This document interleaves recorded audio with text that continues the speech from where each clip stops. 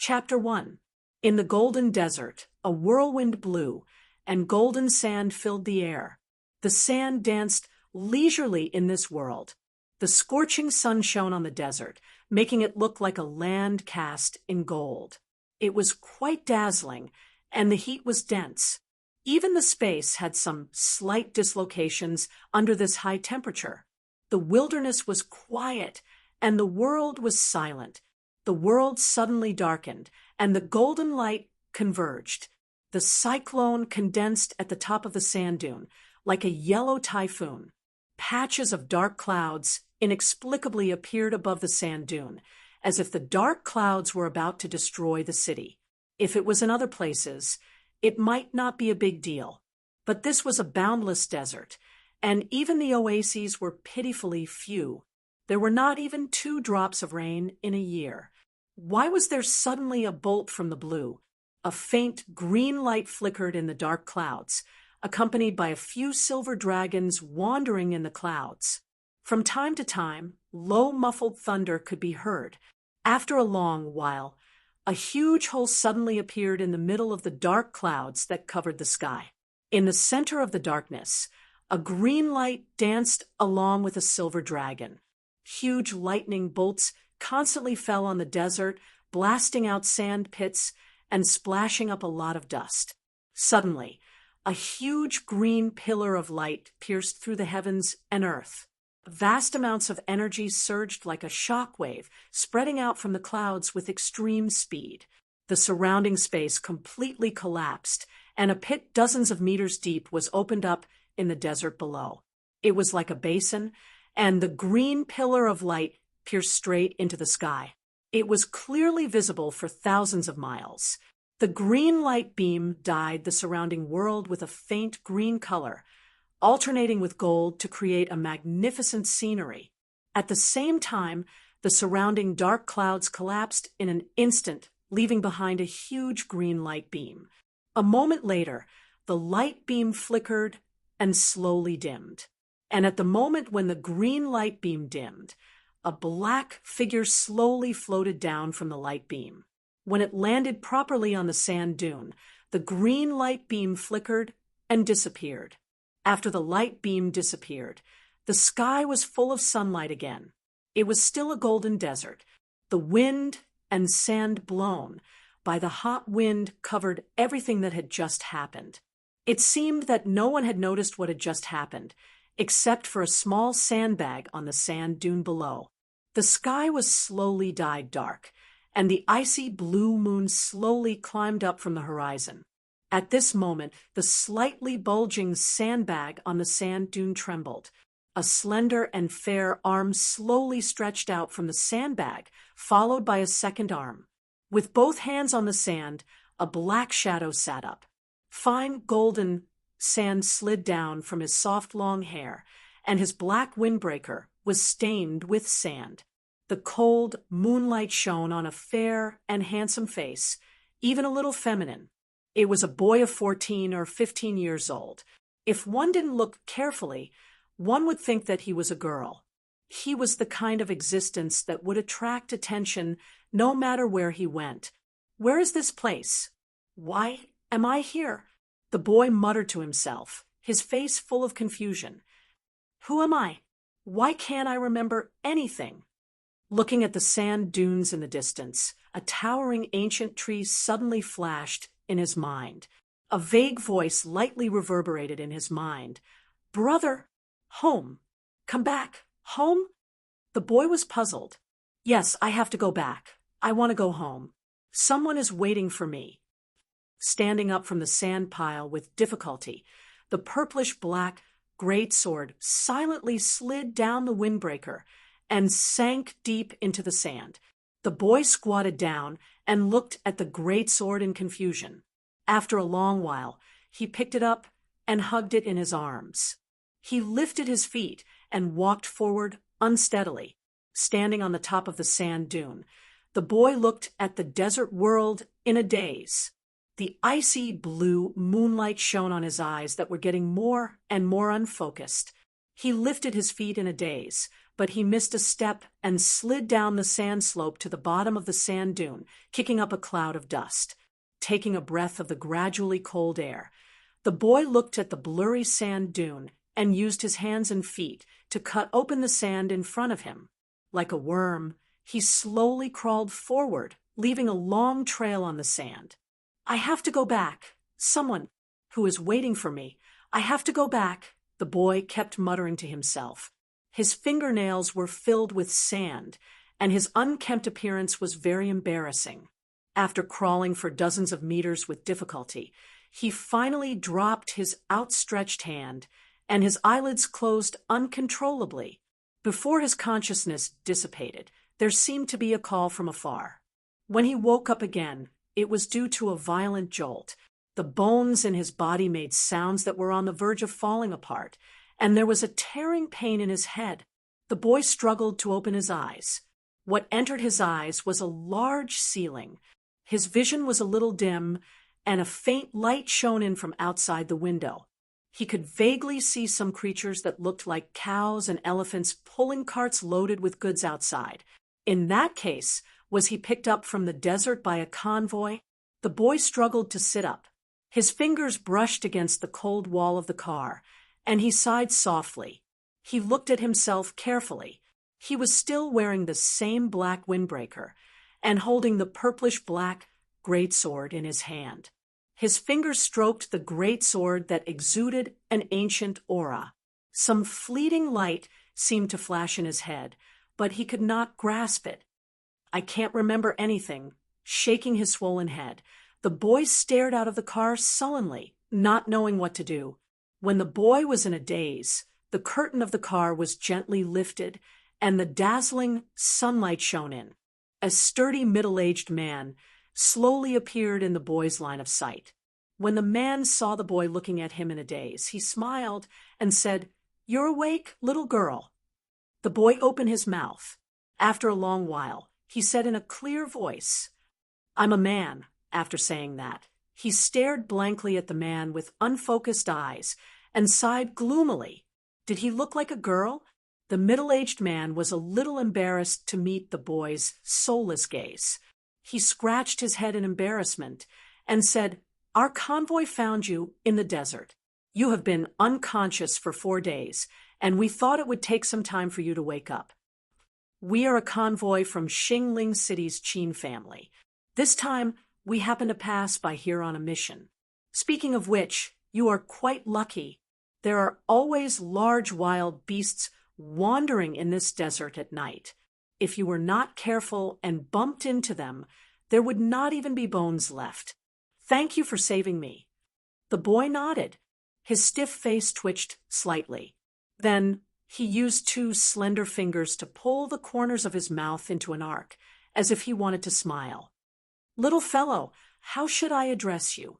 Seeing this, the middle-aged man chuckled and asked. The boy tilted his head and tapped it with his fingers. He shook his head gently, indicating that he could not remember anything. "Have you lost your memory?" The middle-aged man sighed and patted the boy's shoulder with his large hand, comforting him. "It's all right. You will remember sooner or later. We still have about 5 days before we reach Xingling City. When that time comes, we will see if we can find someone to help you clear your memory. For now, you should have a good sleep." After patting the boy's shoulder again, the middle-aged man turned around and got off the car. The boy turned his head and stared blankly out the window. In his head, a lump of paste was stirring vigorously. "Who am I? Why did I appear here? Where am I going back?" The intense headache caused the boy to furrow his brows. A row of cold sweat flowed down his forehead. His 2 hands clutched his head tightly as his consciousness gradually blurred.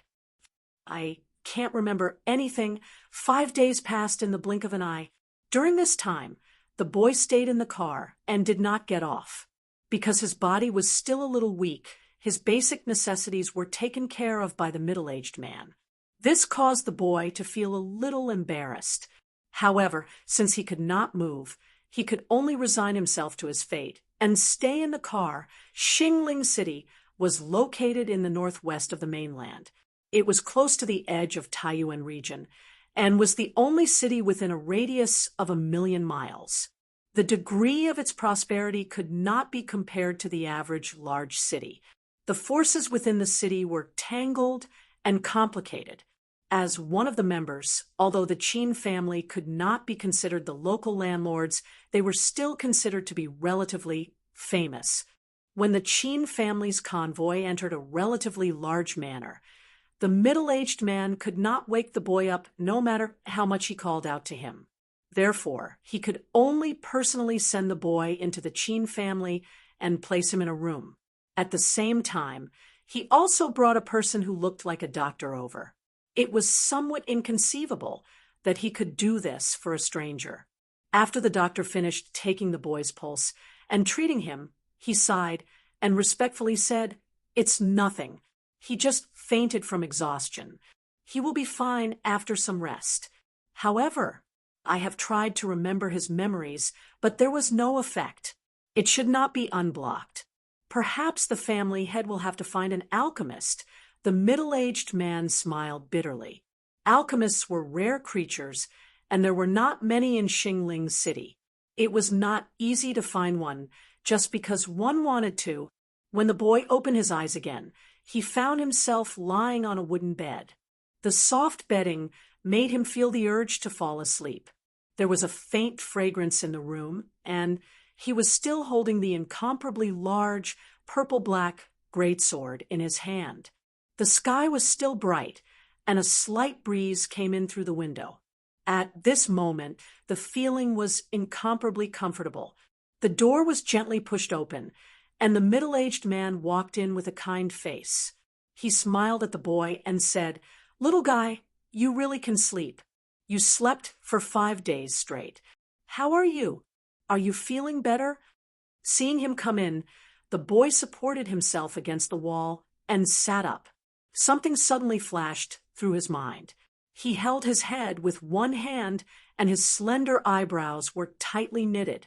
It was as if he was trying hard to recall something. "What's wrong?" The middle-aged man saw his pained expression and quickly asked, "Yun, Nua, Xing." After a moment, the boy squeezed out these 3 words through gritted teeth. "What? Name? Your memory has recovered." The middle-aged man was stunned for a moment. Then he was slightly delighted. When he returned home, he found a doctor to treat him. Although the doctor said that the effect was not great, he did not expect that he would remember the name. "I think it is. I don't know." The boy, Yun Nuashing, knocked on his head and nodded. Then he shook his head. He was not too sure. "Anyway, this should be the name. Otherwise, how could I remember it?" The middle-aged man touched his chin and said, "As for the other things, don't worry. You will remember it one day. Don't force yourself for now." He patted the boy's head with a serious face. The middle-aged man reminded him a few more times before he got up and left. Yun Nuashing nodded and watched him leave.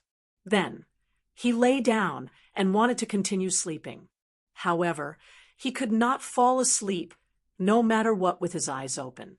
In his mind, the 3 words Yun Nuashing kept echoing as if they were about to be engraved. "Father, father, is that my brother?" Just as the middle-aged man stepped out, a 4 or 5-year-old girl ran over and quickly jumped onto him. Her delicate little face was very cute, and her pair of big eyes kept blinking. He. The middle-aged man hugged the little girl. His face was full of doting.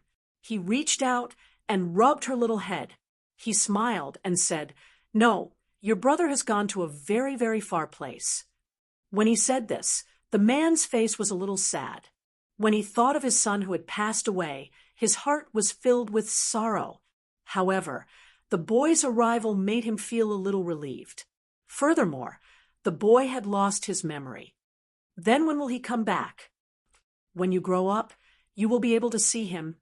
In the room, the huge sword beside the bed emitted a faint light. Wisps of purple energy were channeled into Yun Nuoxing's head. Chapter 2. Half a month had passed. Yun Nuoxing, who had recovered, had been taken care of by others, so it was not appropriate for him to leave immediately. He decided to stay for a period of time. Although he wanted to help, there was nothing much for him to do. The Qin family still had some status here, which could be seen from the number of servants. The daily chores were basically done by the servants. It was not his turn to manage the market, so he had nothing to do. When he was free, he could only accompany the family head's youngest daughter, Qin Yu. Perhaps it was because he looked kind. The little girl was not estranged from him at all. She followed him in and out like a little tail. Perhaps it was because of the loss of his son, the family head of the Qin family, who was the middle-aged man. Yun Nuoxing's memory loss evoked his love for his son. Although Yun Nuoxing wanted to leave, he was persuaded to stay in every possible way. Usually, he took care of Yun Nuoxing no less than his own son. This made Yun Nuoxing suppress the idea of running away, although it was a little awkward in the first 1 or 2 months. After all, no matter what the family head of the Qin family thought, Yun Nuoxing was still living under someone else's roof and was a little uncomfortable. However, after getting familiar with him, he got used to everything. Although Yun Nuoxing wanted to recover his memory, he remembered that day when the family head of the Qin family found a doctor for him and said that the possibility of recovery was not high. Although Yun Nuoxing was a little doubtful, he did not say anything. He had also found a doctor in the city, but most of them said that there was no cure, which made him a little depressed.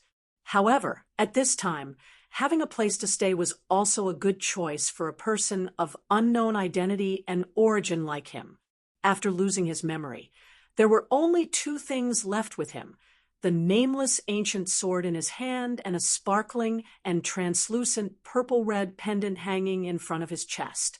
Looking at the energy contained in it, other than knowing that it was not an ordinary item, he did not gain anything else. Usually, he would wander around this big city. From time to time, he would walk into some jade shops and weapon shops and take out these 2 things, hoping that someone would recognize what they were. However, no one had seen the sword before, and no one knew who it was. Instead, they met someone who wanted to buy the sword. Crystal pendants like this can be found all over the streets. You can buy them in any jewelry store. Although your pendant's craftsmanship is very exquisite, who are you going to ask? Maybe it's custom-made.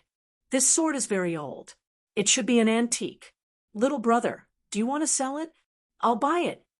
The news he heard was all irrelevant, which made him speechless. He decisively turned around and left.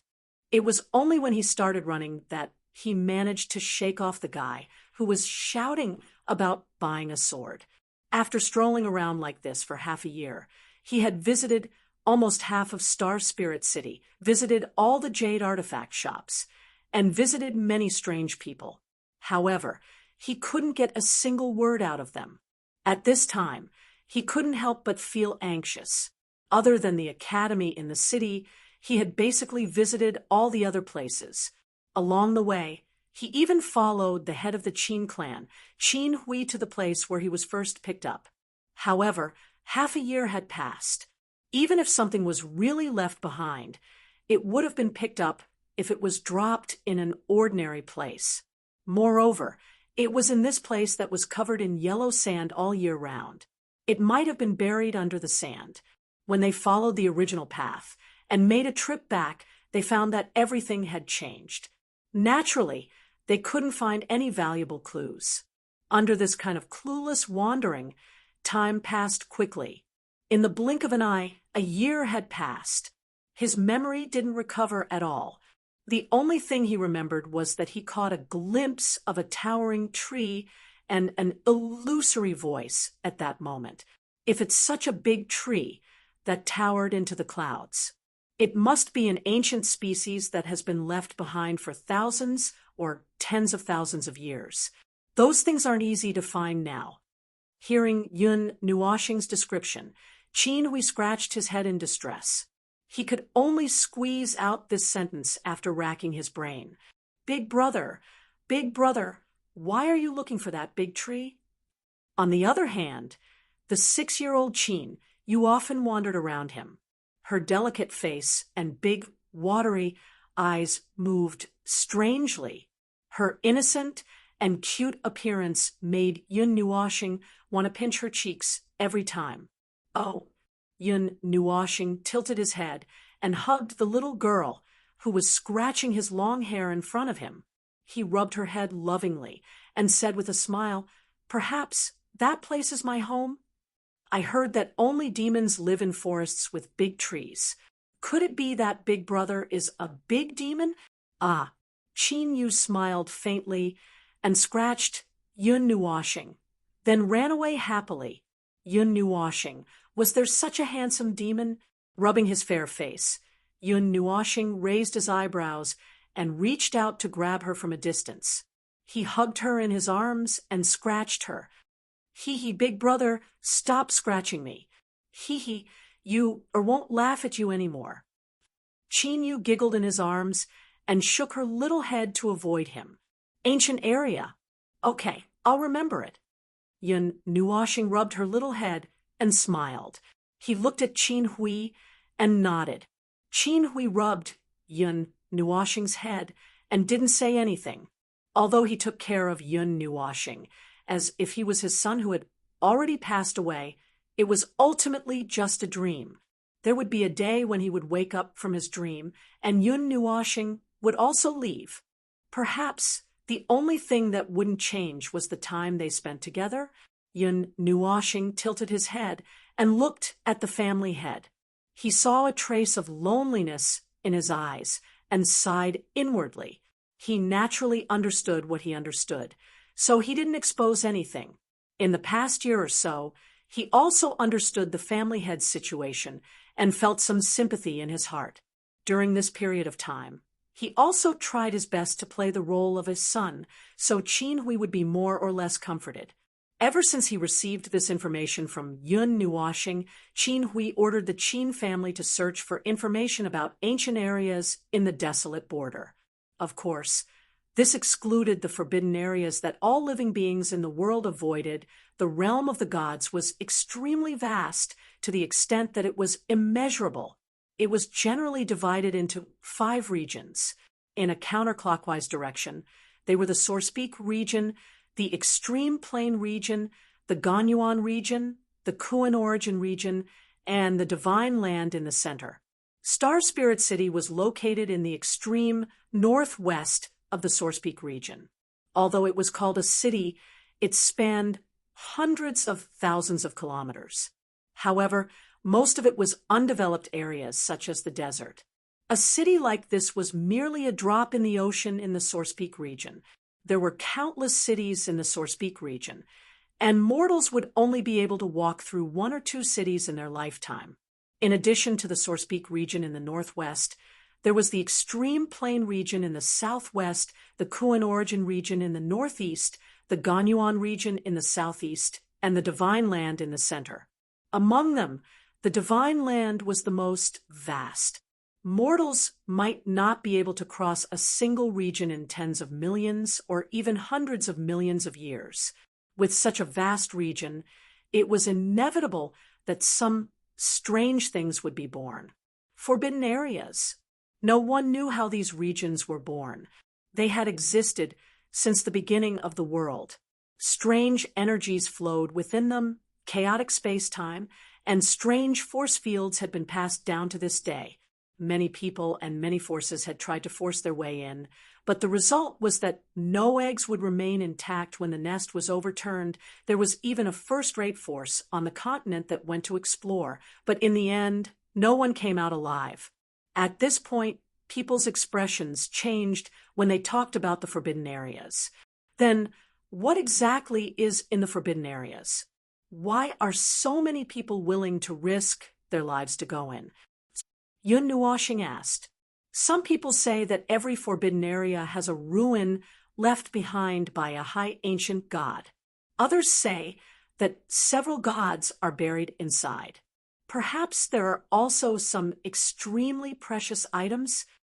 I'm not too sure.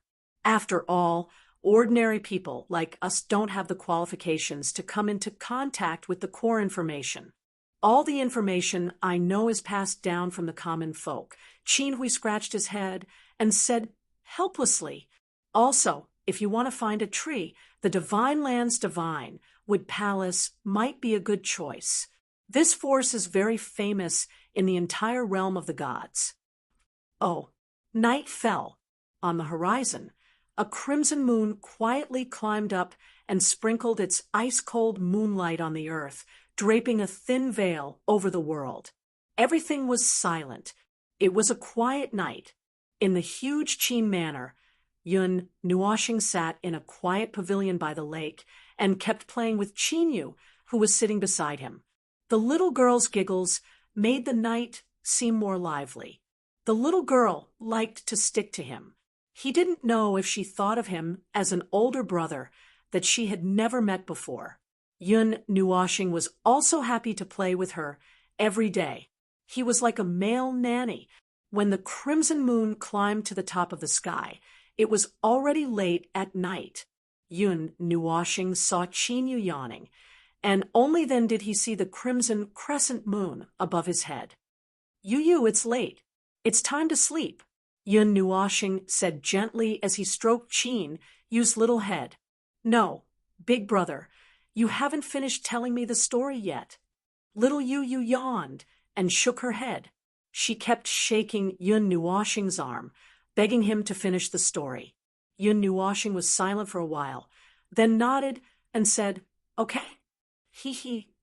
Little Yu had a joyful look on her face as her tender laughter reverberated throughout the pavilion.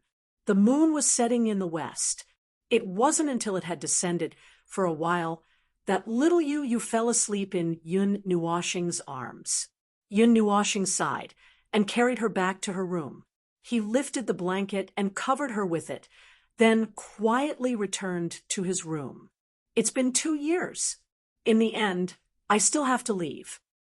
Yun Nuoxing sat in front of the table, one hand supporting his fair face. 2 years had passed, but his appearance hadn't changed at all. He still looked like he was 14 or 15 years old, and it was as if his growth had stopped.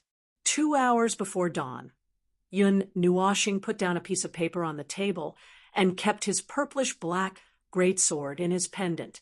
His soft black hair that reached his waist was draped behind his windbreaker. Before he left, he took one last look at the room, and his eyes revealed some longing. He gently closed the door. Under the crimson moonlight, and with a faint mist surrounding him, he took one last look around the Qin family manor. His gaze lingered on a few places, then he quietly walked to the main door. I will miss you. Yun Nuoxing bowed deeply to the manor behind him. Then he leaped and flew towards the east. He didn't look back, afraid that if he stayed any longer, he would give up on the idea of leaving. On the small mountain behind the manor, Qin Hui kept looking at the black figure gradually disappearing into the distance. His eyes were filled with gentleness and reluctance. Child, have a safe journey. If you're tired, come back. This will also be your home. Qin Hui murmured. He didn't stop Yun Nuoxing. That would be unfair to Yun Nuoxing. After all, he also had things that he wanted to find and things that he couldn't let go of. Yun Nuoxing, who was far away, naturally didn't hear the murmurs on the mountain. His figure nimbly leaped between the eaves without making any sound. He left as soon as he said he would. In fact, he didn't have a specific destination.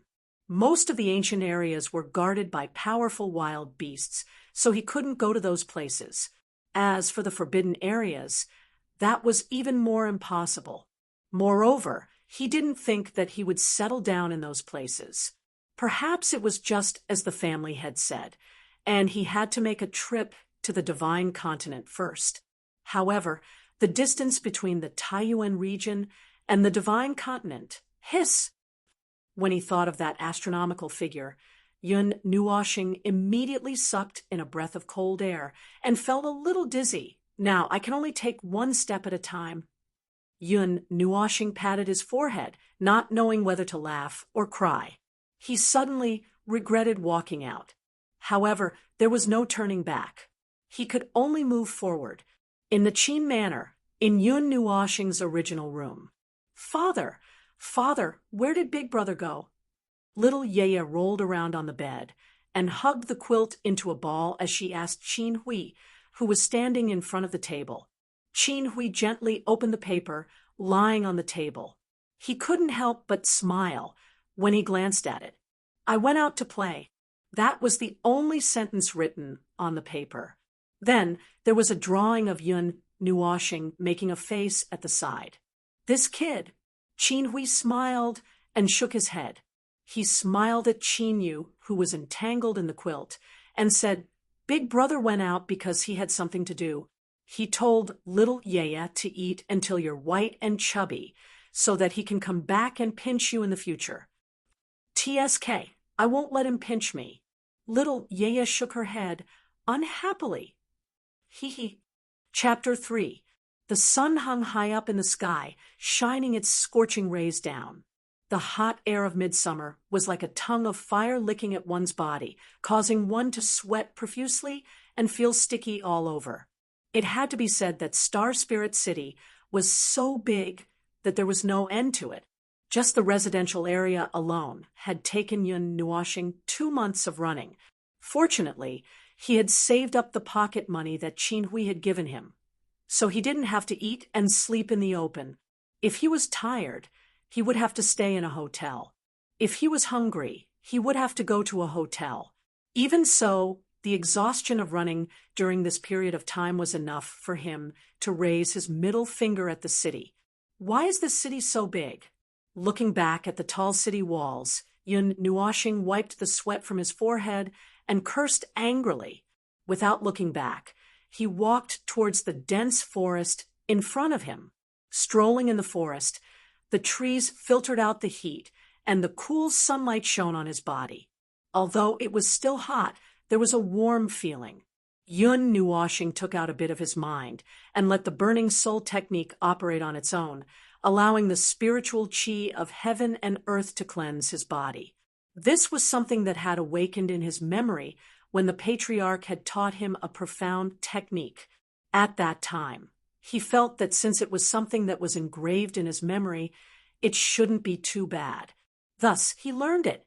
However, he felt that this profound technique was abnormally strange.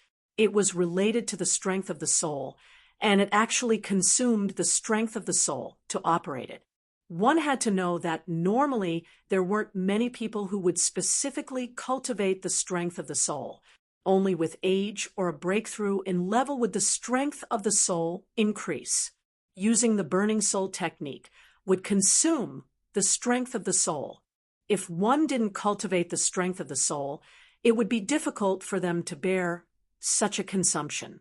When Yun Nuoshing learned it, it was just for fun. He felt that a strange technique must have its strong points. After actually leaving the city, Yun Nuoshing wasn't in a hurry to travel. After all, the current him didn't have the ability to travel across the entire Taiyuan region. Mortals could walk for hundreds of millions of years and still wouldn't be able to finish traversing the entire Taiyuan region. He was just a bit stronger than ordinary people. Even if he was a cultivator, when faced with the distance between two regions, he could only shake his head and sigh. If he rashly walked on the road, he would either die of exhaustion, be eaten alive by some wild beast, or be skinned alive by others. Yun Nuoshing walked along the river. Her body was bathed in the warm sunlight. With a bamboo shoot in her mouth, she closed her eyes in satisfaction. In the past few months, she had been walking along the river. At night, she would lean against a tree and sleep. Occasionally, she would hunt a few wild beasts to satisfy her hunger. Although it was a little more tiring than when she was in the Qin family, it was a different feeling in her heart. So, suddenly, the sound of wind breaking came from the forest.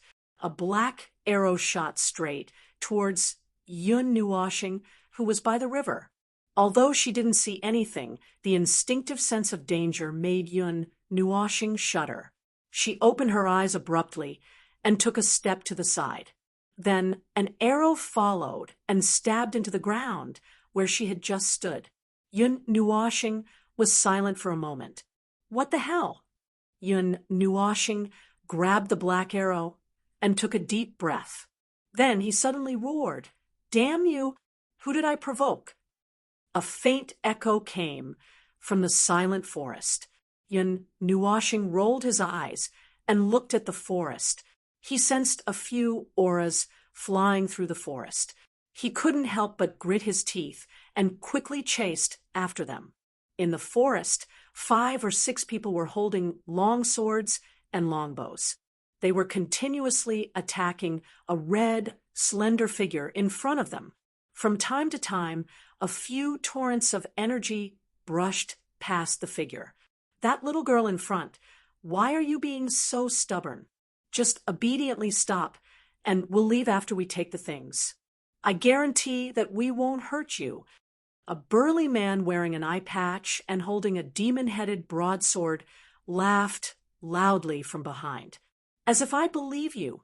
The red-clothed girl in front turned around and scolded. She couldn't help but tighten her grip on the black box. She hurriedly circulated the origin energy in her body to increase the speed. The girl was extremely beautiful. Her pair of slender eyebrows were tightly knitted together. Her quick-witted ink-black eyes flickered with mischievous craftiness and anger. Her fair skin looked as if it could be broken by the wind. Her charming face was completely pale. A trace of blood was faintly discernible at the side of her rosy little mouth. "Hey, since it's like this, don't blame us for being impolite. Brothers, go capture her alive and properly serve her." The burly man gave a lewd laugh. One of his eyes impudently swept over that exquisite body. When the 5 people beside the burly man heard this, they also grinned a few times. The weapons in their hands mercilessly sent out a few waves of energy. The energy whistled through the air, and when the red-clothed girl heard it, her charming face slightly changed. "Bastard, slut, shameless, pervert." The red-clothed girl angrily cursed. She freed a hand and waved out a flame, burning the energy that rushed up behind her to ashes. However, after making this counterattack, the girl's already pale face became even paler. Her body was a little shaky, and even her speed slowed down. It seemed that she was about to reach her limit. "Hey!" Seeing this, the burly man with the eye patch laughed. He took this opportunity to rush to the girl's side. A fist the size of a head directly smashed towards her shoulder. A strong gust of wind came from the side. The girl intended to dodge this attack, but her body suddenly became sluggish. She couldn't dodge and could only watch as the fist smashed towards her. Pum! The muffled sound of flesh colliding rang out. After taking this fist head-on, the girl gave a muffled groan and spat out a large mouthful of blood. Her body flew a few meters away and smashed into the ground. She struggled a few times, but couldn't stand up. "Yo, why aren't you running?" Seeing this, the burly man led the others down and slowly walked towards the girl. He laughed sinisterly, and the ghost-head broadsword in his hand reflected a faint, cold light under the sunlight. The girl sat on the ground and fiercely ground her silver teeth. She refused to let go of the black box in her arms. She stared at the burly man and his group who were walking towards her. There seemed to be a ball of fire burning in her eyes, but the powerlessness in her body made her feel very helpless. Cha! On the side, Yun Nuoxing suddenly rushed out of the forest. She looked at the girl, who was suddenly overjoyed, and the burly man with a gloomy expression. She ignored their gazes and waved the black arrow in her hand. She asked, "This arrow, is it yours?" "What, little girl? Are you trying to play with us? The burly man and his group threw their heads back and laughed. One of them even waved the longbow in his hand as if to indicate that the arrow was his. A few veins popped out on Yun Nuoxing's forehead. She forcefully broke the arrow in her hand. Then her figure flashed and left behind a streak of golden light. She instantly appeared in front of the man with the longbow and slapped him across the face. Slap! The crisp sound of a slap suddenly rang out. The man was still laughing a second ago, but in the next second, his body was suddenly sent flying. He spun a few rounds and spat out a mouthful of white teeth. He fell straight to the ground with white foam coming out of his mouth. It was unknown whether he was dead or alive. Damn it, get your weapons. F***CK, kill this little girl. The burly man was stunned for a moment. Then he shouted fiercely. He didn't expect that someone would be defeated so quickly. It was so fast that he couldn't even react. Damn you, I'm a man. Hearing him call her a little girl, Yun Nuoxing's face twitched. She moved her body and rushed in front of the burly man. She directly punched his chin. When the burly man saw a fist appear directly in front of him, he was stunned for a moment. Then a vicious look flashed across his eyes. He raised his fist, which was the size of a praying mat, and smashed it towards Yun Nuoxing's little fist. Looking at the two mismatched fists, Yun Nuoxing's face twitched. Before her fist made contact, her fist turned into a palm. Then she directly hugged the two thick arms. Ha! Yun Nuoxing shouted.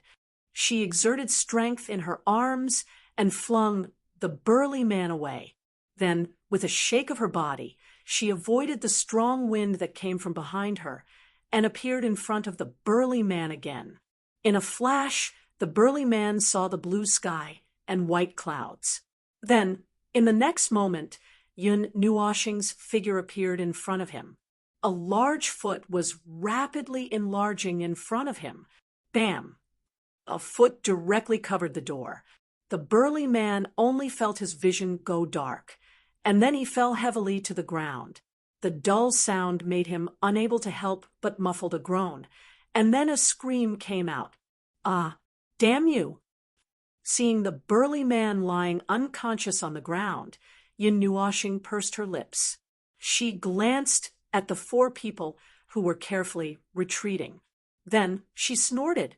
Her figure flashed, and she chased after them. She waved her hand at them. Damn you, second uncle. Damn you, third uncle. Damn you, fourth uncle. Damn you, fifth uncle. After taking care of the burly man quickly, the remaining four people also shouted, Damn you, third uncle. They were sent flying, leaving behind a ground full of teeth and hideous blood. Each of them lay by the side, holding their chins and wailing. Professional, painless tooth extraction business. I'm honest. I won't take any money this time. Yun Nuoxing clapped her hands, looked around, and picked up a passable long sword. Ow. We agreed that I won't take any money. Ow.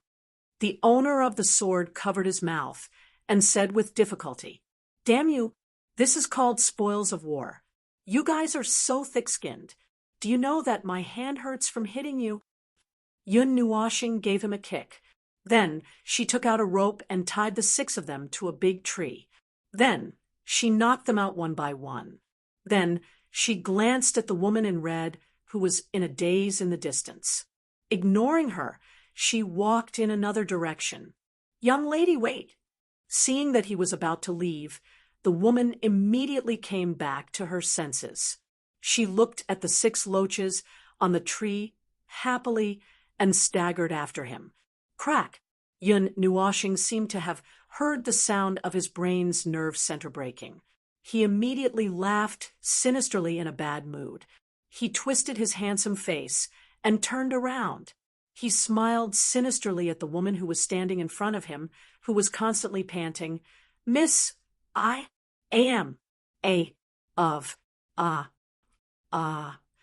The woman was shocked by Yun Nuoshing's angry roar. Then, she looked at him carefully. After a long time, she said, "I'm sorry, I didn't see clearly. However, you really look like a girl." After saying that, she stuck out her tongue coquettishly. "Oh, no." Yun Nuoshing slapped his forehead. His heart was about to break down. However, she didn't have any ill intentions, so he couldn't lose his temper. Then, he angrily reached out and pinched her delicate face. "Little brat, how dare you pinch me?" The woman shook her head and glared at him unhappily. "Humph." Yun Nuoshing turned his face to the side and ignored her. He walked straight in another direction. "Hey, little brat, don't go." Seeing that he was about to leave again, the woman hurriedly reached out and pulled him back. "What?" Yun Nuoshing took a step back and looked at her warily. He was displeased. "Hee, can you do me a favor? There will definitely be a reward after this." "No." Yun Nuoshing was decisive. "I haven't said what it is." The woman lowered her head and muttered. "First, it's usually a little dangerous to help if there's a reward. Second, you're being hunted down, so you must have offended someone. Who knows, you might have a force of your own. I don't want to get involved in a dispute between two forces. Third, it's so troublesome. I'm too lazy." After saying that, Yun Nuoshing shrugged and turned around to continue walking. Hey, don't, young lady.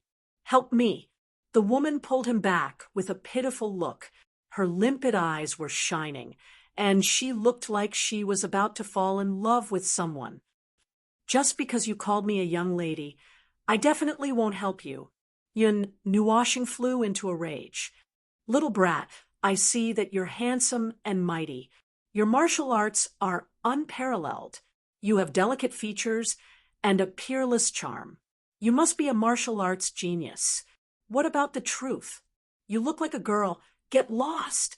Yun Nuoshing flew into a rage. He quickened his steps and couldn't wait to disappear. "Don't, sob. Can you bear to see a weak woman like me get bullied?" The woman acted cute and stared at him expectantly. "No discussion. Sob. You're so heartless. You're abandoning me after having sex with me." Chapter 4. The sky was dyed dark, and the sky blue feather coat was gradually replaced by black clothes. A crescent blue moon wandered on the horizon. The night was silent, and everything was dormant. The red-clothed girl was jumping on the eaves. After an afternoon of rest, it seemed that her injuries had healed. At least she had the strength to dance now. Her fiery red dress danced in the air along with her waterfall-like black hair. Her graceful and delicate body stretched out with beautiful curves, and she was like a fairy dancing under the moonlight. Her red lips, white teeth, and fair skin were extremely dazzling under the moonlight. Her limpid eyes flickered with a crafty light. "In the end, I still came."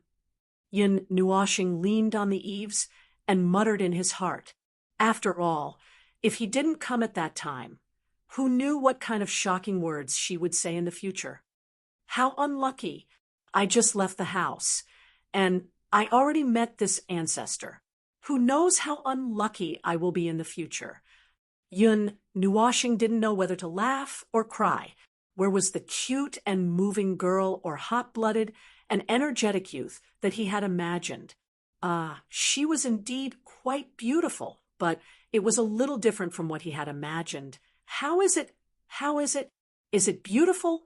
After the girl finished a round, she landed in front of Yun Nuoshing. Her Mei Mao was curved into a crescent moon shape, and she stared at his eyes with some anticipation. Too close. Smelling the fragrance on her body, Yun Nuoshing calmly took 2 steps to the side. He looked at her and said, "Oh, I didn't look, but it's probably quite good because the moonlight is gone." He pointed at the dark clouds and smiled. "Little brat, you dare to laugh at me." The girl puffed up her cheeks unhappily. She stomped her slender legs and reached out to pinch his face. Yun Nuoshing calmly took 2 steps back and said indifferently, "I have a name. Don't call me little brat." "Little Yun Yun." The girl dragged her voice, and it was so sweet that it was sickening. Yun Nuoshing shivered. He reached out to scratch the goosebumps on his arm and glared at her with a bitter face. "My name is Yuin. Thank you for your guidance tonight." Yuin smiled and extended her flawless hand. Glancing around, Yun Nuoshing took a step forward and reached out to gently hold that jade-like hand. Her soft and boneless touch made others have the urge to play with it. However, he only shook her hand symbolically before letting go. Looking at the dazzling city in the distance, Yun Nuoshing said, "Now, can you tell me what you need my help with?" Yuin nodded and said, "That city is the residence of the Wei clan in Star Spirit City." Wait, what city is this? Yun Nuoshing felt that something was amiss. "Star Spirit City." Yuin looked at him in surprise. "Huh." Yun Nuoshing opened her mouth wide. After a while, she said, "Why is it still Xingling City? I've been walking east for a few months and even sat on a flying beast. Why is it still Xingling City? I've never been to school. Don't lie to me. Yes, this is Xingling City. It's the east of Xingling City. You must have come from a city in the west, right?" Yuin touched her cheek with her finger and thought for a while before saying, covering her forehead with her palm. Yun Nuoshing was on the verge of collapse. How was this a city? This was more like a region. She said, "It's okay. Continue." Yuin nodded and continued. "In the east of Xingling City, the 2 biggest clans are the Wei clan and our Yu clan. The 2 clans had been fighting for a long time. This time, they didn't hesitate to ask for external help to eliminate the other party. This time, the Yu clan had their external help stolen from the Wei clan. Although it was only half of it, if they lost it, they wouldn't be able to answer to the other party." "Is it that black box? What is it?"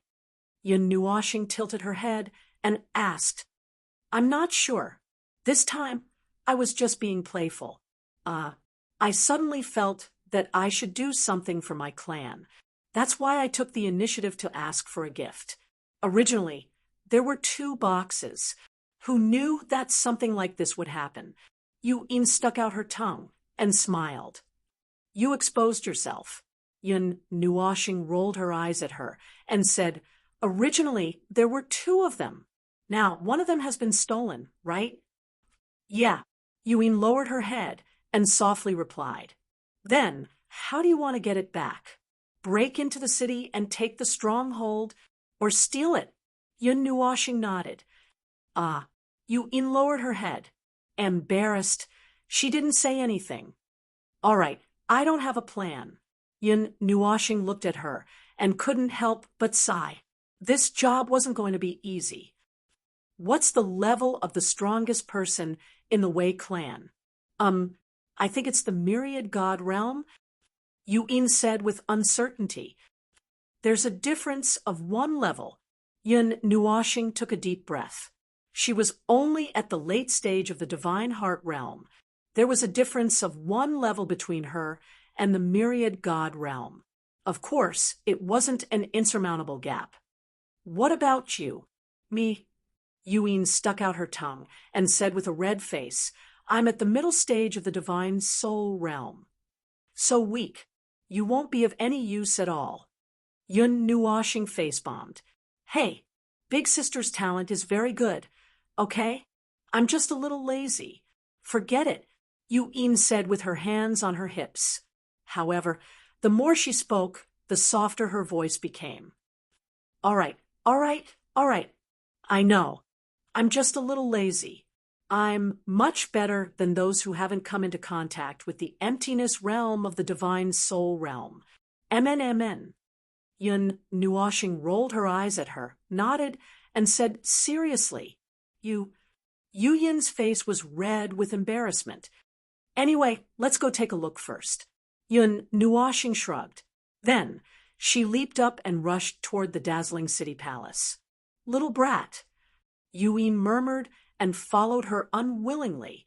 In the city mansion, waves of noise came one after another, as if they wanted to flip the eaves over. Looking at the entrance, one could see people dressed in all kinds of clothes coming and going. They were all rushing into the mansion, congratulatory words coming out of their mouths. It seemed like they were celebrating something. Congratulations, Master, you've gotten 2 magical artifacts. It shouldn't be a problem for you to destroy the Yu family and dominate the East City. Master, you're so wise. You thought of intercepting the Yu family's goods and destroying the Yu family in return. I'm afraid the title of 2 families and 1 city will be removed from now on. Now, the Wei family is still the dominant family. On the main seat in the palace, a middle-aged man was congratulating the people who came from all directions politely. His face was full of pride. His broad hand covered the black box on the table beside him. So lively! Do you really think you've defeated the Yu family? On the roof, Yu Yin listened to the people below talking about the Yu family and Wei family. She was so angry that she wanted to find something to bite. By the way, can't you ask for help from your family? Yun Nuoxing leaned on the roof and looked at the lively scene below. She didn't know why, but she felt a little unhappy. This will cause the 2 families to fight in advance. No matter which side wins, the foundation of the family will be damaged. Father wouldn't want to see such an ending. That's why he asked for help. It's all my fault, Yu Yin said with grievance. Yun Nuoxing patted her head and said, Can you control the fire elements from a distance? Yu Yin shook her head and said, I don't think I can do it before I reach the mortal level. Now, I can only set fire at a short distance. What about the delayed combustion? It should be possible. How fast can you run? You can't outrun the realm of 10,000 gods. Yu Yin blushed a little. Well, this is for you. Take it. Yun Nuoxing threw her a golden bead. What's this? Yu Yin reached out and took it. It was cold to the touch. Light elements rushed into her body, making her feel like she had run wildly. Light element. Yu Yin sucked in a breath of cold air. It was one of the 3 rarest elements among the 9 elements. It was known for its speed and had the title of fastest. Yun Nuoxing covered her rosy little mouth with his palm, slapping back the scream she wanted to make. He frowned and said, Don't be so surprised. Woo-woo. Yu Yin stared at him with wide eyes. Her expression was as if she had seen something rare. After a moment, she unhappily shook off his hand. The time limit is only 3 minutes. Run after you set fire. What about you? I'll steal something and hit him with a stick. Hit him with a stick. Yu Yin's little mouth formed an O shape. She looked at Yun Nuoxing in disbelief. After a long while, she said, Little brat, you really talk big. That's someone from the realm of 10,000 gods, the same level as my father. Furthermore, people from the realm of 10,000 gods have already given birth to spiritual power. He will be able to sense your every move. People who came into contact with the realm of 10,000 gods would give birth to spiritual power. However, in the early stages of birth, they would not be able to use this kind of power. However, it could increase a person's perception. Furthermore, with the birth of spiritual power, the mental fatigue would be reduced by a lot. I'm just saying, what if he keeps it? Yun Nuoxing curled his lips and said, Then be careful. If you can't do it, come back. Yu Yin stared at him, a trace of worry flashing past her limpid eyes. Yun Nuoxing nodded and said in a low voice, Go, burn the tree at the entrance, then burn the door as well. Also, set fire to the pillars of the mansion. burn those 6 pillars, then throw a pile of fire into the main hall. Also, do you think that fire elements are free?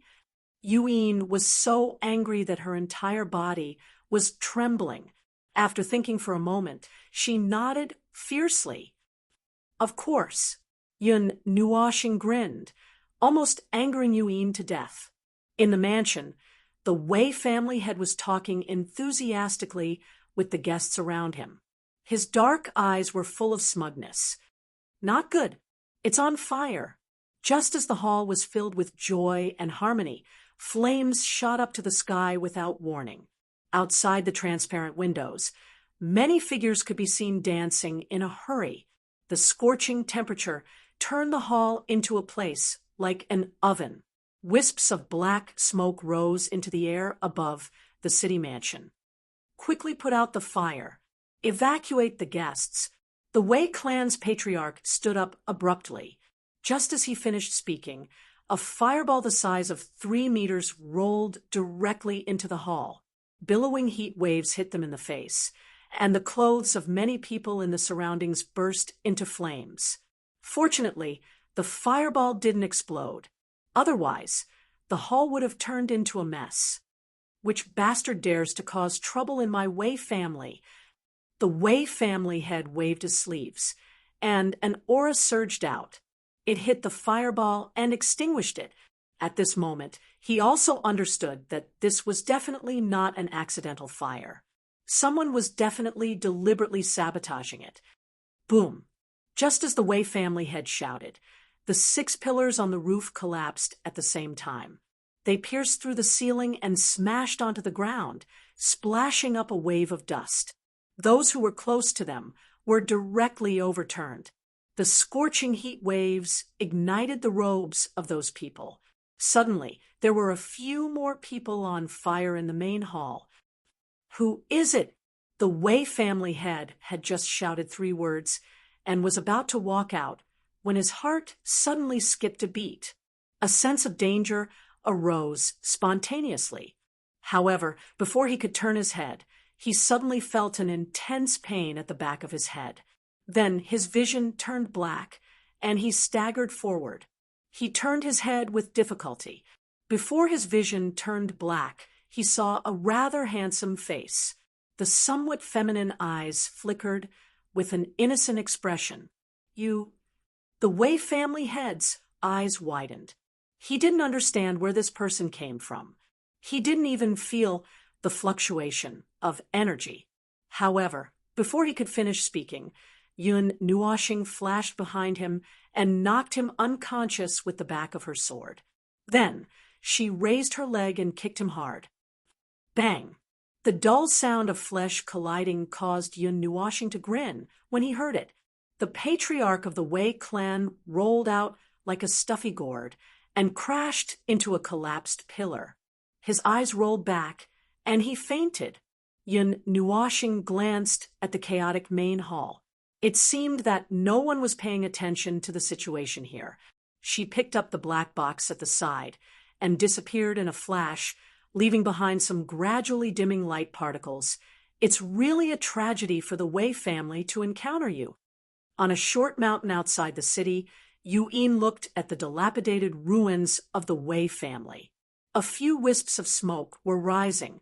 Then she looked at Yun Nuoxing, who seemed to be in a daze. She felt somewhat frightened.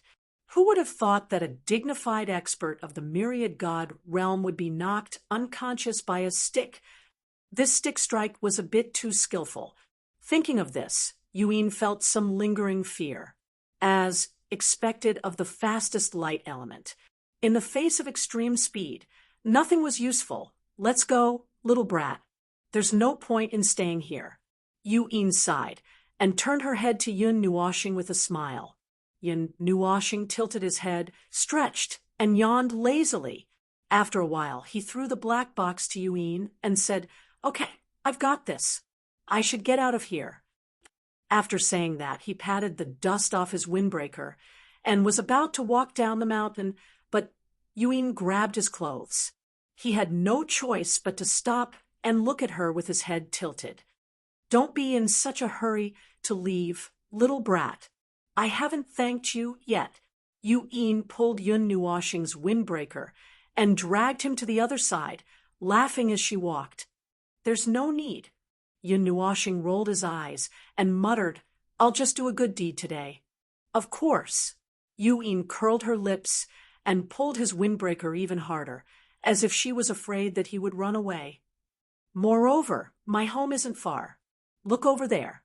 Yu Yin smiled and pointed her jade finger at the night sky, at the place where the green light was shining.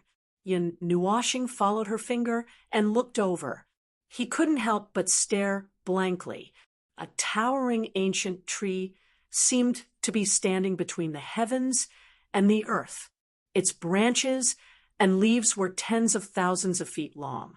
Its rich vitality transformed into specks of fluorescent light that were extremely bright under the night sky. It was like a beacon in the night sky that could be clearly seen from thousands of miles away. Under the ancient tree, there was a small town. It was as if the ancient tree was a cradle, and it was thriving under the protection of its radiance. So big, Yun Nuoshing was entranced by the sight. After a long time, he finally muttered these words. Let's go. Yu Yin smiled and dragged him towards the small town under the huge tree. Chapter 5. The small town was nestled next to a big tree, shrouded in green light. The breeze swayed, and the unique smell of the green leaves and the trees permeated the air. The surroundings were peaceful and full of vitality. Father, outside the largest mansion in the city, the master of the Yu family, who was dressed in a green robe, was pacing back and forth uneasily in front of the door. His eyes glanced towards the southeast, and his mind was somewhat restless. When he heard the familiar voice, his heart rumbled, and he put down the huge rock hanging in the air. His sorrowful face suddenly swept away the darkness, leaving behind a warm face. He opened his arms to welcome a red figure into his embrace, and said with a smile, Our precious daughter is back. When the surrounding people heard this, they could not help but laugh, and all of them heaved a sigh of relief.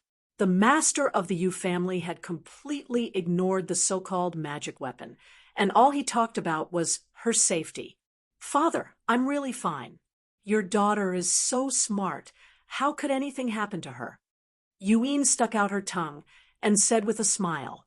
When Yun Nuoshing heard this, layers of black lines appeared on her forehead, but she did not jump out to say anything. The Wei family very good.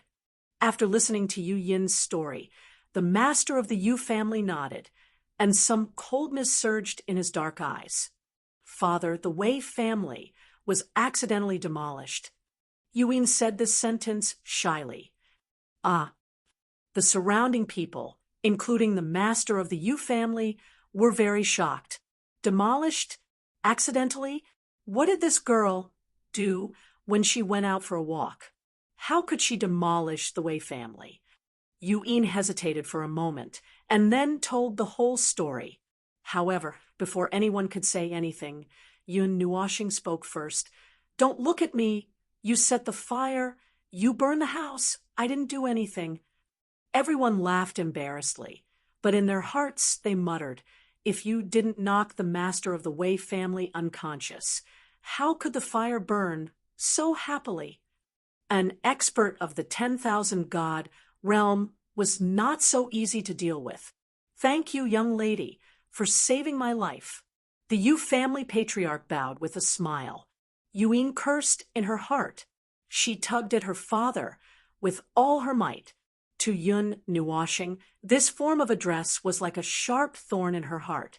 Now that he mentioned it, Yun Nuoshing gritted her teeth, so hard that they were about to shatter. She scratched her head with both hands.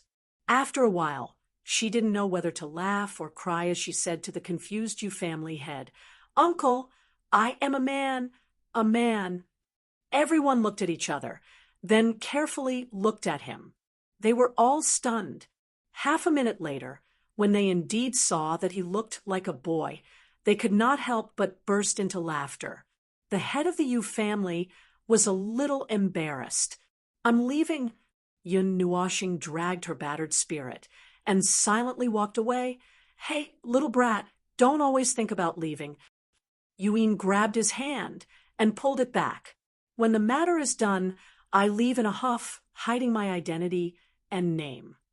What you want has been brought back. Why should I stay? Yun Nuashing sighed and said, if there's nothing else, I'll leave first. After saying that, she turned around and was about to leave. Take a rest for a night. It won't take such a long time to travel.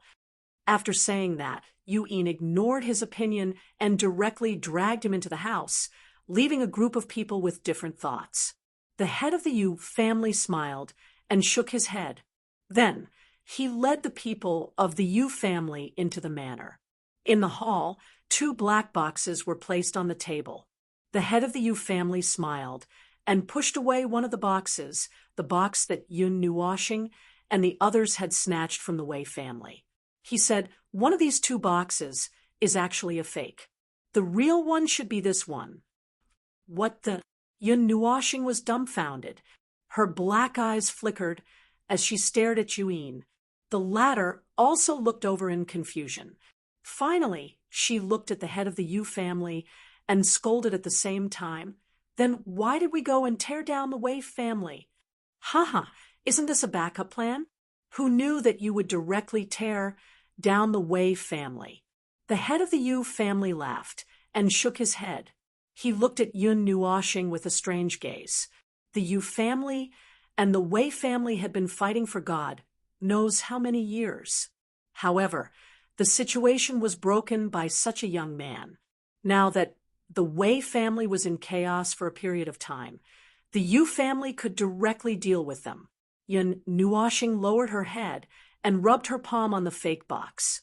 After a while, she gently opened it. A piece of jade-like white fragment lay quietly in the middle. It was only the size of a palm and did not have the slightest energy fluctuation. It looked like a broken piece of jade. Yun Nuashing stretched out her hand and picked up the jade piece. She could not help but be startled. She used almost all her strength to pick up the piece of jade that was neither big nor small. Why do you have to put something in a fake box? Yun Nuashing frowned. She lifted the jade piece and looked at it over and over again. This jade piece weighed at least 50 kilograms. Its surface was pure white, and there were no patterns on it. She did not understand why this broken piece of jade would have a weight that was completely inconsistent with its appearance. Add weight. The head of the Yu family did not know either. When he borrowed a magic tool from someone, this jade piece was not mentioned.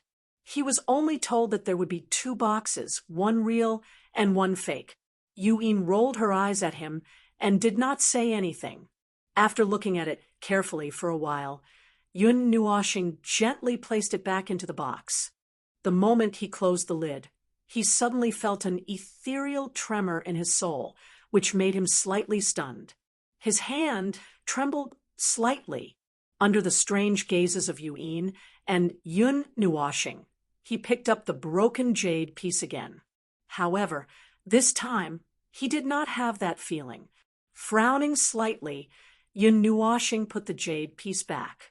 Then, he picked it up again and repeated it a few times. He waved it in front of the 2 of them and said, "This jade piece, can you give it to me?" Yuin and Yun Nuashing looked at each other. They did not know what he wanted this broken jade piece for. The head of the Yu family hesitated for a while. Then he nodded and said, "All right, it's not anything important anyway. However, what do you want this for? It's just a small piece of jade." "I don't know either." Yun Nuashing shook his head and said uncertainly, "It feels like something strange." "Strange things?"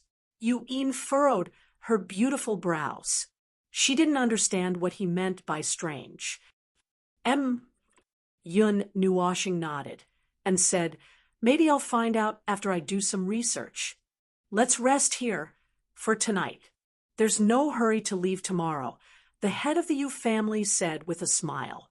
Just now, Yun Nuoshing had told him that he was rushing to a certain place. The head of the Yu family did not suspect anything. Of course, since he was here, he had to properly entertain him. After all, he had saved his daughter. It would not be right if he did not entertain him. "Thank you, uncle," Yun Nuoshing said with a smile. "There's no need." Yuin helped him tidy up a clean room. Then, they sat down and chatted for a while. However, Yun Nuoshing did not have the vigilance of an outsider. Or perhaps he thought that it was something insignificant to others. He quickly explained everything. Or perhaps he was just narrating it like a story. A towering ancient tree. Yuin raised her head and looked at the ceiling. After thinking for a long time, she shrugged and said helplessly, "Other than Xingling City, where there's such a tree, I don't know if there's any other place that matches your imagination. Other places with trees are probably not suitable for humans to live in. I don't think it's a natural formation, right?" Although he was prepared, Yun Nuoshing could not help but feel disappointed. He had already seen the tree in this small city. There was nothing special about it. It was completely different from the one in his memory. Don't be anxious, little brat. Finding out one's identity is an important matter in life. Compared to people like us who stay at home all day and never step out of the house, your life will definitely be more exciting than ours. Yuin patted his head and comforted him. Yun Nuoshing pouted his little mouth and furrowed his slender eyebrows. He tilted his head and looked at her without saying a word. What kind of important matter in life was this? There shouldn't be such a setting, right? Yuin laughed and pinched his cheeks. After saying good night, she quietly went out. In the middle of the night, Yun Nuoshing tossed and turned, unable to sleep. When he thought of the broken jade, he just saw. His mind could not calm down. He quietly went to the roof and lay down on it. At this time, there were no white clouds in the sky. Hundreds of millions of stars hung in the sky, flickering with light. A curved, ice-blue moon sprinkled a faint moonlight. After a long time, Yun Nuoshing sat up with a quiver. He took out the white jade from the pendant and carefully examined it for a moment in his palm. However, he still did not have any clues. He pinched the broken jade between his two fingers and raised it high under the stars. His eyes narrowed slightly. Rays of starlight passed through the jade piece, illuminating it until it was transparent like glass. He could see that there were extremely complicated runes flickering with a faint light. The faint light seemed as if it would be extinguished at any time. As expected, that feeling was not groundless. "I just don't know if it has any connection with me. To be able to carve such complicated runes, it must be a high-level magic tool." Yun Nuoshing smiled slightly. Although it was only a corner of the runes, he could more or less guess a little. He immediately engraved the runes that seemed to be extinguished in his mind. At the same time, the white jade piece emitted a strong white light. It broke free from his fingers and directly crashed into his glabella, merging with his soul. Yun Nuoshing suddenly opened his mouth wide. However, he covered it with one hand, not allowing himself to make any sound. "What is this thing?" He cursed angrily. Then he hurriedly checked and found that the white jade piece was quietly residing in the depths of his soul. A faint light shone on his soul, making him feel a little warm. Yun Nuoshing looked at the jade piece, as if he was facing a great enemy. A person's soul was a very important place.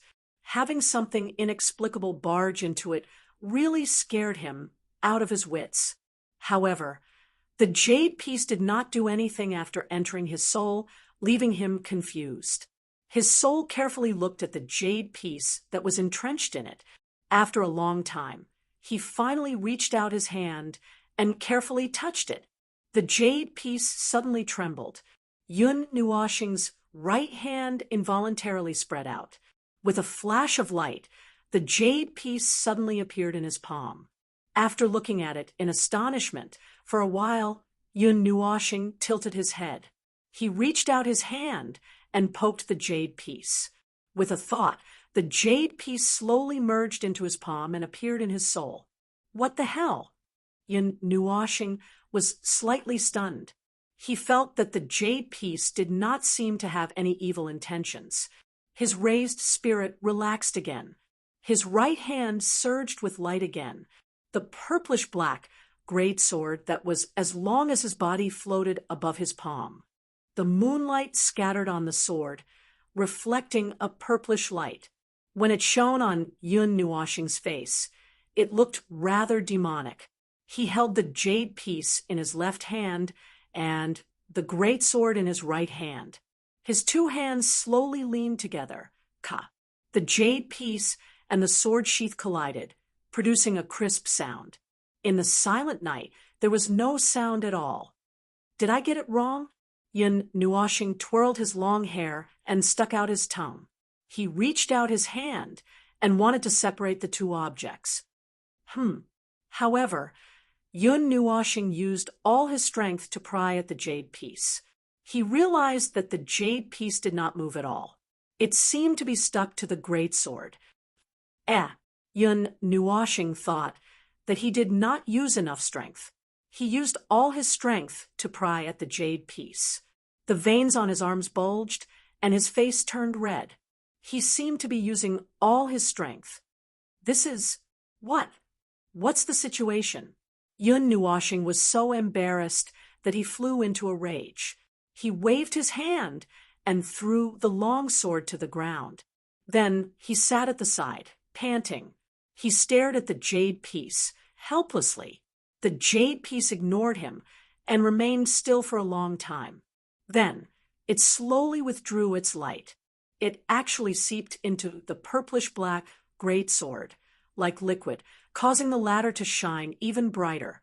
Yun Nuoxing blinked his eyes and picked up the giant sword. He looked at it from top to bottom, but he couldn't see any changes in the giant sword. He hesitated for a while, then kept it in the pendant and sat on the ground. Little brat! Yun Nuoxing had just sat down when a sweet voice called out to him from behind. Why did you come up? It's so cold in the middle of the night. Yu-Yin walked softly to Yun Nuoxing's side. She took out a cotton-padded jacket and draped it over him. Then she gently sat down beside him and snuggled into the jacket. Yu-Yin seemed to have just taken a bath, and there was a faint fragrance on her body. Her waist-length hair was a little damp, and she was wearing a plain white dress, which made her look a little more elegant. Ahem! Yun Nuoxing coughed dryly and turned his face away slightly. He said, I couldn't sleep, so I came up to get some fresh air. Then why did you come up?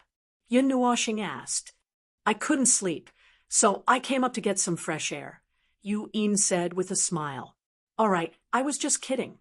When she saw Yun Nuoxing rolling his eyes, she could not help but laugh. Then she said, I just asked my father. He doesn't know about those places either. He only said that if we go to the Divine Prefecture, we might be able to find something. How can we go that far?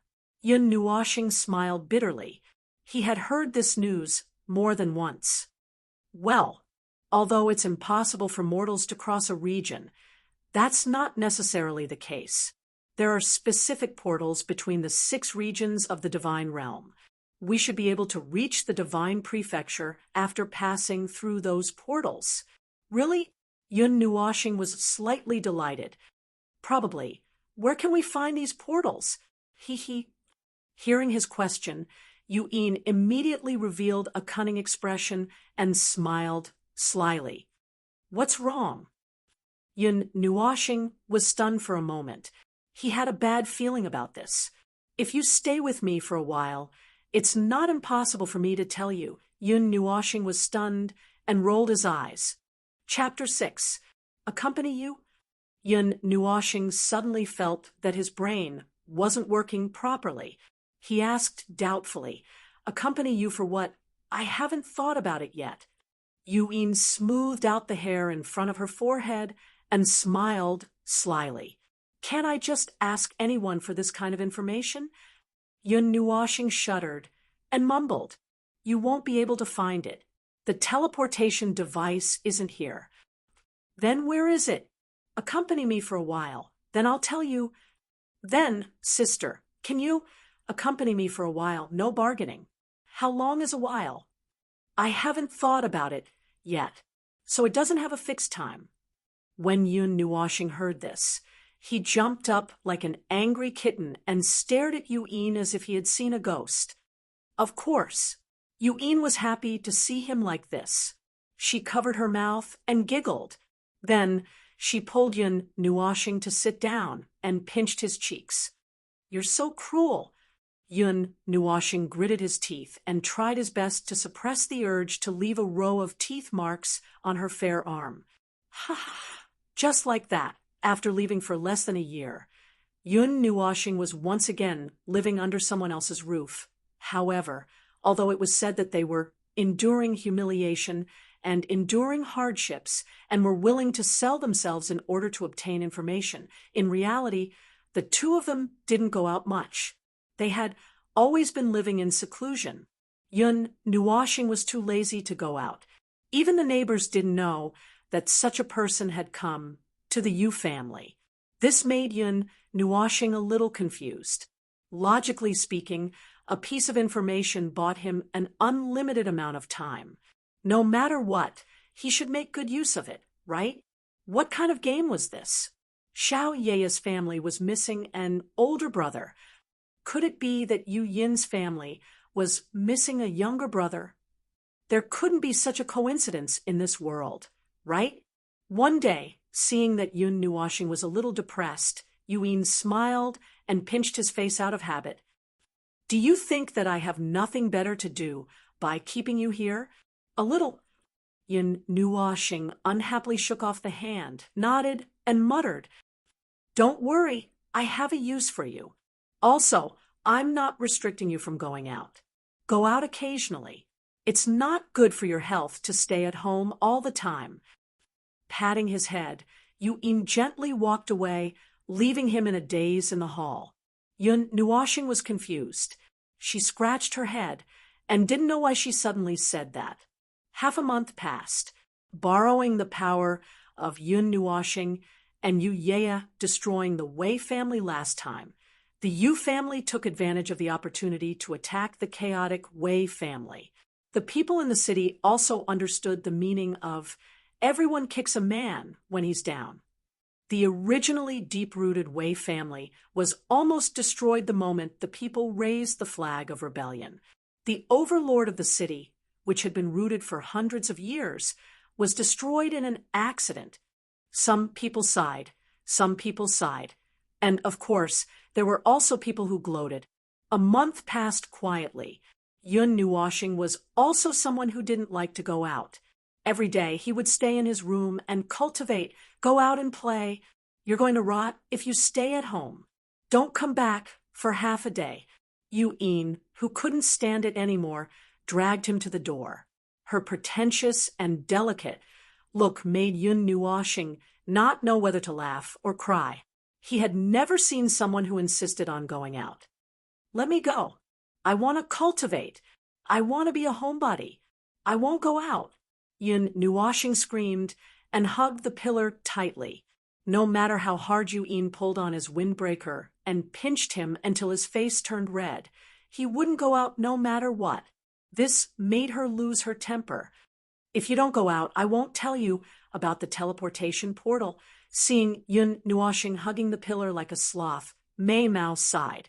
She slowly narrowed her eyes into a dangerous arc and said with a smile, Isn't it just going out to play? Let's go out then. What do you want to buy? Hearing this, Yun Nuoshing was so scared that he jumped down from the pillar. Then he patted his chest and laughed. Yuen rolled her eyes at him and dragged him out of the door. Then she fiercely slammed the door and tied him up, leaving Yun Nuoshing outside to drink the northwest wind. What a sad story. Yun Nuwashing had no choice but to jump around the city with a giant sword, hoping to find something in this small city. Of course, dreams were beautiful, but reality was cruel. Other than sweating every day, he didn't find anything else. As a famous city, Xingling City had a vast area. One could imagine how prosperous it was. There were many restaurants, and it was very lively. Although Yun Nuoxing didn't like to go to those noisy places, he had to admit that these places were the best places to search for information. As long as he pricked up his ears, any strange news or gossip could enter his ears. Although he listened to the information with some dissatisfaction, it was just as Yuin said. No one seemed to mention the words teleportation gate, let alone the relevant information. Even when he asked, no one knew about it. This made him very unhappy. However, he was also a little puzzled. Since he didn't hear any information about it, how did she know about it? Ancient ruins, Yun Nuoxing suddenly heard something from a few tables away. He quickly pricked up his ears and quietly changed his seat. Have you heard? A ruin has appeared outside Xingling City. It seems to have been there for a long time. Many people from the major forces are fighting to get in. I don't know what's inside. You're talking about the Sunset Battlefield, right? It's said that 2 god-level experts fought there in the past and flattened the entire mountain range. So many years have passed, and countless experts have swept that place back and forth, but they didn't find anything. Why did a ruin suddenly appear? It seems that there's a barrier there. So many years have passed, and the energy has dissipated. It's been exposed, and people have discovered it. Ancient ruins. 2 gods were buried in that battlefield. I don't know who they are. Do you think a divine artifact will appear this time? Divine artifact? Even if we get that kind of thing, it'll be a hot potato. If we don't have the strength to protect ourselves, we won't be able to keep it even if we get it. Moreover, if we want it, will those major forces allow it? I don't know how many forces will come this time. Something left behind by a god is enough to make them go to war.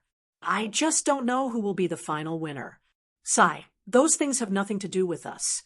Right now, we should just obediently cultivate and strive to come into contact with the divine soul realm as soon as possible. After watching the 5 of them leave, Yun Nuoxing took a sip of tea and muttered to herself, ancient ruins. Since we have nothing to do, let's go take a look and see if we can find anything interesting. Yun Nuoxing smiled and walked out of the restaurant. You want to go to the ancient ruins? In the courtyard of the Yu family, Yuin stared at Yun Nuoxing in astonishment. Her expression was as if she was looking at a lunatic. She had also carefully investigated the ruins outside the city that had been in an uproar recently. People with low cultivations basically could not even enter that former battlefield, let alone go in to look for anything. Therefore, when she heard Yun Nuoxing say that, her first thought was that his brain had been burned out. I'm just going for a stroll. Just treat it as having fun. It's nothing. Yun Nuoxing nodded and smiled. Yuin crossed her arms and looked at him blankly. She circled around him and sighed. She stretched out her slender jade-like hand and flicked his forehead. She didn't know what to say. Are you sure you still have your rationality? Yuin sighed. I'm sure, I'm very sure. This is my rational answer. Yun Nuoxing's gaze was firm, but he didn't have any confidence. To be honest, he was just curious and wanted to take a look. If he encountered any danger, he had the light element, so running away wouldn't be a problem. After another sigh, Yuin grabbed his hand and pulled him to the back of the Yu family. Standing in front of an ancient house, Yuin told him to wait outside while she walked in. Yun Nuoxing sized up this house that was suffused with an ancient aura. The plaque on the door was written in an uncommon language, Forbidden Hall. It was suffused with a strange aura. However, Yun Nuoshing didn't recognize anything unusual about this language. He only knew that he recognized it. Not long after, Yu In came out from inside. Her red dress was covered in dust, and her delicate face was also dyed gray in several places. She looked like a little kitten. Yun Nuoshing gave her a glance. His face tightened, but he laughed until his back shook. Not noticing Yun Nuoshing's abnormality, Yuin directly put a green bracelet on his left hand. Then she bit her finger and dripped a drop of blood on it. The bracelet immediately emitted a faint red radiance, which disappeared after a short moment. "What is this?" Yun Nuoshing stopped laughing and used her sleeve to wipe her pretty face that was painted on, and asked, "Yeah, I don't know. It's said that the ancestors used it to ward off evil spirits." Yu In patted her clothes and reminded him with a serious expression, "Be careful. If something is wrong, come back immediately." Yun Nuoshing nodded and felt a little warmth in his heart. He waved at her and jumped out of the manor, leaving behind Yu In, who had a disappointed and frustrated look on her face. Endless yellow earth stretched as far as the eye could see. Huge cracks extended as far as the eye could see, and it was unknown how many kilometers it extended. There was no vegetation in this place, and there wasn't even a trace of life. On the lifeless earth, some fragments of unknown materials could be faintly seen standing on top of it, emitting astonishing fluctuations. Sunset Battlefield, the place where the self-titled sun god fought with another god. Yun Nuoshing flew on the yellow earth, his gaze constantly sweeping the surroundings. Along the way, he heard many rumors about this battlefield. It was said that dozens of eras ago, a god who had cultivated his divine authority to the extreme and called himself the sun god fought with another god and fell here. It was said that there was a vast amount of energy left in the world, and only gods and powerful cultivators could enter this land. However, when Yun Nuoshing stepped on this destroyed land, he didn't feel anything wrong. It was no different from the places he usually went. This made him suspect that the information he received was wrong. After flying for a long time, a huge pit suddenly appeared on the ground. He was stunned and quickly stopped, carefully sizing up this huge pit. The pit was about 10,000 kilometers long and wide, and it seemed to go directly into the depths of the Earth's core. As far as the eye could see, it was pitch black, and there were no other colors. It was so dark that even souls could be sucked in. "It doesn't seem to be here." Yun Nuoshing raised his eyes and secretly looked down. Then he flew around the edge of the huge pit, his eyes fixed on the bottomless pit. In the deep and dark pit, a golden light suddenly flashed. Yun Nuoshing suddenly stopped and opened his eyes wide, wanting to take a closer look. Did I see wrongly? After a long time, he still didn't see anything. Only then did he rub his sore eyes and collect his thoughts. He flew towards the place where many people had gathered in the distance. 2 hours later, Yun Nuo planet stopped near the mountain range. Many experts were either floating in the air or riding on exotic beasts. Their eyes were all fixed on an empty space outside the mountain range, waiting for the right moment. That place, Yun Nuoshing hid in the mountain range outside. He saw that the group of experts had spread out over 1,000 kilometers with the empty space as their center. His eyes passed through the tall forest and looked straight at the people in the outermost circle. He carefully walked over. He completely concealed his aura, and even his vital signs were at their lowest. A layer of faint light particles enveloped his body, blocking the detection waves that were scattered around. In this place where there were no relatives or friends, one more person meant one more competitor. He knew what would happen if he was seen by others with his weak strength. Hence, he covered himself up tightly before he even got close. The purplish-black greatsword shot out from the pendant without any warning, releasing a faint purplish light that enveloped Yun Nuwashing. It came into contact with the white energy layer that suddenly appeared in front of him, and he crashed into it. Where are they? His line of sight suddenly changed. It was still the same place, still the same position. However, there wasn't a single person in the surrounding sky. It was as if the group of people waiting for him was just an illusion. In the distance, a magnificent palace rose from the ground. Endless ancient buildings stood in the mountain range. The cracks on the walls gave off a feeling of vicissitudes. Ancient ruins. The buildings that suddenly appeared stunned Yun Nuwashing for a moment. Then, he sucked in a breath of cold air. Chapter 7. That's right. The barrier is still active. No wonder no one is here. After pondering for a while, Yun Nuwashing nodded his head. However, he still had some doubts. Then how did I get in? Could it be that the so-called barrier is just a decoration? Is it used to scare people? He muttered to himself and shook his head. While he was here, someone must have tried to break through the barrier. However, no one had entered until now. This was enough to prove how strong the barrier was. Suddenly, he saw the purple glow that enveloped his body and the purplish-black greatsword that was floating on his left side. He immediately felt a little stunned. It seemed that the greatsword had broken through the barrier. What is the origin of this greatsword? Even the barriers set up by the gods can't stop it. Yun Nuwashing grabbed the greatsword in his hand. His eyes glanced around before he dashed toward the ancient palace. I don't have much time. I have to take a good look. Thinking of this, his lips involuntarily curled into a slender arc. The palace in the mountain exuded an ancient pressure.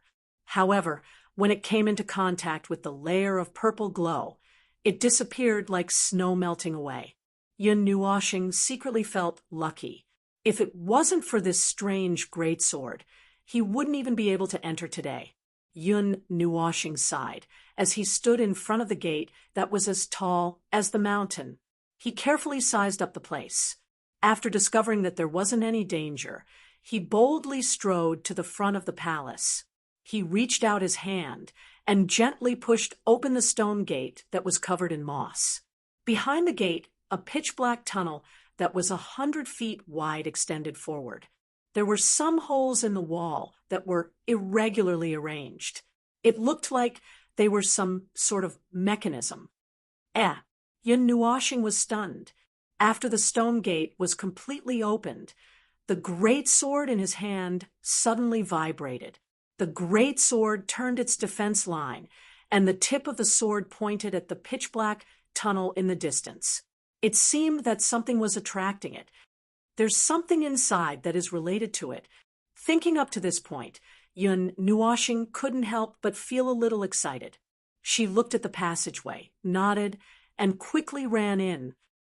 If these things work together, they can definitely turn a person into a sieve. After running for about 2 hours, passing through 2 tunnels and 3 secret rooms filled with mechanisms, Yun Nuwashing finally arrived at a spacious hall. She turned around and glanced at the hall with fear in her heart. She patted her chest and ran towards the tunnel in front of her. Occasionally, when he passed by some stone rooms, he would carefully open the doors and stare at the things inside in a daze. Then, he would shake his head and leave without touching anything. Pill Hall. Raising her head to look at the 2 ancient words on the stone plaque, Yun Nuwashing was slightly startled. After hesitating for a moment, she still opened the door of the Pill Hall. Boom! A deep rumbling sound came from the ancient stone door. The thick stone door that was covered in moss was slowly pushed to the side. A strange fragrance that had been hidden for countless years suddenly gushed out. She couldn't help but sneeze. Behind the stone door was a stone room filled with rows of cabinets. Wisps of medicinal fragrance leaked out from the cabinets. At the top of the cabinets, there were many white, jade-like scrolls. Presumably, they were some prescriptions. Forget it, I'm not a pharmacist. It has nothing to do with me. After taking a few glances, Yun Nuoshing left and closed the door. If the people outside knew about this, they would definitely pull him up by his collar and scold him. Damn it, we finally entered the ruins. Why didn't you take anything? The deeper he went into the ruins, the more Yun Nuoshing could feel that there seemed to be a vast energy fluctuation behind the wall. Some of the mechanisms seemed to be waking up. He had to leave enough time for him to make a complete retreat. Secret room. In a huge stone room, Yun Nuoshing raised his head to look at the words engraved on the ceiling. Beside him, there was a passage that hung high. It was dozens of meters above the ground. If he didn't sense it with his soul, he probably wouldn't have noticed that dark passage. The spacious stone room was dozens of times bigger than the other rooms. Countless holes filled the walls. A few long swords that looked like mechanisms were placed in the corner. They were emitting a piercing light. There were also a few big bells placed in the 4 directions, guarding the stone room. How do I get past the height of dozens of meters? Yun Nuoshing clasped his hands together and prayed. He was praying that the mechanism here wouldn't be activated too early. He raised his head to look at the passage and kept walking around. He didn't want to waste time, but he also wanted to take a look. He walked around half of the ruins, but he still couldn't find the thing that made the huge sword react. Moreover, after Yun Nuoshing entered, the huge sword didn't move at all. No matter where he pointed the huge sword at, there wasn't the slightest reaction. This made him wonder if he had come to the wrong place. How could there be no reaction after entering the ruins? After a moment, he thought of something. He placed the huge sword on the ground and lightly stepped on it. He muttered a few words in his heart. Then he pointed at the huge sword and shouted, "Rise!" More than 10 seconds passed. The huge sword didn't move at all. A faint purple light enshrouded the sword, making it look very mysterious. After a minute, it still didn't move. It seems like I was thinking too much. Yun Nuoshing held his forehead and laughed at himself. He hadn't learned how to fly on a sword before. How could it be so easy for him to step on the sword and fly around? Wang. Just when he wanted to get down and use the light element to rush up, the huge sword let out a soft sound. After a moment, it trembled slightly. Then, carrying Yun Nuoshing, it soared into the sky. Ugh. The sudden situation made Yun Nuoshing slightly happy, but he immediately realized that the huge sword that suddenly flew up seemed to be unable to be controlled as he wished.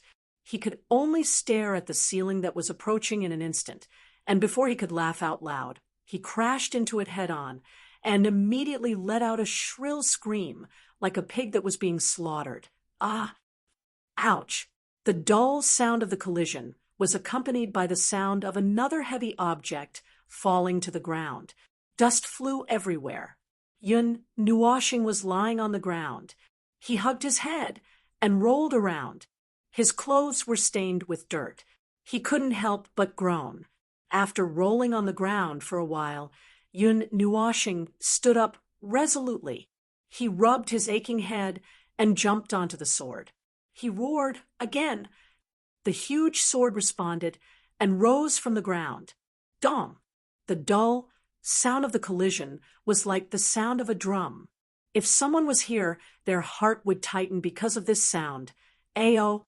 Roar again. Ao woo. F *ck. Continue. Awoo. After trying more than 10 times, Yun Nuoshing was lying on the ground. There was a big bump on his head. His handsome face was bruised and swollen. His nose was bleeding and tears were flowing down his face. His lively eyes were filled with grievance. At this moment, the huge sword flew over and circled around him as if comforting him. "Baby, just fly me up. It hurts." Yun Nuoshing wanted to cry. When he saw that the sword suddenly had intelligence, he couldn't help but wail. The giant sword spun twice and seemed to understand what he said. It flew into his hand and used a wave of energy to absorb Yun Nuoxing and directly lifted him up. Moon goddess above, sky sovereign below. Turn, turn. God said we have to turn. Seeing that they were heading straight for the ceiling, Yun Nuoxing was so scared that he started babbling nonsense. Then he hurriedly closed his eyes. He seemed to have heard the sound of the huge hammer hitting the wall. The huge sword carried him close to the wall and changed direction at the critical moment. It rushed into the tunnel. After rushing into the tunnel, the jade bracelet on Yun Nuoxing's wrist suddenly emitted a silver light, illuminating the dark tunnel. Yun Nuoxing didn't feel the pain that he expected. He slowly opened his eyes. After seeing that nothing was wrong, he heaved a sigh of relief. However, when he saw the shiny bracelet on his wrist, he couldn't help but be stunned. In the bracelet that was as white as jade, a red line slowly moved. The weak light was extremely dazzling in this dark tunnel. After Yun Nuoxing saw the light, the bracelet trembled slightly. The white light wriggled and spread to his arm and body. Finally, it enveloped him. He looked at the bracelet in surprise. When he didn't feel anything unusual, he heaved a sigh of relief. The huge sword carried him and rushed to the top floor. With the help of the weak light, Yun Nuoxing seemed to see a dark platform to the side. He quickly turned around and patted the huge sword. "Hey, there's a—" The huge sword ignored Yun Nuoxing's words and flew straight up. It fluctuated for a moment, and a grievance similar to that of a human was transmitted to his mind. Yun Nuoxing couldn't help but be stunned when he sensed the emotion transmitted to him. He scratched his head. A sword, how could it transmit human emotions? A few minutes later, the speed of the huge sword slowed down. Yun Nuoxing stretched out his hand and looked around with the help of the light from the bracelet. There was a ceiling above his head. It seemed like this was the top floor of the ruins. The top floor was extremely huge. Just the height alone was 1,000 feet. It was much bigger than the bottom floor. There was a vast energy faintly transmitted from the depths. What caught Yun Nuoxing's attention the most was that the huge sword trembled slightly. An indescribable emotion was transmitted to Yun Nuoxing's mind. That feeling was as if it had seen something that it cared about. "It's here?" Seeing this, Yun Nuoxing looked inside and couldn't help but suck in a breath of cold air. The walls on both sides of the top floor weren't made of green rocks. On both sides, there was a sparkling and translucent orange crystal wall. The flowing light illuminated this place as if it was daytime. He could faintly feel a huge amount of energy flowing within the crystal wall. What a big deal! Looking at the crystal wall on both sides, Yun Nuoxing sighed repeatedly. He couldn't tell what it was. He only knew that it wasn't an ordinary object. He could feel it from the energy flowing within it. As he slowly walked towards the top floor, Yun Nuoxing saw that the crystal walls on both sides had changed from orange to a rich jadeite color, and the energy flowing inside also caused his heart to palpitate. If the energy inside the crystal walls accidentally exploded, he would definitely die. At the end of the passageway, there was a stone door that was only a few feet tall. It suddenly appeared in the middle of the crystal wall, as if it was embedded in the crystal wall. The simple stone door didn't have any flowing light or energy restrictions. Yun Nuoxing gently pushed the stone door to one side. Yun Nuoxing couldn't help but be startled when she saw the door being opened so easily. She turned around to look at the passageway that she couldn't see. She swallowed her saliva, grabbed her greatsword, and stepped into the stone door. Behind the stone door was a secret chamber that was about 1,000 feet in size. The four walls were shining with a golden light and seemed to be indestructible. clusters of crystals were placed on the floor like cabbages, and colorful lights were shining on this small world. The spiritual energy had condensed into clouds, and when one reached out his hand to touch it, he would feel that his palm was moist. Yun Nuoxing widened her eyes at the Xian crystals all over the floor. She licked her lips, her cheeks twitching a few times, and laughed dryly. Are these all Xian crystals of the immortal grade? According to its purity, it could be divided into 10 grades: common grade, low grade, middle grade, high grade, excellent grade, fine grade, top grade, immortal grade, sacred grade, and peerless grade. Depending on its purity, the energy it contained was also different. Apart from being used to speed up cultivation, it could also be used to refine medicines, make talismans, set up formations, forge weapons, and so on. It had many uses. Normally, warriors would carry thousands of kilograms of it with them in case of emergency. However, he couldn't use the Yun Nuoxing at the moment. After all, his cultivation was still too low. If he were to use it recklessly and absorb it into his body, he might end up exploding. With so many Xian crystals of the immortal grade here, it's hard for me to find anything standing in the golden stone room that suddenly lost its 8 colors. Yun Nuoxing could tell from its color that it was a Xian crystal of the 8th grade of the immortal grade, even though he had never seen it before. He estimated that it was no less than 1,000,000 kilograms. The giant sword had been emitting a faint light since it came in, which made him even more sure that what he was looking for was here. After looking around, Yun Nuoxing walked in with the giant sword in his hand. He felt that the sword in his hand was a little hot. If there was no accident, there should be something buried in the depths. Maybe it had something to do with this unknown sword or the mysterious jade slip. Along the way, he saw a dazzling array of drawings and jade bottles on the floor. Whether it was the things recorded or the medicines contained in them, the quality was several levels higher than those that were randomly placed below. Among them, there were some complicated formations, special talismans, and unorthodox prescriptions. How long will it take to find the medicines like this? Submerged in the piles of Xian crystals, Yun Nuoxing couldn't help but smile bitterly. Since he came in, the giant sword was still emitting a faint light. No matter where he walked, he didn't see the light on its body getting stronger or weaker. But there were so many mountains here. Was he supposed to dig them out? At this time, the giant sword buzzed softly. Some vague information was transmitted to Yun Nuoxing's mind, which made him frown slightly. You want me to put all these away?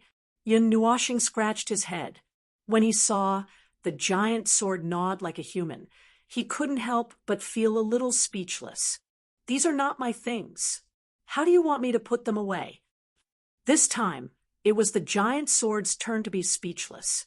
Okay, I'll put them away. When I find them, I'll throw them out. Okay. Yun Nuoxing nodded. Putting away a pile of formations that were randomly placed, he slowly put the 8-colored mountains into the pendant. His hand reached inside and grabbed something that was a little hot. Yun Nuoxing couldn't help but be stunned. He quickly grabbed that thing and fished it out of the pile of Xian crystals. Looking at it carefully, he found that it was an 8-meter-long golden bow. Green patterns decorated it and outlined complicated talismans. It was burning hot. When he touched it, he was a little surprised. Between his fingers, there was a golden-green long arrow of the same length. It seemed to be a set. Looking at the empty space behind him, Yun Nuoxing casually threw the long bow, an arrow behind him. Then he reached into the pile of Xian crystals and fished them out. Suddenly, his hand grabbed something cold. Yun Nuoxing was delighted.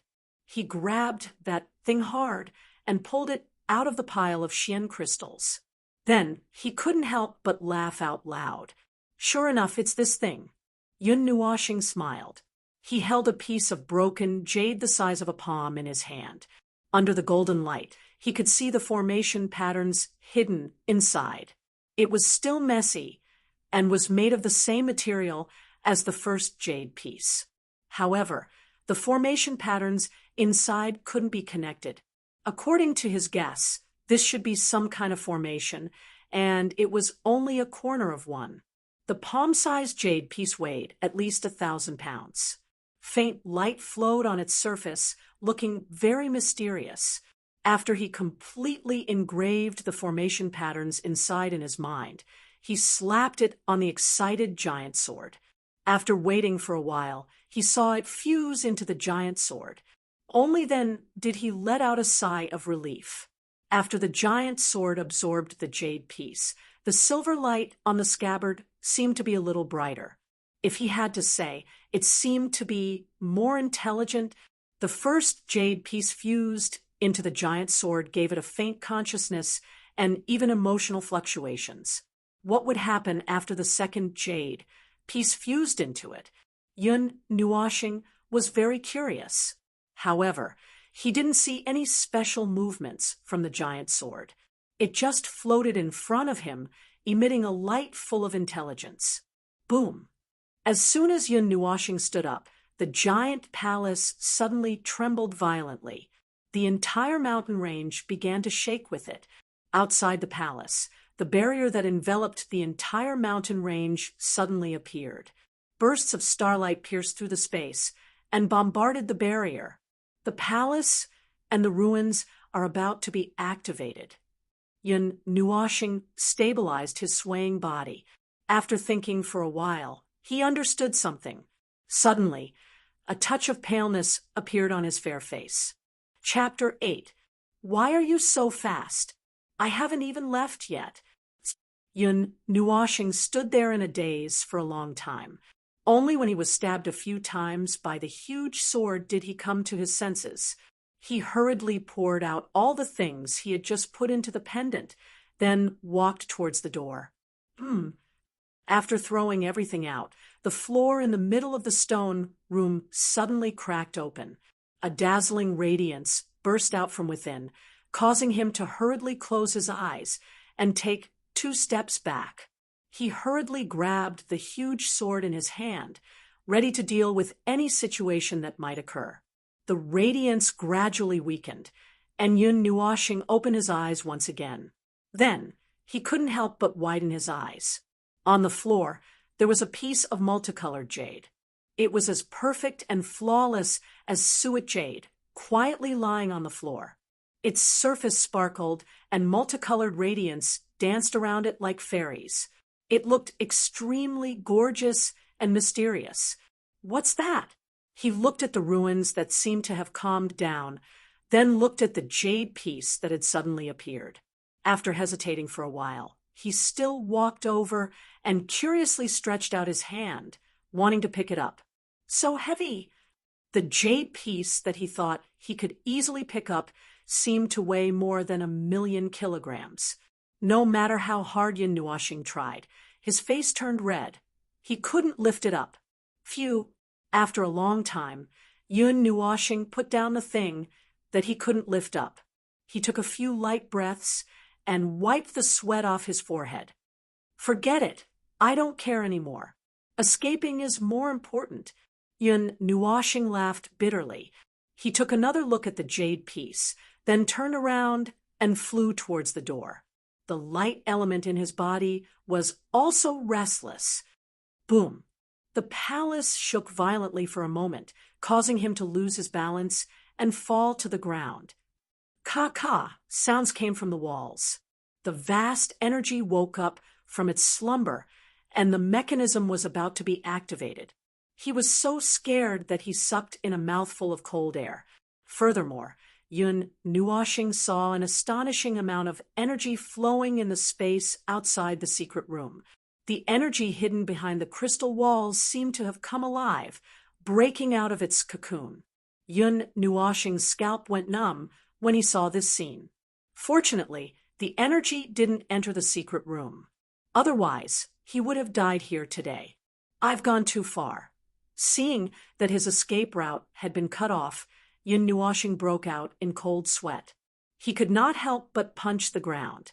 Just as he was thinking of a way to escape, the giant sword in his hand suddenly broke free. Then, under his strange gaze, it flew to the colorful jade piece, circled it twice, and pointed at him. "You want me to put it away?"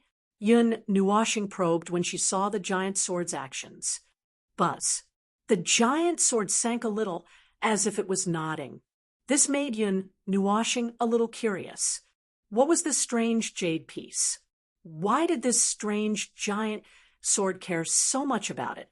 Seeing Yun Nuoxing hesitate, the giant sword flew back and pushed him, as if it was urging him. Yun Nuoxing smiled bitterly and nodded. She took off the pendant and placed it on the jade slip. With a thought, she put the jade slip away. Clang! Just as Yun Nuoxing put the jade slip away, the door of the secret room suddenly closed. A dull sound rang out, startling Yun Nuoxing. However, before he could scream, a 3-meter-tall, colorful stone pillar suddenly rose from the ground in the deepest part of the secret room. Yun Nuoxing hurriedly took a few steps back, grabbed a fist-sized crystal, and looked at the pillar vigilantly. What surprised him was that nothing happened after the giant pillar rose. He turned his gaze and saw that on top of the giant pillar there was an ancient scroll that was flowing with a brilliant light. Several kinds of elemental particles were spinning around it, and an astonishing energy wave was emitted, making his legs feel weak. Behind the stone pillar, the golden wall suddenly peeled off, and a door that was as tall as a person slowly appeared in Yun Nuoxing's line of sight. Behind the door was a dark passageway, and the words "Main Hall" floated above the stone door, dazzling his eyes with golden light. Looking at the closed door behind him, and then at the small door that led to the main hall in front of him, Yun Nuoxing gritted his teeth and hurriedly walked towards the door that suddenly opened on the wall. Just as Yun Nuoxing ignored the scroll and was about to enter the stone door, the giant sword turned around and dragged Yun Nuoxing to the side of the stone pillar, then knocked on his head. Yun Nuoxing laughed bitterly. He hurriedly put away the scroll according to the giant sword's will, then ran towards the stone door again. This time, the giant sword did not stop him, allowing him to run in. After he entered, the stone door slowly shrank until it disappeared in the end. There was not even a crack in the wall, as if the door had never existed. 2 hours after Yun Nuoxing entered the ruins, an army of thousands had gathered outside the barrier. Several hundred strange beasts floated in the air, letting out a low growl or two from time to time. In the distant sky, the sharp sound of space being torn apart suddenly rang out, and several dozen streaks of divine light rapidly flew over. Rumble! Following that, it was as if there was an army of thousands of horses galloping. Behind the dozens of streaks of divine light, waves of roars of savage beasts could be heard. Multicolored light was boundless, and mist was overflowing. Dozens of savage beasts rode on clouds and mist, carrying a cultivator on their backs. Although they were stepping on the sky, the sound of thunder could be heard, as if an army of millions had passed through. Those savage beasts were all mutated beasts left behind from the ancient times. All of them were covered in dense scales and looked incomparably ferocious. Their thick horns flickered with a terrifying light under the sunlight. The cultivator in the middle was carrying a fluttering flag, and a blazing temperature filled the air. On top of the flag, there were 3 words written with monstrous might: Fire God Shrine. Fire God Shrine is so impressive. At the same time, a cold laugh came from another direction, and a rumbling sound came from the sky. A huge monster swept across the horizon. Its wings stirred up a gale that pushed everyone away, and a vast pressure rushed towards the people of the Fire God Shrine in the middle. One of the 8 great ancient families, the Qi family. The people of the Fire God Shrine coldly looked at the group of people on the back of the huge dragon. All of them were on guard, and an austere aura quickly spread out. Both sides were separated by a distance, and their gazes met. The temperature of the air gradually rose, and there was a sign that they were going to fight. Let's rely on our own strength. Let's rely on our own luck. The two forces were very powerful. After confronting each other for a moment, they shouted, and both of them snorted coldly before turning their gazes away. Hee, this place is really lively. The clear sky suddenly darkened, and the night fell without any warning. A stretch of stars suddenly appeared in the sky, and the vast power of the stars shrouded the heaven and earth like water ripples. Crisp laughter, like a silver bell, reverberated in this place. Star Palace. The two forces slightly narrowed their eyes and raised their heads to look at the night sky filled with stars at the same time. They couldn't help but frown. The 12 stars in the sky suddenly emitted rays of light, and a group of people walked out from the starlight. They glanced at the two forces from afar, and the beautiful woman in the lead smiled. She didn't say anything, and brought the people of the Star Palace to some distance away to maintain a balance between the three forces. Let us join in as well. Just when everyone thought that everyone had arrived, a wild laughter shook the space a few times. Silver-white lightning suddenly penetrated the space, and the condensed starry sky was torn apart. The dark heaven and earth suddenly became bright again, and a sturdy man holding a silver spear appeared beside the people of the fire god shrine with a dozen or so cultivators. His entire body was surrounded by faint electric aura, and he looked rather powerful. Lightning God Shrine. The three forces were stunned for a moment, and then all kinds of different emotions were revealed. The people of the Fire God Shrine faintly smiled, but the Star Palace and Chi family frowned. Heavens, 2 of the 9 great elemental temples came today. Just what is in these ancient ruins that is worth them to mobilize so many people? When the loose cultivators at the periphery saw such a lineup, they were so scared that they almost fainted. The 9 great elemental temples were all transcendent forces in the divine world, and it was rare to see them mobilize so many people. Everyone, why are you wasting your energy here?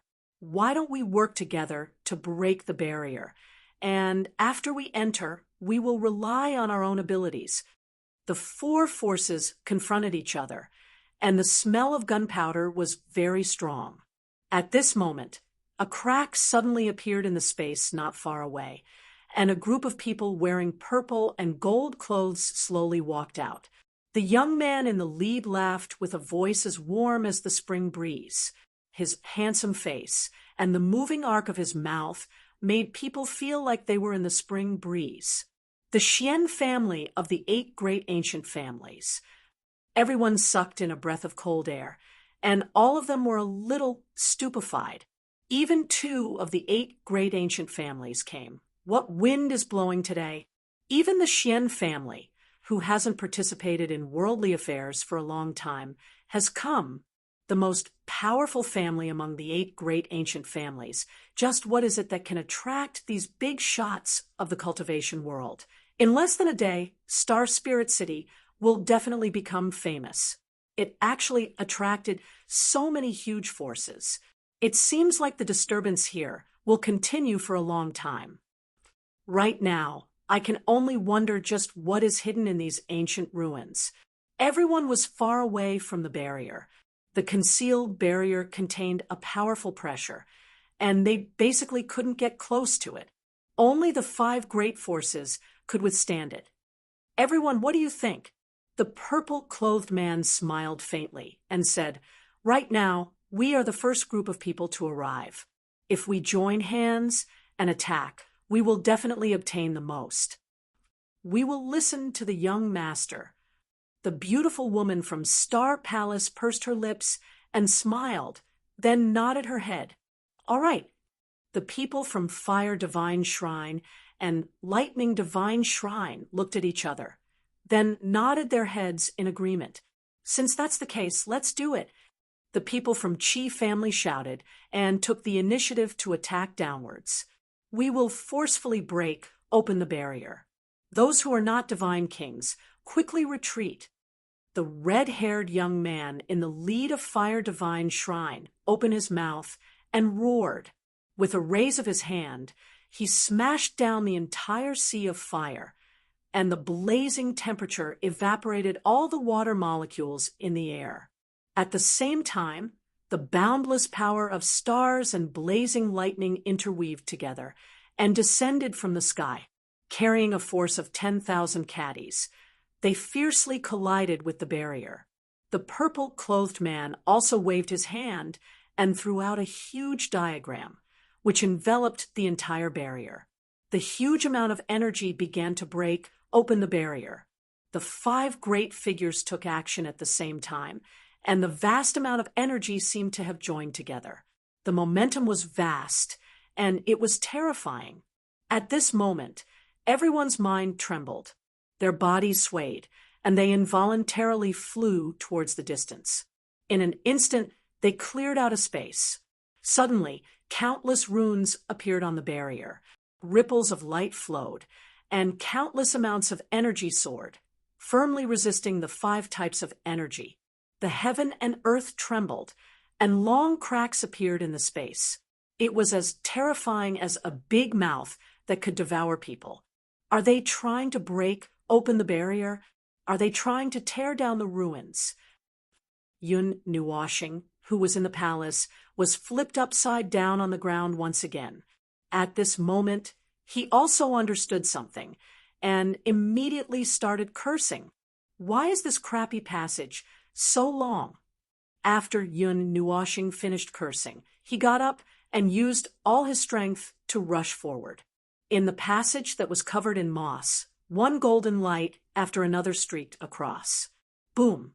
The energy fluctuation permeated into the palace, and the entire mountain range started to shake along with it. Bah! Can the people outside be gentler? Yun Nuoshing fell flat on his face. A large piece of dust fell from the ceiling, causing his face to be covered in dust. After rushing out of the passage, Yun Nuoshing immediately lay on the ground after rolling out of the passage. Then, the entire palace started to shake violently. When the tremors stopped this time, he slowly stood up, patted the dust off his body, and slowly sized up the place. The main hall was tens of thousands of meters long and wide. The ancient stone pillars stood erect, and the impact didn't leave a single mark on them. The prehistoric aura filled this space, and a thin mist shrouded this space. There wasn't much energy in this empty space, but on the high platform in the middle, there was an extremely dense energy. That energy seemed to have turned into a thin barrier, isolating the platform from the outside world. The high platform was 1,000 feet long and wide, and it was 100 feet tall. It was like a black rock that had been cut and embedded in the ground. There was no trace of polishing, and it looked indestructible. Is this the main palace? Yun Nuoshing scratched his head and slowly walked towards the high platform. He could not help but tighten his grip on the huge sword.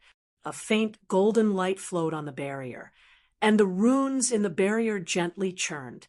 The surrounding space showed signs of slight distortions.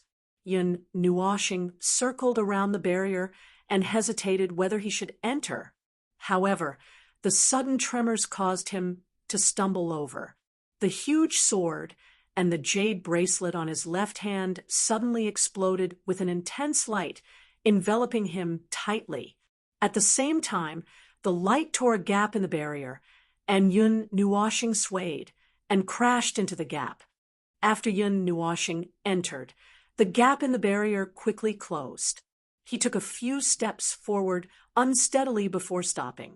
He instantly held his breath, and his eyes quickly scanned his surroundings cautiously.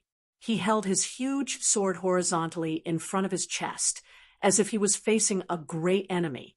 When Yun Nuoshing stepped in, the world instantly calmed down. It was as if the fluctuations from the outside world could not be transmitted in. The expected attack did not appear, and there were no so-called mechanisms. There was also no oppressive aura in the space. Dozens of golden statues stood on the stone platform. They were at least 20 feet tall, and they formed a circle with their faces facing outwards. They held 18 different types of weapons in their hands and emitted an intimidating cold light. They were motionless, and they did not move even after he barged in. It was as if they had been there since ancient times. The back of the statues was completely covered by a black fog. Even his soul power could not penetrate it, and he was unable to sense what was under the black fog. However, Yun Nuoxing instinctively felt that it was a little dangerous. Yun Nuoxing took 2 steps forward, and an invisible wave suddenly spread out from the black fog, freezing his body. However, before he could be shocked, the jade bracelet and the huge sword exploded with an even more intense light and instantly broke the restriction. He also cautiously took a few steps back and stared at the black fog without blinking. I didn't expect that the tomb I set up would still be opened by you. After a moment of silence, a faint voice slowly reverberated in this area that was 100 feet in size. Yun Nuoxing sucked in a breath of cold air. How many years had it been? How could there still be a living being here? Furthermore, from what it said, it seemed to be the owner of this ancient palace. The 2 golden statues suddenly walked to the side, and the black fog slowly dissipated. A huge green-red lotus appeared, and a skinny person sat cross-legged on it. He was dressed in an immortal green robe, and his pale white hair fell to his shoulders. His face was like a skeleton, and his eyes emitted a faint green light, like will-o'-the-wisps. Upon closer inspection, the 2 pupils were strangely diamond-shaped and not round black pearls. Chapter 9. It's not you. Suddenly, a surprised voice came from the skeleton's mouth. Yun Nuoxing was stunned and looked at the skeleton in confusion. The person who looked like a skeleton also looked at him in surprise for a long time. Then he fixed his gaze on the dark, purple sword and exclaimed, "This is the Netherworld Ruin sword." The skeleton waved his hand, and Yun Nuoxing, and the sword flew over. They stopped a few meters in front of the skeleton. "Senior, do you recognize this sword?" When Yun Nuoxing heard the skeleton say the name of this unknown sword, he immediately forgot about his situation and asked hurriedly. The skeleton habitually stroked his beard that was no longer there. He looked at him strangely and said calmly, "The Netherworld Ruin sword, the first famous sword on the divine weapon ranking, divine sword record. Who in the realm of the gods wouldn't recognize it?" What? Yun Nuoxing was shocked. But now its spirituality has dissipated, its spirit root has shattered, the weapon spirit has dispersed, the karma has disappeared, the runes have shattered, and the talismans have collapsed. Its power is less than a billionth of its original power. It can be said that it is now useless. The skeleton looked at it carefully and said with a bit of heartache, "Kid, you're really wasting God's gift. How could such a precious divine sword be reduced to such a state?" Yun Nuoxing opened his mouth wide and couldn't say anything for a long time. This had nothing to do with him. The sword was right beside him. Who knew what had happened to it? However, the Netherworld Ruin sword suddenly emitted a strong light, as if it was refuting. It seems that it is not completely dead.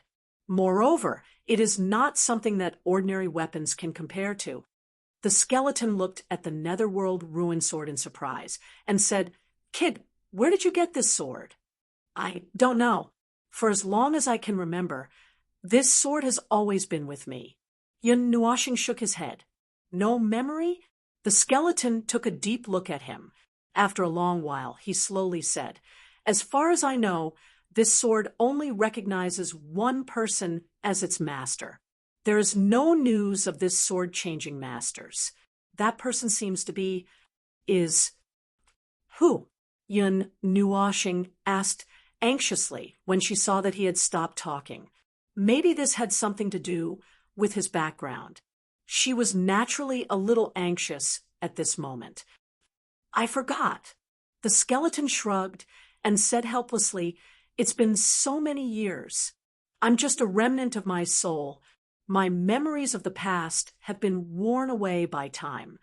Hearing this, Yun Nuoshing tilted her head with a dejected look on her face. Although she was mentally prepared, she still couldn't help but sigh when she heard this. She pulled a long face and didn't know what to say.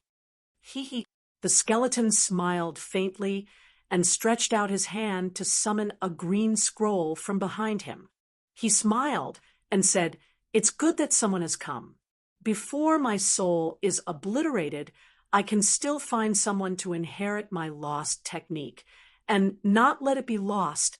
I originally planned to wait for the first person to come in to receive my teachings." The skeleton stroked the scroll and said with a hint of gratification, "That pair of eyes?" Yun Nuoshing asked. "You even guessed it." The skeleton nodded in surprise and said, "The evil spirit eye has the ability to see through all things and decipher all methods. You can understand the rest yourself." After saying that, he flicked his finger and a ray of light flew into Yun Nuoshing's glabella. Yun Nuoshing was stunned for a moment. She sat down cross-legged and began to absorb the huge amount of information, engraving it in her mind. In less than 3 minutes, Yun Nuoshing stood up abruptly with an anxious look on her face. "You're done so quickly?" The skeleton was a little stunned. "No, now is not the time for deep comprehension. I have to leave quickly. Someone will come in soon." Yun Nuoshing looked left and right to find a way out. "Don't worry." The skeleton waved his hand and placed her on the ground. He smiled and said, "They won't be able to come in for a while." "All right." Yun Nuoshing nodded and began to comprehend the main points of cultivating the evil spirit eye from the information. At the same time, her body blossomed with 4 colors of light. Among them, the golden color was the brightest, followed by the red and metallic luster, and the green color was the weakest. She was unable to observe the changes in her body. Her body and mind were deeply immersed in the state of comprehension. However, the skeleton at the side suddenly jumped up and almost threw the scroll in its hand. For the first time, a trace of seriousness appeared on its withered face. For elements, heavy light, light wood, metal, and fire balance. The skeleton sucked in a breath of cold air. Suddenly, it opened its mouth and said, "Abnormal! It's a pity that I don't have that. Maybe this little guy can use the evil spirit eye to the extreme. I'm now very curious about his identity." The skeleton scratched its head. Its green eyes suddenly narrowed and turned into 2 diamond-shaped pupils that rapidly rotated. It wanted to see through Yun Nuoshing completely. 10 minutes later, the green light weakened. The skeleton frowned and muttered, "The past has been sealed. Regardless of whether it's the past or present life, it can't be seen through. Even the future can't be predicted. Just who is it that would go through so much trouble to seal a person? Even the evil spirit, I can't see through it. I don't think there's anyone in this world who can see through it. AI." The skeleton sighed. He reached out and sucked the Nether Void sword into his hand. The Nether Void sword immediately exploded with powerful energy. It continuously attacked the seemingly withered but powerful ghost claw, trying to break free from his grip. It's been weakened to this extent. I didn't expect it to still have such power." The skeleton raised an eyebrow and smiled. "Don't worry, I won't hurt you.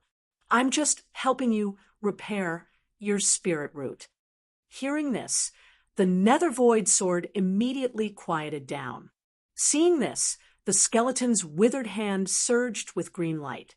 It seeped into the nether void sword and drew in the remaining spirit root fragments, slowly reconnecting them. The nether void sword also emitted a faint glow. It absorbed the surrounding energy and appeared to be even more sentient, as expected of the number 1 divine sword. I can't completely repair it with the remaining energy I have. After a long while, the skeleton raised his head and returned the nether void sword to Yun Nuoshing's side. He couldn't help but smile bitterly when he felt that his body had used up almost all of its energy. Boom! His soul peeked outside the palace. The barrier that sealed this mountain range was filled with cracks as thick as an arm. It looked like it wouldn't be long before it was completely destroyed. Is she coming in? The skeleton chuckled. A strange look flashed through his eyes. With a thought, the energy in the ruins began to boil. An astonishing, murderous intent emanated from this ancient palace. Phew! At this moment, Yun Nuoshing, who had been meditating for a long time, slowly opened her eyes. Gorgeous four-colored energy shot out from her eyes. Then, the color in her eyes fluctuated rapidly. Finally, they were filled with gold. One of her diamond-shaped pupils was red, and the other was silver. There was also a faint flicker of green. It looked very demonic. So gaudy. Yun Nuoshing, who had just woken up, said this sentence the moment she opened her mouth. When the skeleton heard this, he almost spat out a mouthful of blood. Why is Senior's different from mine? Yun Nuoshing tilted her head and looked into his eyes. It's not that mine is different from yours. It's that yours is too special. The skeleton covered his chest and rolled his eyes. Ah, you're innate with the 4 elements. Don't you know? Seeing his baffled expression, it was the skeleton's turn to be stunned. The evil spirit is condensed from the pure elemental energy in my body. I've only devoted my life to the research of the wood element. I didn't take the risk of incorporating other elements into my body. Therefore, my eye has always been green, hindering its development. But you're different. The 4 elements are enough to make it reach the pinnacle, especially the rarest light element. With it, your path of cultivation will be like a tiger that has grown wings. You'll be invincible among the younger generation. After Yun Nuoshing heard this, he nodded his head in confusion. The skeleton smiled. Stroking the scroll in his hand, he sighed and casually tossed it to Yun Nuoshing, saying, "A complete divine grade array, and some talismans. You also have the wood element in your body. You'll be able to bring out its power. After you're familiar with it, you'll be able to combine it with other elements to sublimate it." Yun Nuoshing took the scroll and opened it to take a look. He was immediately wild with joy. He knew that an expert of this level wouldn't have any junk on him. The things he casually tossed out might cause a perilous situation in the world of cultivation. Carefully holding the scroll in his hand, his eyes that had already returned to their original pitch-black color glanced at the slightly small platform. Then, he looked behind the skeleton. There, a pitch-black mass was still bobbing up and down. Astonishing energy was constantly rolling, causing Yun Nuoshing to feel as if he was sitting on pins and needles. Speaking of which, Brat, when other people barge into the ruins, they'll plunder everywhere. They can't wait to take the entire ruins for themselves. You, on the other hand, not only did you enter first, you didn't even touch anything. You only took that jade piece. Suddenly, the skeleton laughed. Looking at Yun Nuoshing, his gaze was full of laughter. Ah! Hearing the skeleton mention this matter, Yun Nuoshing's handsome face turned red. Somewhat unnaturally, he turned his head and said awkwardly, after all, those things aren't mine. How can I casually touch them? But you took that jade piece, the skeleton teased. That's what the void underworld wants. Hearing that, Yun Nuoxing couldn't help but touch his face.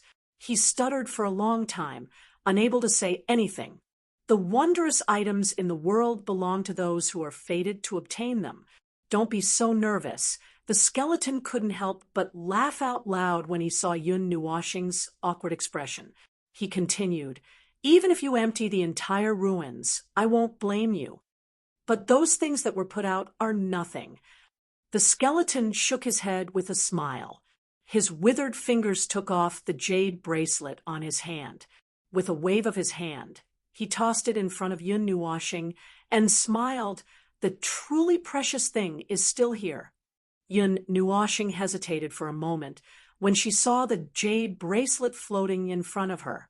Only when she saw the skeleton nod his head did she gently put it away into the pendant. She smiled sweetly. "Thank you, Senior." The skeleton casually smiled, after which it turned its head and looked at the large cluster of pitch-black fog behind it. After thinking for a long time, it beckoned with its palm and summoned the fog to its front. Both of its hands swiftly danced and formed seals one after another.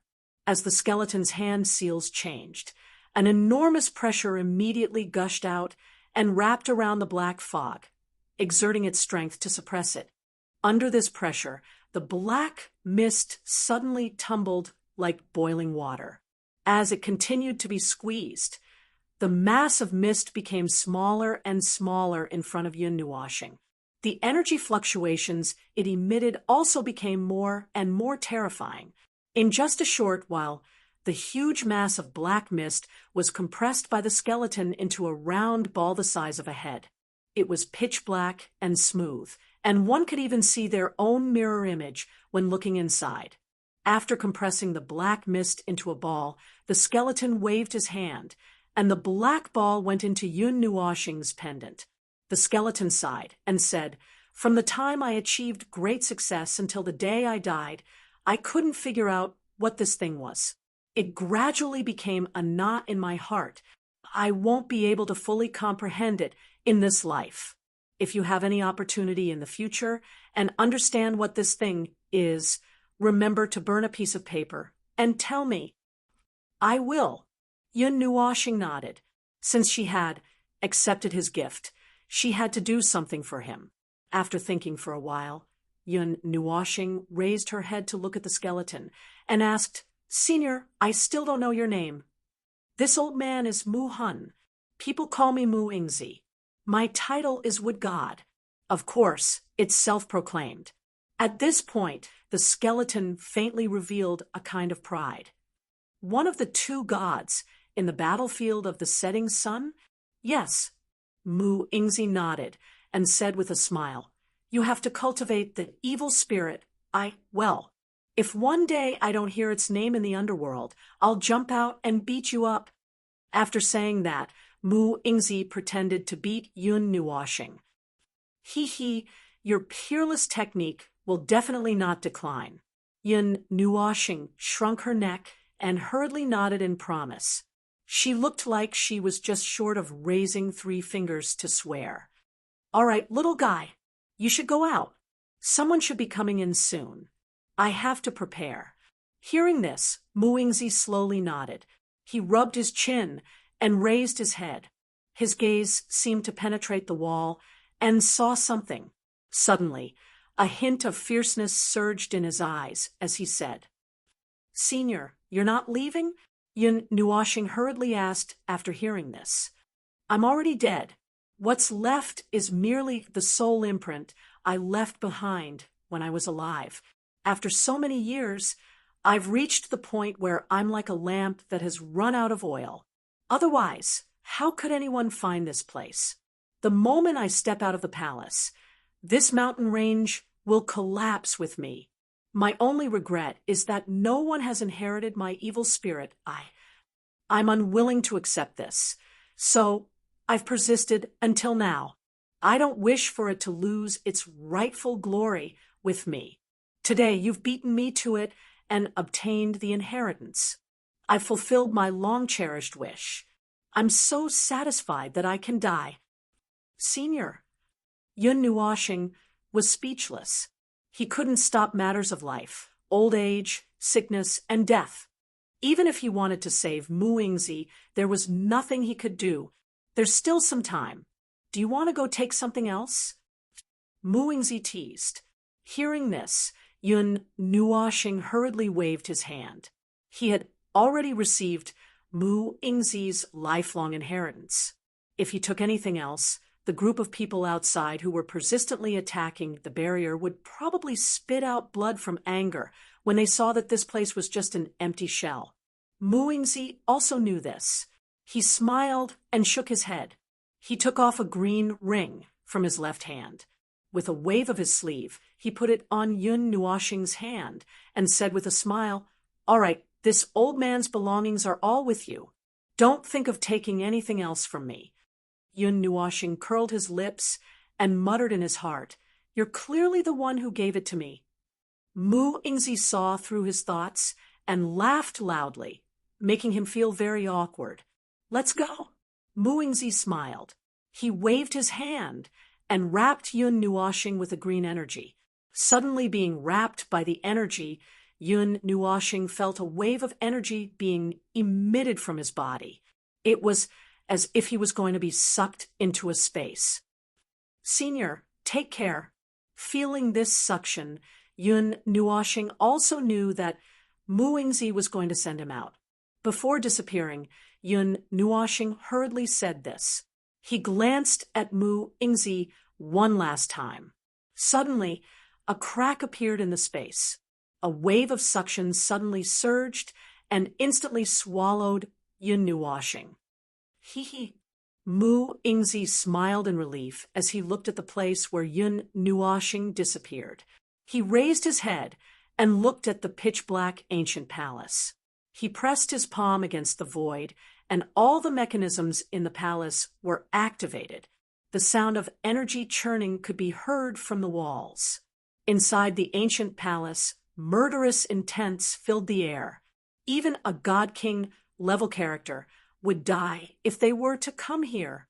Bang!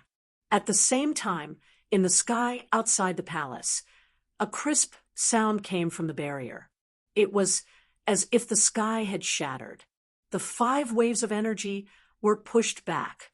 The violent energy swept through the heavens and the earth. Some people who were close to the barrier were crushed. They didn't even have time to scream. Charge! The ruins have opened. Chapter 10. The instant the barrier was penetrated, cheers suddenly rang out in the world. It was as if they didn't see the previous miserable situation. Some people couldn't wait to rush towards the shattered barrier. The shattered barrier slowly dissipated in the air. A mountain range suddenly appeared in the empty land. The grand and ancient palace also gradually appeared in everyone's line of sight. When the palace appeared, a desolate and majestic aura descended from the sky. Under that aura, everything was silent, even people as strong as the purple-clothed man, and the others felt a kind of fear from the bottom of their hearts. "Not good. Retreat quickly." The purple-clothed man's flying figure couldn't be completely stopped for a moment. Just as he rushed into the barrier, he suddenly felt his heart skip a beat. The dense aura of death around him made him shudder. With a loud shout, he rolled up his sleeves and led everyone from the Xian family to retreat to the horizon with all their might. "Retreat! Retreat quickly! Leave this place!" On the other side, the people from the Fire Divine Palace, Lightning Divine Palace, and the others clearly sensed something. Almost all of their faces surged with fear. At that moment, they let out a strange cry. With a whoosh, they led their people and rushed away with nearly 10 times the speed they came with. When the people who were rushing oversaw this, although they didn't know why they were running away, they knew that something bad was about to happen. At that moment, they didn't care about the ruins that were close at hand and hurriedly ran with the 5 great forces. After the barrier dissipated, the space suddenly lit up with many sparks. Looking from afar, even the appearance of the ruins became blurry. If one looked carefully, they would discover that it wasn't the appearance of the ruins that became blurry. Instead, different degrees of distortion appeared in the entire space. Boom. An earth-shattering explosion resounded in the sky. It was as if 10 suns had exploded at the same time. Overflowing energy covered the entire world with a rain of fire that could destroy the world. At that moment, the emerald forest that was close to 10,000 miles away from the ruins was also raised into a flat land with no end in sight. Even the ground had sunk down by several tens of meters. The ground was so flat that there wasn't the slightest obstruction. Those cultivators who couldn't escape in time were directly smashed by the energy and instantly turned into existences akin to dust. Not even a trace of them was left behind. If one were to look down from the sky, they would be able to see pitch-black cracks spreading out like a spider web with the ruins as the center. Even the clouds in the sky were torn apart by the shock waves. At that moment, the Sourcepeak region seemed to have experienced an earthquake. What brilliant fireworks! Thousands of miles away, Yun Nuoshing stood at the top of a large tree and watched. His eyes were filled with shock. The energy produced by the energy storm made his heart jump even though he was thousands of miles away. His handsome face became much paler, but he couldn't help but exclaim in admiration. "Don't tell me they were all wiped out." Yun Nuoshing patted her rapidly beating chest and swallowed a mouthful of saliva. She took a few deep breaths and forced herself to calm down. The violent energy wreaked havoc for dozens of minutes before slowly calming down. In the sky, the pitch-black space and the scattered dark yellow cracks were quietly closing up. The might formed by the 5 of them had long been destroyed. In the center of the mountain range, the palace was like a primordial beast. An ancient and vicissitude of power descended from the sky, covering every inch of land within a radius of 500 kilometers. Many cultivators simply knelt on the ground, unable to resist. Their faces turned purple, and even the divine essence within their bodies was suppressed to the point where they could not move. Just a barrier alone is already so powerful. In the distance, the woman from the Star Palace muttered. Her charming face was completely pale, and there was a dazzling bloodstain on the side of her red lips. Clearly, she did not completely avoid the wave of impact just now and suffered quite a bit of damage. "Everyone, do you still want to continue?" The purple golden-robed man laughed dryly. His chest rose and fell unsteadily. The clothes on his body were torn into pieces, and his exposed skin was lacerated. Even the wounds were burnt, and no blood flowed out. Just now, they had taken the lead to charge in and received the strongest impact. However, looking at their calm appearance, they did not seem to have suffered any serious injuries. The master of these ruins must have surpassed Shinming when he was alive. No, he must have even been an expert of the underworld king level. We were too careless. The sturdy man from the Lightning Divine Hall frowned and said angrily, although the lightning element was not as fast as the light element, it still swept away the people from the Lightning Divine Hall, Fire Divine Hall, and Xian family in an instant. However, the purple-robed man was too close to the ruins. Even if he used speed, he could not escape the fate of being injured. The leader of the fire god shrine, the red-haired man, sighed. He turned around and said to the 2 of them, "Quickly return to the shrine and report to them. Ask them to send experts to support us. Something of this level is not something we can touch." The appearance of an underworld king-level ancient ruin could not be concealed. It would definitely shock the entire Sourcepeak region. Soon, more and more sects would dare to come. Among them, there would definitely be many forces comparable to the Divine Hall and the 8 ancient families. The Xian family had no choice but to ask for reinforcements. How about we break into the ancient palace together and take the lead in retrieving the treasure? The people from the Qi family looked at the people from the Xian family, then looked at the Fire Divine Hall and the Lightning Divine Hall. Finally, they asked the people from the Star Palace. We haven't even entered the ruins, and there are already such heavy casualties. Do you think that there are not enough people who have died? The red-haired man frowned. Looking at the empty sky, he felt a bit of sorrow in his heart. Aside from their 5 families, there would not be more than 100 people alive. Furthermore, they did not want to give up on this opportunity. However, they clearly knew that with the strength of their own people, they might not be enough to kill in the ruins. If you're afraid, then you should leave as soon as possible. Just stay on the side and watch us collect the treasure. Hearing the red-haired man's words, the people from the Qi family immediately sneered. I want to see how many of you can come out alive. The red-haired man clenched his teeth and fiercely glared at the people from the Qi family. Then he led the crowd and retreated far away.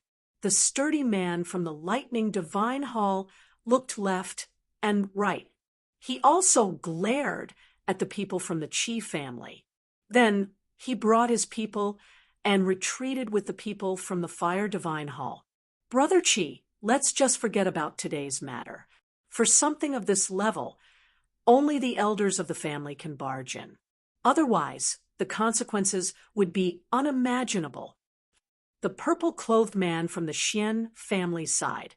He took out a pill and casually threw it into his mouth. Then he gave him an apologetic smile.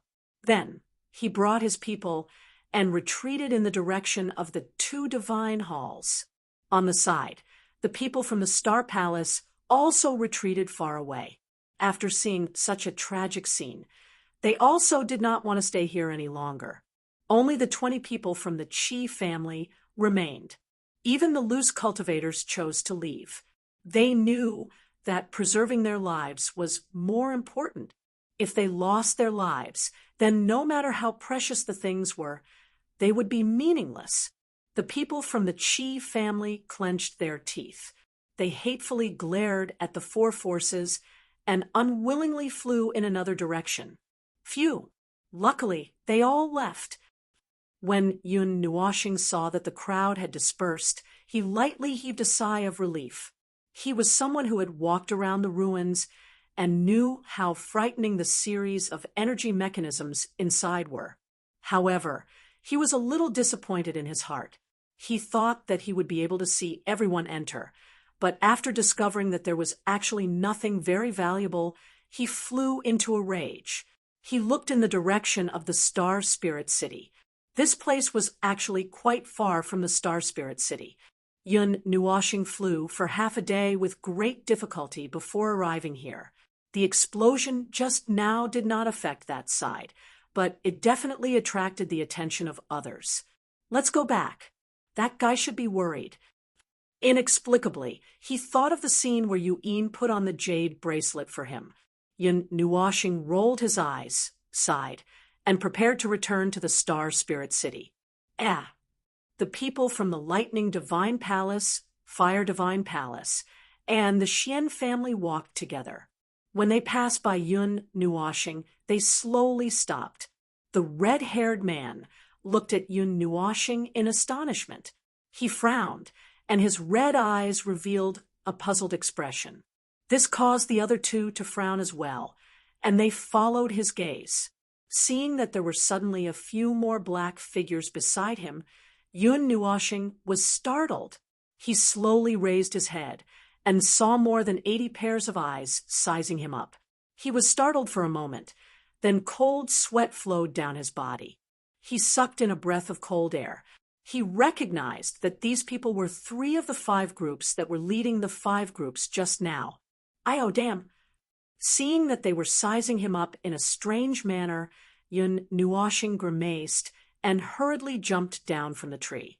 When he landed on the ground, he slipped and fell to the ground. He couldn't help but cry out in pain. Be careful! Seeing that Yun Nuoxing had fallen, The red-haired man was startled. He threw away the strange thoughts in his mind and hurriedly descended to the ground. He extended his hand to help him up. "Mother!" Seeing that the shadow was extremely huge, Yun Nuoshing, who was lying on the ground, hurriedly turned his head. Seeing that the red-haired man had extended his hand to him, he was so frightened that he spat out his tongue. He let out a weird cry and hurriedly pushed the light element in his body to the limit. He turned into a gorgeous light and disappeared into the horizon, leaving behind the red-haired man who was still in a daze as he extended his hand. Light element! That muscular man from the lightning divine palace chased after him. Seeing that speed that left him in the dust, he was so shocked that his jaw dropped. He muttered, "I've seen a ghost. I dare guarantee that I have never seen such a beautiful lady in the light divine palace." In the distance, Yun Nuoshing vomited blood.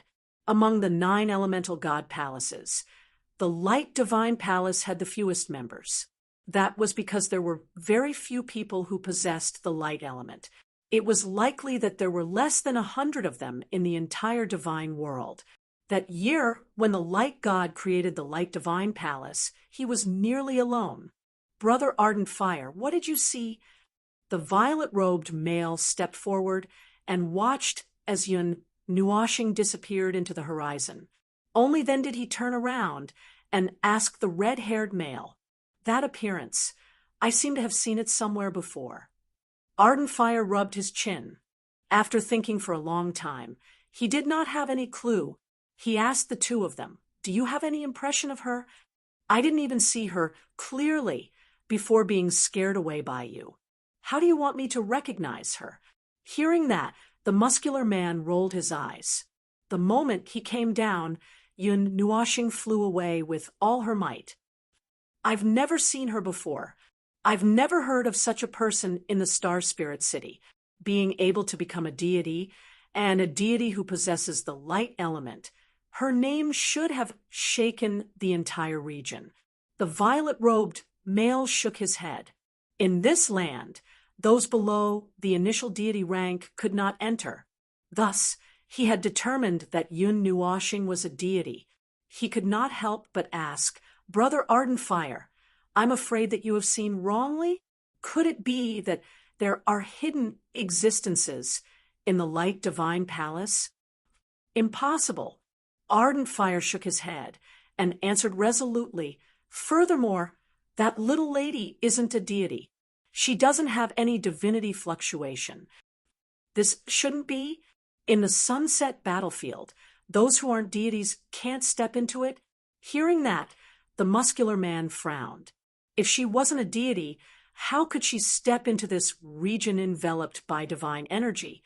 Hearing that, Ardent Fire nodded his head. This caused the 2 of them to be confused. The former thought for a long time before looking towards the Star Spirit City. He turned his head and said to everyone, "I'm going to search the Star Spirit City. You guys wait for the deity's palace's support first." After saying that, without waiting for the 2 of them to reply, he turned into a fiery red shadow and hurriedly chased after Yun Nuoshing. "Hey, wait for me.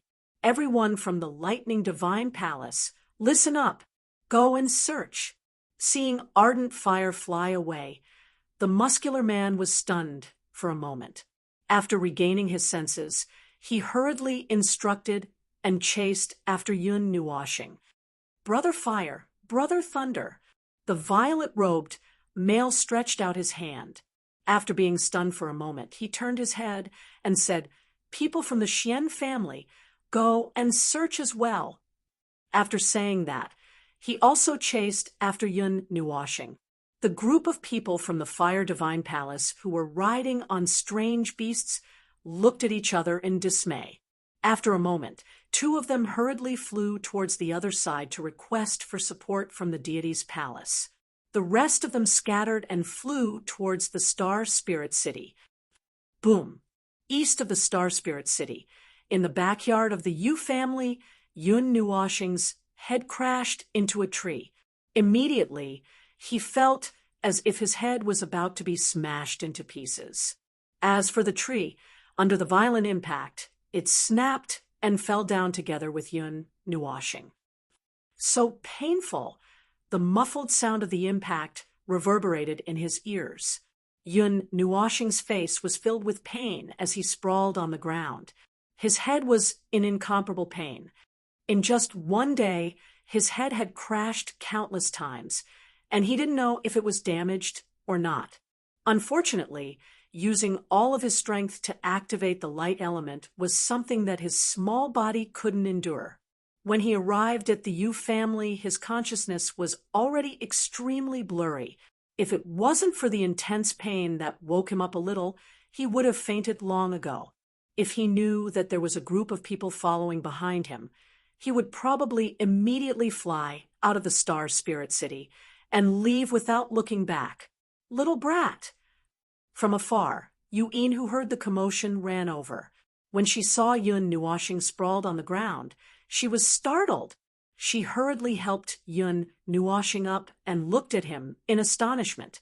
Her jade-like hand was placed on his pulse, and her charming face became even more gloomy. "Let me sleep for a while." After being woken up once again, Yun Nuashing opened his eyes with difficulty. His delicate face was completely pale, and his lively eyes were very dim. After saying that sentence, he completely fainted this time. This made Yu-in speechless. She hurriedly carried him and ran towards the room. Chapter 11. I'm just a small splash in the eternal river of time. No matter how hard I struggle, I will eventually return to the sea. You're leaving? Will you come back again? I don't know, but do you believe in fate? If our fate hasn't ended, we will definitely meet again in the future. At that time? No, it's nothing. We'll talk about it. Then some images appeared in his mind. On an empty flat ground, there was a small river flowing not far away. Inside the flat ground, there was a long grassy slope. When the breeze blew, the grass rippled and slid into the distance. On the flat ground, a group of people looked nervously at the back of the figures standing at the front. Some of them looked a little gloomy, and their eyes were filled with reluctance. The leader of the group, a young man, walked forward and patted the back of the figure as he muttered, "I've watched you walk step by step from the most ordinary person to where you are now. It's time for me to leave. There's nothing to be sentimental about. I'm just the most unexpected passerby in your life. To everyone, I'm just one of the people who hurriedly passed by in their lives. Oh, by the way, I've written about you in a diary or a story. If you're interested, you can take a look. Look back on what has happened to you so far." The figure turned around, and his face was covered by his long hair. He took out a thick book from his arms, rubbed it twice, and handed it to the young man. The young man solemnly took it, and then looked up at the figure. "Goodbye." The figure turned his head and looked at the people behind the young man. His gaze paused for a moment, and then turned back to the young man. One could vaguely see the corners of his mouth curl up. Puffed. "It's a little strange for this sentence to come out of your mouth. You've never left before saying goodbye." The young man couldn't help but laugh. "Ha! One day we'll meet again." Yun Nuashing regained consciousness in the light. When he woke up again, he was lying on the bed. The warm and soft bed made him want to sleep forever. He couldn't help but shrink his body, but he found that he didn't have any strength in his body. The room was filled with a faint fragrance. He looked around in confusion, not knowing where he was. At the last moment before he fainted, he seemed to see Yu-in. "Dream," Yun Nuashing murmured weakly. He seemed to have had a strange dream just now. That dream felt very real to him, as if it had happened not long ago. However, when he tried to think about it, he could not remember anything else. Even that dream was gradually fading away. Creak! The door slowly opened with a soft sound, and a slender figure carefully walked in. as if she was afraid of disturbing the person on the bed. She didn't make any sound as she walked. "He's awake." When the woman walked to the bedside, she noticed that Yun Nuoshing's eyes were slightly open. She paused for a moment, then quickly sat down by the bedside. She pressed her ice-cold hand on his pulse and carefully checked it. "The elemental energy in your body has been exhausted, your vitality has been greatly injured, and your soul energy has been exhausted. Until now, you still haven't recovered. You've been unconscious for 7 days and 7 nights. What exactly did you do?" The red-clothed woman was a little angry as she looked at the boy on the bed in confusion. Just a little. I used all my strength to use the light element. I didn't expect that it would be like this." Hearing the familiar voice, Yun Nuoshing sighed and smiled weakly. In the end, it was because he saw the group of people from Fire God Shrine and Lightning God Shrine. If he wasn't scared by him, he wouldn't have run for his life and wouldn't have been so weak that he had to lie down for 7 days. "You, in the end, are still a little brat. You don't have any sense of propriety when you do things. You've scared us to death. Your breathing and pulse are so weak that we can't even feel it. If it wasn't for the fact that your body still has some warmth, we would have held a funeral for you." Yuin rolled her eyes at him. Her jade-like hands were placed on his chest, and strands of warm elemental energy were transferred into Yun Nuoshing's body through her jade-like hands. The warm energy entered Yun Nuoshing's body and dispersed into his limbs and bones, allowing his ice-cold body to regain some feeling. His stiff fingers were no longer stiff to the point where he couldn't move them. "Hee." Yun Nuoshing smiled apologetically at Yuin. This feeling of being cared for by someone made him reminisce. It was the same when he was in the Qin family. Thinking of this, he thought of little Yu. He wondered how they were doing. Back then, he said that he was going to return to the Zhu family, but he didn't leave a clear location. He didn't know where to find them in the future. After a long while, Yuin retracted her hand, pulled the blanket up a little, and said helplessly, "You should just obediently lie down and rest." After saying that, Yuin stretched out her jade-like fingers and lightly flicked Yun Nuoshing's forehead. Then, she slowly got up and walked out. Tilting his head and watching Yuin leave, Yun Nuoshing slowly pulled his hand out of the blanket and placed it on the pendant. He took out a jade bottle, poured out a pill, and threw it into his mouth. These were all given to him by Mu Ingzi before he left. However, he didn't have the time to distinguish what these things were for.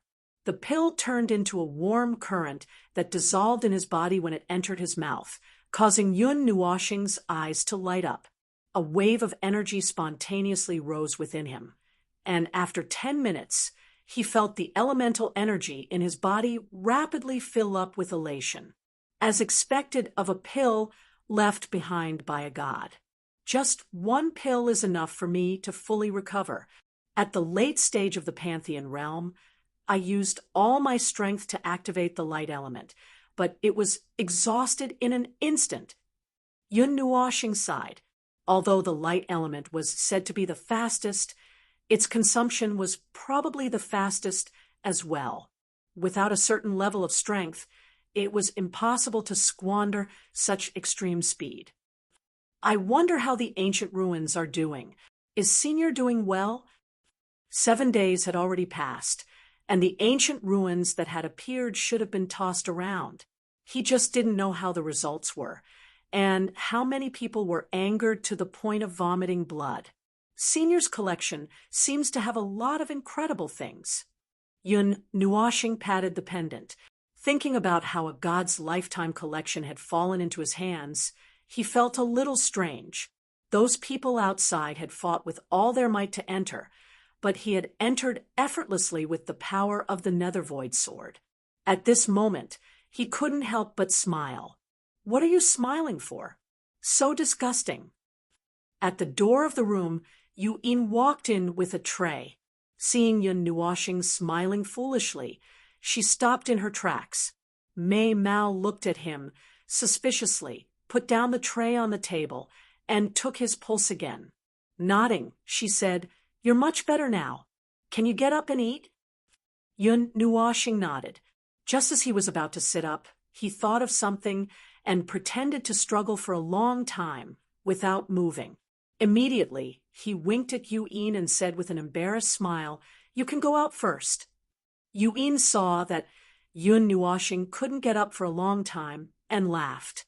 Taking advantage of the fact that he couldn't move, she pinched his cheeks and helped him up. Smiling, she said, "If you can't get up, just say it. Why are you still acting like an outsider? But come, sister will feed you." Just as Yun Nuoxing was about to say something, Yu Yin stuffed a bun into his mouth first, making him unable to spit it out or eat it. "Sigh, I'm pretending to be sick. Even if I have to hold back my tears, I have to finish pretending."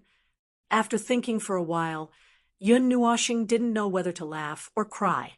With a red face, he let Yu Yin finish feeding him. After eating, Yu Yin put Yun Nuoxing back on the bed.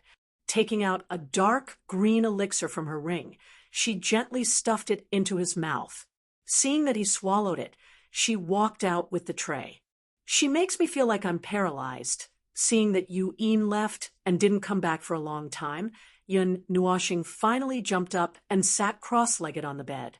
He took out an immortal-grade crystal the size of a fingernail from his pendant and placed it in the air. His hands formed a seal to heal his injuries, and he allowed the 8-colored energy to enter his body and slowly cleanse it.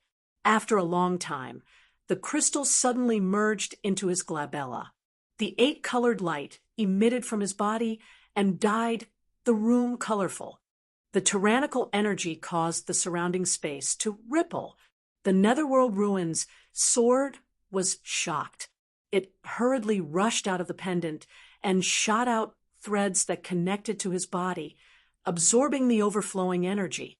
After a while, the energy of the crystal slowly faded, and the room calmed down. Seeing this, the Netherworld Ruins sword circled around him twice before returning to the pendant. Quasi-mortal 6th transformation. "Are you kidding? I've been suppressing it with all my might." Yun Nuoxing frowned and muttered, "It seems I can't use these things casually in the future. It won't do me any good to raise my cultivation level too quickly." Using only a fingernail-sized immortal grade crystal allowed him to raise his cultivation level by an entire level. If he directly refined a large piece, he would probably be able to ascend to the heavens. He didn't know how much energy an immortal grade crystal contained, so he took it out to test it out. He thought that such a small piece would be enough for him to completely recover, but he didn't expect it to actually help him break through and jump a big step at that. At this time, the Netherworld Ruins sword jumped out and vibrated slightly, trying to express something. "You said there won't be any side effects." Yun Nuoxing was suspicious. Then he thought of something and couldn't help but murmur, "I heard Uncle Chin say that the faster I pass the mortal stage, the better it will be for my future, but it's definitely boring to directly refine it. I'll keep these for later use." "It's decided." After thinking about it, Yun Nuoxing nodded. The Netherworld Ruins sword circled around him twice before returning to the pendant. "I don't know why those people are looking for me. I don't know them." Thinking about what happened 7 days ago, Yun Nuoxing suddenly had a lot of questions. He didn't know what kind of power those 3 groups of people were from, nor did he know when he got involved with them. Could it be that they know I entered the ruins? He muttered and then shook his head. The barrier could cover the sky and the sun. Not even a trace of energy could leak out, let alone see him come out. Mu Yingzi had personally sent him out, so it was impossible for him to be seen. Yun Nuoxing rolled off the bed and went out through the window. He gently floated to the roof and looked up at the starry sky. Once he entered the quasi-mortal stage, he had the ability to use the wind element to float in the sky for a while and walk for a certain distance. If he wanted to truly fly in the sky and control the wind element to dance in the sky, he had to have the strength of the mortal stage. Although it was only a difference of one word, it was actually a world of difference. Only when he stepped into the mortal stage could his cultivation journey truly begin. The Netherworld ruins sword moved according to his will. It flew out of the pendant and floated in front of him. Yun Nuoshing reached out to grab it and was about to pull it out of the scabbard. Suddenly, it exploded with a strong light. It quickly shook off his hand and retreated as if it was very afraid of his actions. Yun Nuoshing tilted his head and looked at it, not knowing what was going on. Chapter 12. The Netherworld ruin sword flew back to Yun Nuoshing's side and made some gestures with great effort. Then, it used its divine sense to explain the situation to him. You're saying that the Netherworld ruin sword can't be unsheathed? Why? Yun Nuoshing scratched his head and asked in confusion. The Netherworld ruin sword vibrated as if it wanted to express something anxiously. It rapidly circled around him, but it couldn't say anything. You subconsciously feel that it can't be unsheathed. Yun Nuoshing rubbed his dizzy head and tried to translate the sword. The Netherworld ruin sword made a crisp sound as if it was confirming something. Why? Yun Nuoshing frowned and scratched his head in confusion. How could it be used if it couldn't be unsheathed? Was it supposed to be used together with the scabbard? You really want me to use the scabbard? Yun Nuoshing was speechless. Okay. I won't unsheath it, okay?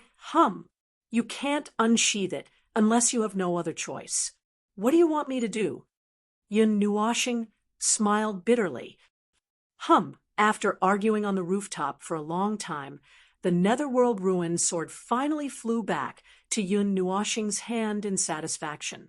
A faint purple light lingered around the sword, and one could almost feel its emotional fluctuations.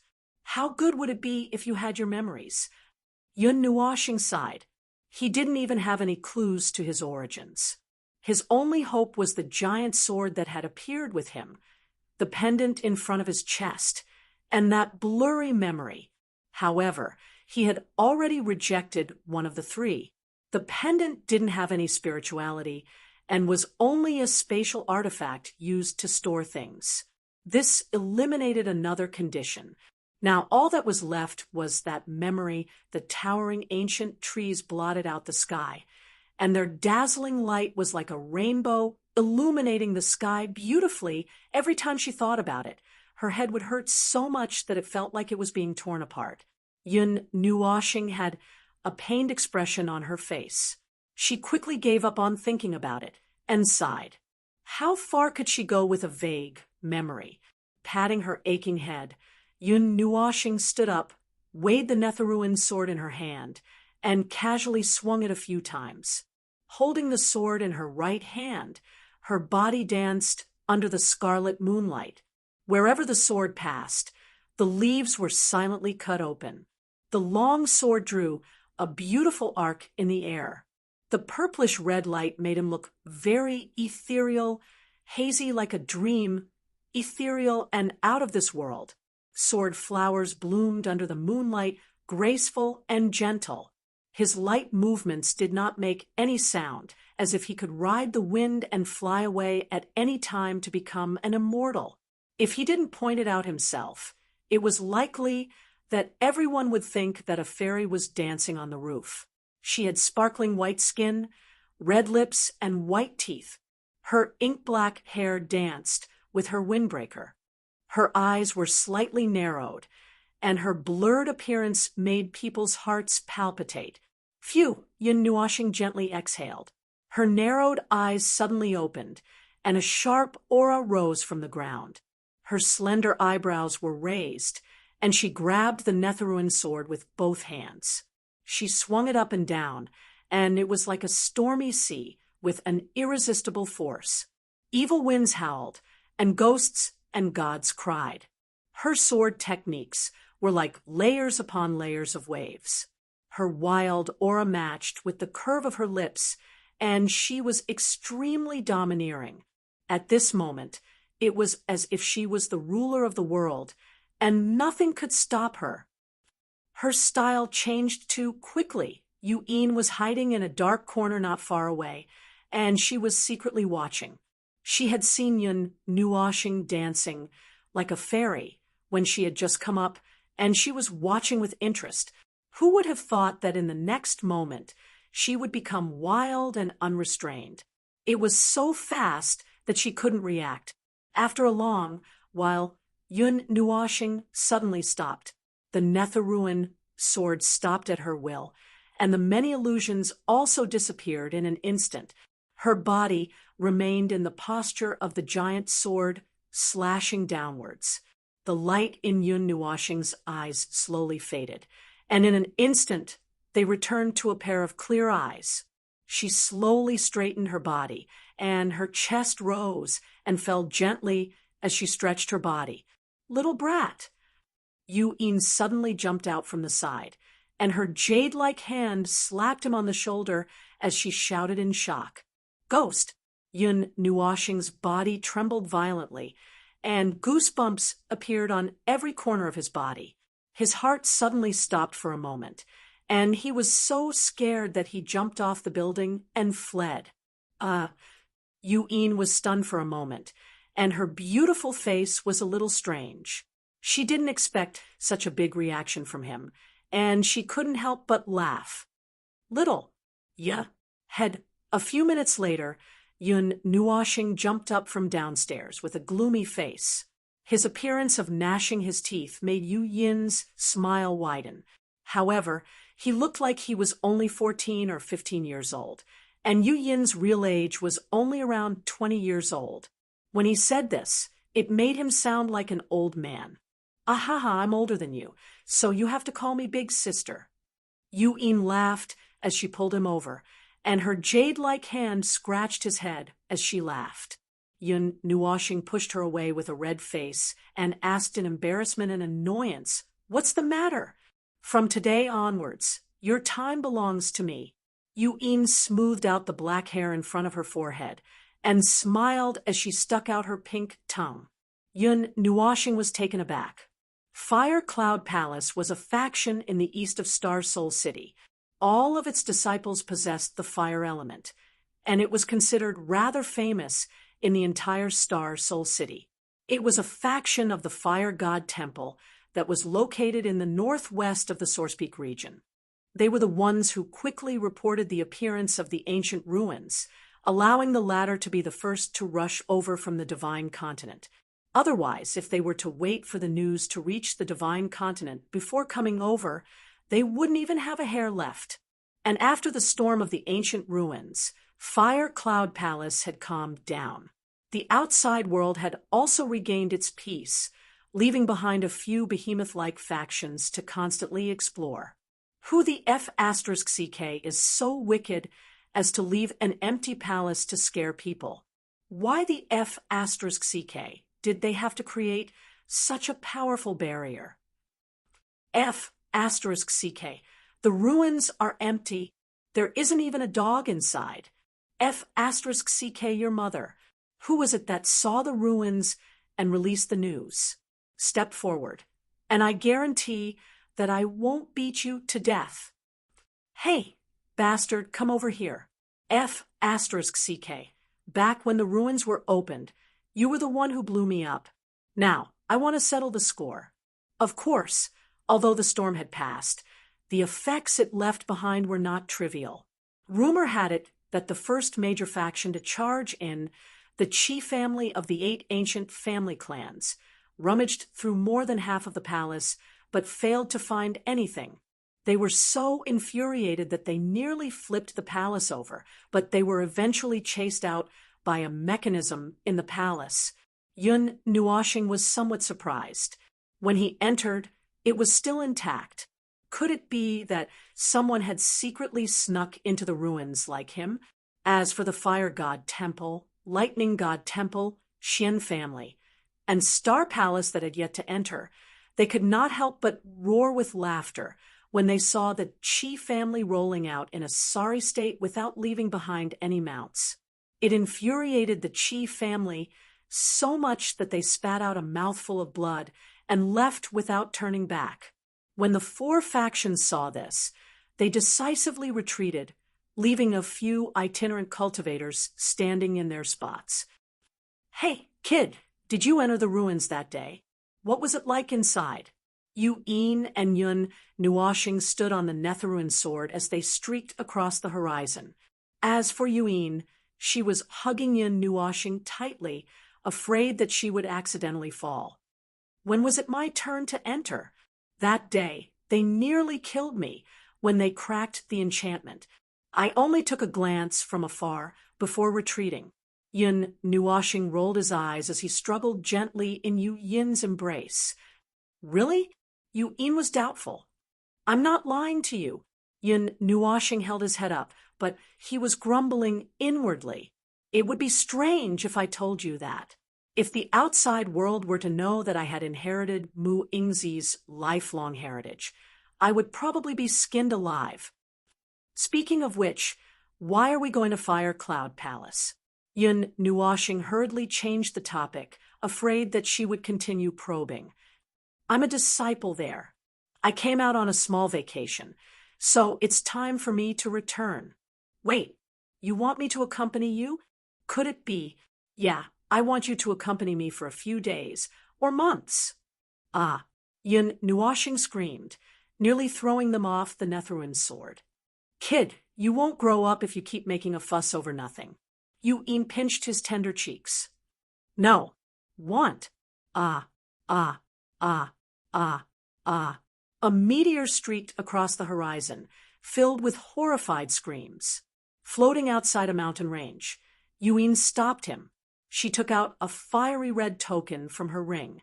On it was written the word "fire" in flamboyant calligraphy. She held the token in her hand and gently placed it on the void in front of her. A blazing flame emanated out as the light expanded. The space in front of her began to ripple like water. Space gently fluctuated as a spatial tunnel slowly appeared in front of them. Yun Nuoxing was taken aback as he reluctantly flew in with his sword, and with him entering, the spatial door dissipated into nothingness once again. A world of its own. As soon as he entered, Yun Nuoxing felt that the air had become much hotter. The fire elements in his body immediately became active, and the rolling hot energy continuously surged into his body, causing his newly stabilized strength to have a tendency to increase again. This is a superior faction of Fire Cloud Palace, the Fire God Temple. It's about the size of a city, but it's very well hidden. If not for some special method, even experts at the godly monarch level would not be able to find this place, explained Yin with a nod. Screech.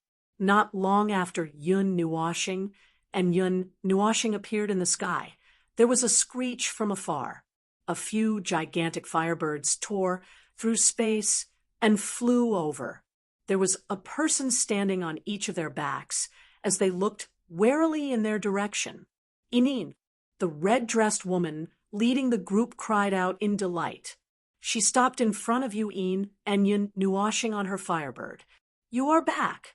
Did you enjoy your vacation? Is this sword kinesis flight? Where did you learn it? Hey, is this your sister? She's so cute. How old is she? Does she have a boyfriend? Do you have a Dao companion? Where did you go during your vacation? Did you bring back any specialties? Is there anything for me?" The red-dressed woman seemed very excited as she kept talking to Yin.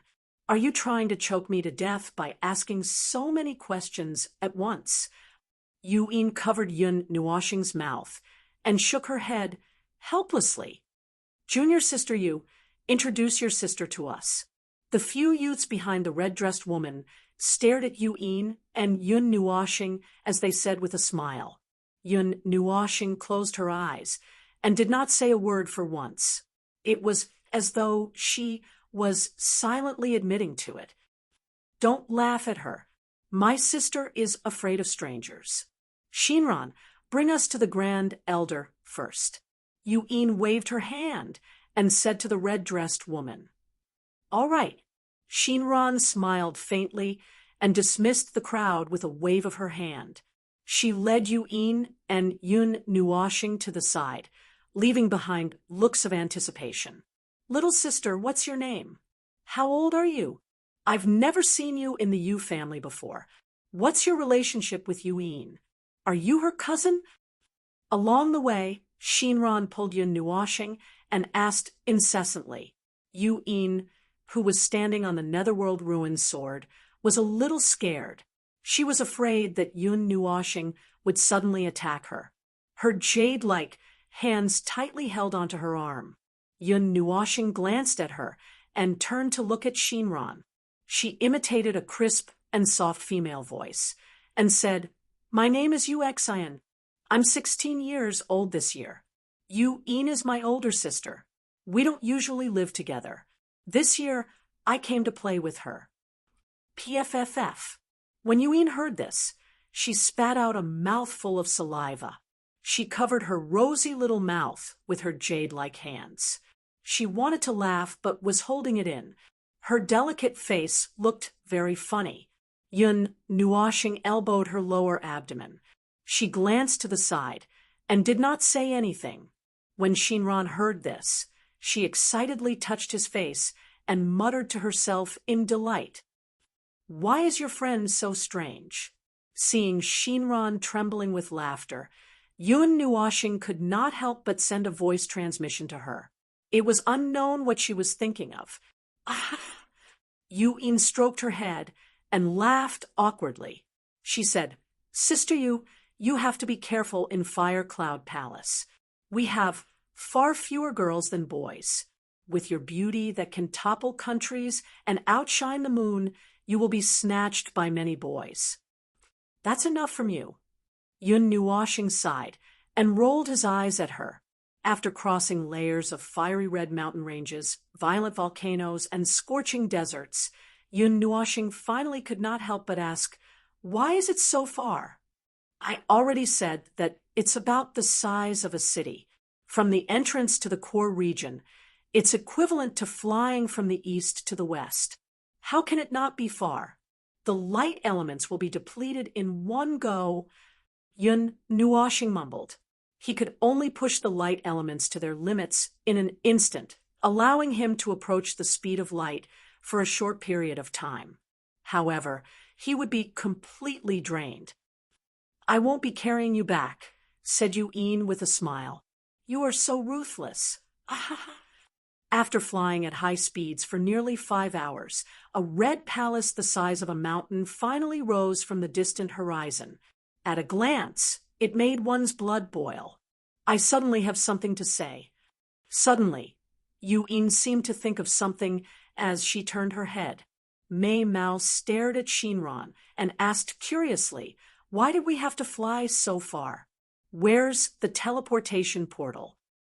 Ah, Shinran exclaimed as she scratched her silky hair in embarrassment. She lowered her head and said, Well, I ruined it. What? Yun was shocked. The last time I was carrying an energy source when I was traveling. I wasn't careful. Shinran turned her head away with a red face and stuttered.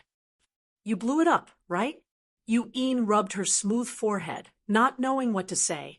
How many times has it been already? She couldn't help but scold. How many times have I told you can't? I know.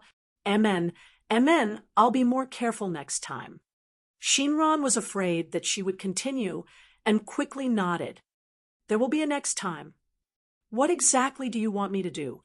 Yun Nuoshing transmitted his voice to Yun as he looked at the approaching palace.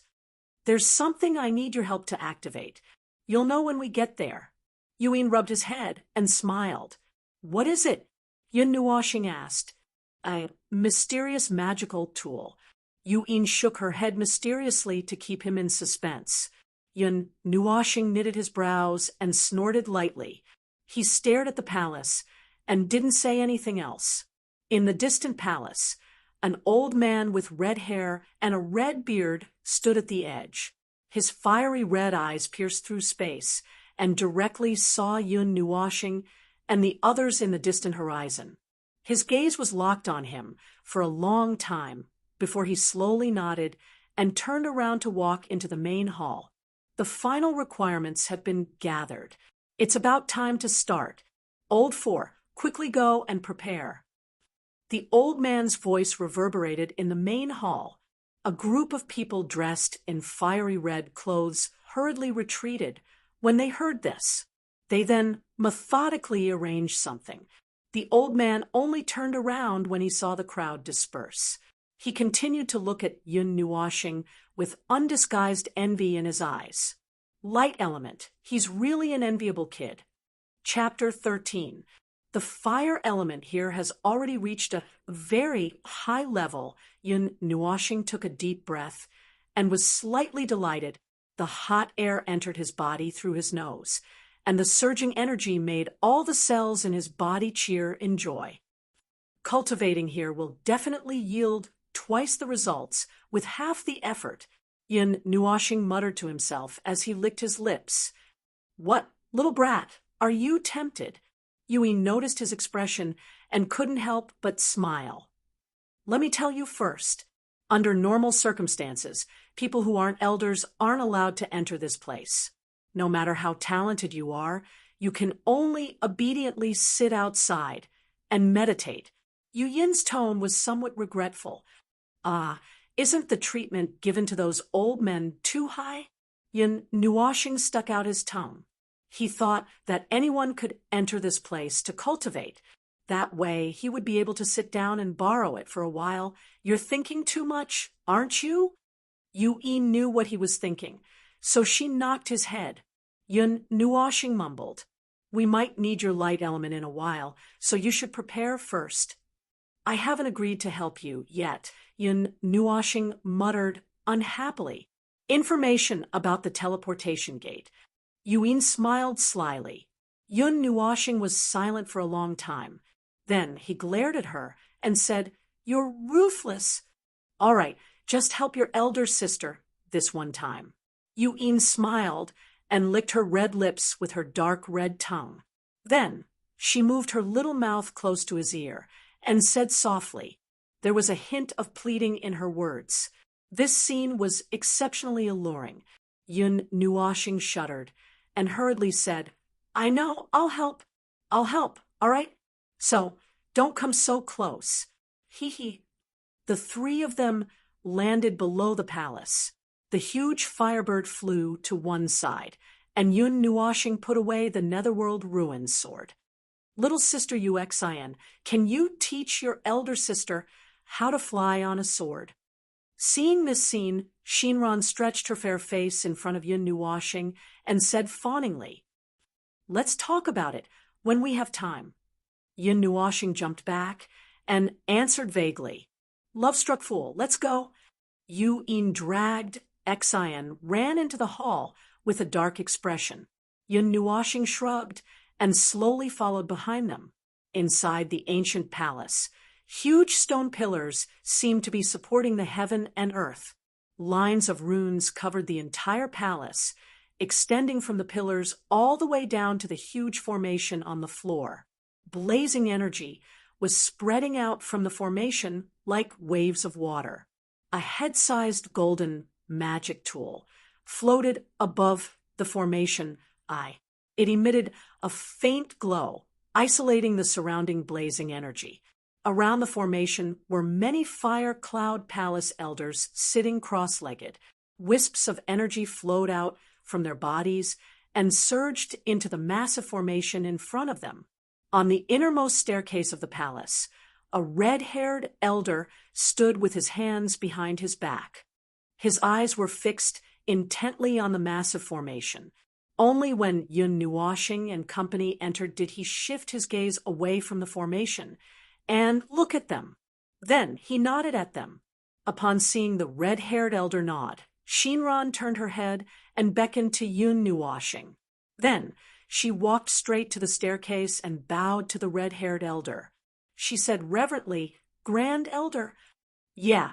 The Grand Elder nodded. He turned his gaze and looked at Yun Nuoshing.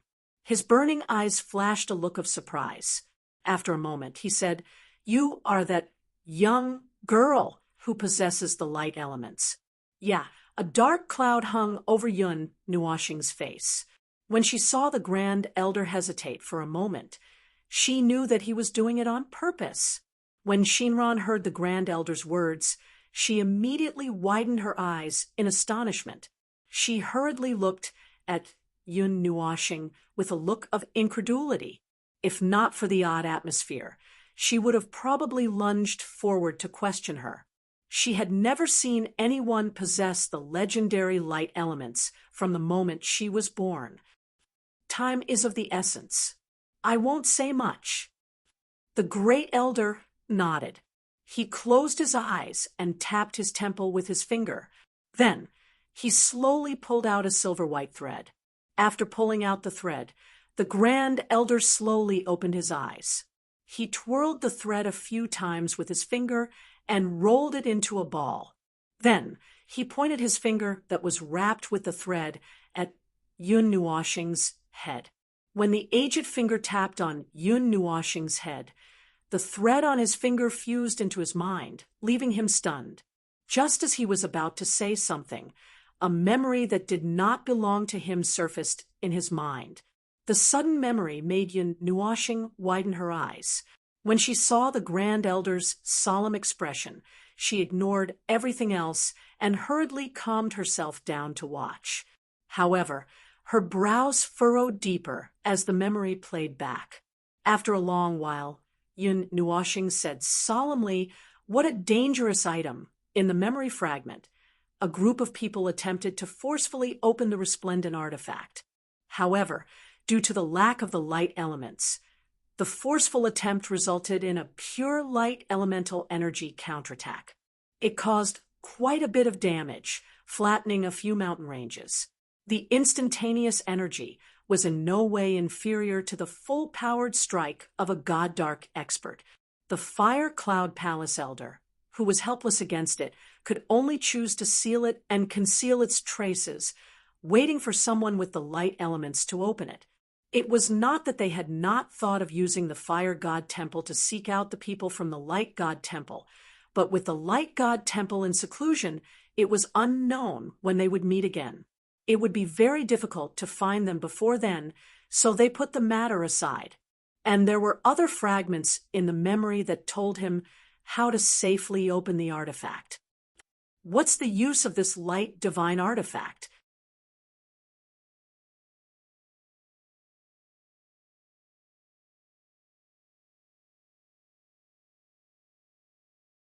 Even the spiritual energy of the dragon vein is being drawn in the superposition of 18 formations. This, if it wasn't for the large consumption of light element, I would definitely be stuffed to death. However, the energy here is all fire elemental. Those arrays can transform the fire elemental energy into non-elemental energy. Yun Nuoshing looked up from the bottom. With the help of the evil spirit eyes characteristics, he was able to see the functions of those arrays. Just as his gaze moved to the top, he was suddenly stunned. The evil spirit eye stared blankly at the array at the top. Elemental conversion. In the small formation at the top, the fiery red element quietly turned into a brilliant gold as it passed through the formation. It was only a little bit faint, but it seemed to be able to illuminate the entire hall. What a big move. I wonder if I can use my evil spirit eye to analyze and learn the elemental conversion. Yun Nuoshing gently rubbed his 2 fingers. Now was not the time to unseal the light divine tool. His thoughts were focused on the array. He had a total of 4 elements in his body, but the light element was the most abundant. The other 3 elements were much less. If he could inscribe this array, he would be able to use the other three elements at will. Chapter 14. Young lady. Just as Yun Nuoshing was immersed in observing the array, a young voice suddenly pulled him back to reality. It gave him such a fright that he immediately closed his evil spirit eye before turning his gaze to the side. Beside Yun Nuoshing, there was a man in red who had appeared out of nowhere. His light red hair was casually draped over his chest and back, and his pitch-black eyes were burning with flames from time to time. His slightly sharp chin was slightly lowered, and his delicate and pretty face had a faint smile, which made people have a good impression of him. Sect Master. The Grand Elder bowed slightly at the young man who had suddenly appeared beside him. This is the Sect Master? He looks even younger than my father. Yuin mumbled into Yun Nuoshing's ear. She had never seen the Fire Cloud Palace's Sect Master before, and never expected him to be such a young man. Ha ha! With the Fire Cloud Palace's Sect Master's strength, he naturally heard her. He looked at Yuin and chuckled.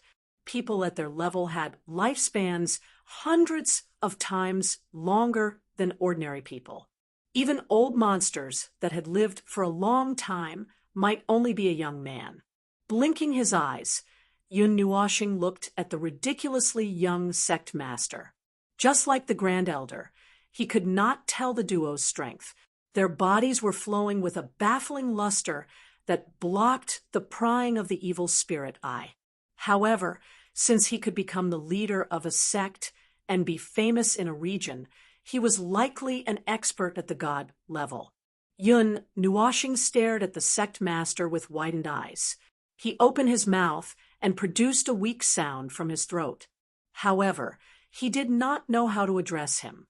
His mind spasmed as he shouted, "Hello, Uncle Pwa." The Grand Elder, who was watching the array in the hall, spat out a mouthful of water. Shinran and Yuin staggered and nearly fell to the ground. They lampooned inwardly. "Uncle, your sister.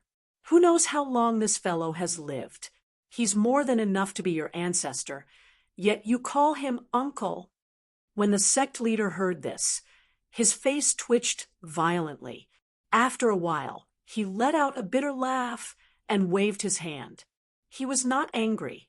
Instead, he smiled and said, "Little girl, if you are ready, then enter the formation.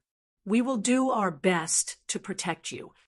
Yun Nuoshing nodded awkwardly. He had blurted out the way he had addressed her. After all, he didn't know what to call her. Nodding his head, the soles of his feet lightly touched the ground. His body agilely leapt up and slowly landed in the eye of the array. The jade bracelet on his left hand suddenly emitted a pure, white light that enveloped Yun Nuoshing, isolating her from the scorching heat in the surroundings. This caused him to be somewhat astonished. When he was in the ruins, this bracelet had also lit up, but he was still unable to see what material it was made of, regardless of whether he used his evil spirit essence or not. After being astonished for a while, Yun Nuoshing shifted her gaze and looked at the light divine tool that was close by. The so-called divine tool was a mirror. Its bronze frame was engraved with complicated patterns. The entire mirror was resplendent in gold. A vast amount of light energy flowed within this head-sized mirror. The energy that leaked out made even Yun Nuoshing, who also possessed the light element, feel apprehensive. Using his evil spirit essence, he could see many azure veined patterns engraved on the surface of the mirror. Tens of thousands of veined patterns extended from the center of the mirror. If he looked carefully, he could see that there was a ring of gray energy that blocked the energy transmission of the veined patterns. After looking at the Grand Elder's memories, Yun Nuoshing also understood that the so-called unsealing was to eliminate that ring of gray energy. If the energy contained within explodes, I'm afraid I won't even have a corpse left.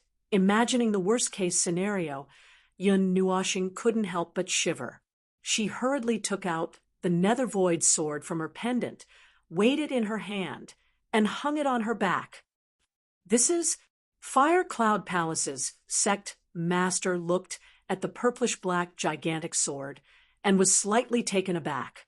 He carefully sized up the gigantic sword as his narrowed eyes flashed a heavy look. Similarly, the Grand Elder wore a heavy expression. He could clearly sense that the moment the Nethervoid sword appeared, the entire array's energy stirred. However, it quickly calmed down. However, the tiny fluctuation did not escape their perception. They instinctively felt that it was no ordinary item. "Sect Master, do you recognize this sword?" asked the Grand Elder out of curiosity when he heard the Sect Master's muttering. "I don't." The Sect Master shook his head and said, "I only have a feeling that the sword contains an extremely terrifying energy. However, I feel like it's incomplete." Yun Nuoshing did not hear what they were saying. He was focusing his mind as all the essence energy in his body surged rapidly. He was even stirring the pure energy around him. As he had fire elements in his body, the surrounding energy drilled into his body without him needing to deliberately stir it. The purified non-elemental energy also surged into his body with the fire elements. The feeling of being filled with energy made Yun Nuoshing have the urge to engage in a great battle. As for the elders who were waiting outside the array, they didn't know of this. They thought that Yun Nuoshing was accumulating strength. Putting his palms together, Yun Nuoshing's mind stirred. Faint light elements surged out from his palms and slowly extended out with Yun Nuoshing's will. His mind was constantly replaying the construction process of the array formation in his memories as he stirred the light elements to draw on his palms. This child's perception is not bad. Seeing Yun Nuoshing make his move, the sect master and the others were silent. The Grand Elder looked at Yun Nuoshing's slow but precise construction of the array formation in his palms and couldn't help but nod his head. His voice carried a hint of praise. If he is properly nurtured, he might be able to become an array master. This kind of thing is rare nowadays. The sect master also smiled. The array formation in the main hall was completely constructed by one person. The others were only maintaining the array formation's energy consumption. Even for them, if they wanted to activate the array formation, they had to use the array diagram. 10 minutes later, Yun Nuoshing let out a sigh of relief. He slowly opened his closed eyes and lowered his head to look at the palm-sized array formation with exaggerated patterns. He nodded in his heart. With a wave of his hand, the array formation left his hand and flew in front of the mirror. Yun Nuoshing's hand seal changed, and the array formation gradually enlarged. When it was the same size as the mirror, it slowly moved forward and enveloped the mirror. Swallowing his saliva, Yun Nuoshing's right hand surged with resplendent light elements. The light elements hovered for a while before transforming into a thin needle. It approached the array formation bit by bit. After lightly touching it a few times, it plunged into the array formation's eye. Then, Yun Nuoshing's will followed this strand of light elements into the mirror. With his eyes tightly closed, Yun Nuoshing controlled the light elements from afar and poured them into the array formation. Feeling the rapidly fading origin energy in his body, he couldn't help but frown. His soul mobilized the rich energy in the array formation. He first refined it in his body before sending it into the array formation. Seeing that his mind was connected to the divine weapon of light, the great elder couldn't help but clench his fists tightly. His eyes were fixed on the mirror that was only the size of a head. Previously, they couldn't connect to the divine weapon of light and forcefully opened it and suffered a backlash. This time, seeing everyone's serious expression, Yuin couldn't help but clench her fists tightly. Mei Mao stared nervously at Yun Nuoshing. "Yuin, you guys go out first. We'll take care of things here." The bishop looked at Yuan and said softly. Hearing this, Yuan shook her head and said softly, I brought him here. I want to stay and take care of him. Seeing Yu Yin's stubborn look, the bishop sighed and nodded lightly. He was actually afraid that he wouldn't be able to take care of these two girls when the divine weapon of light backfired. With Yu Yin and Xian Rant's current strength, they would be turned into ashes if they came into contact with the energy. Looking at the blocked energy patterns in the mirror, Yun Nuoxing frowned. He quietly observed for half an hour before taking action. His mind methodically controlled the flow of light elements in the patterns. Seeing that Yun Nuoxing was facing a great enemy, the Nether Void sword emitted a wave of energy that calmed his tense soul. The light elements slowly flowed in the mirror. Seeing that nothing unexpected happened, everyone let out a sigh of relief. However, they still paid close attention to the situation inside the array.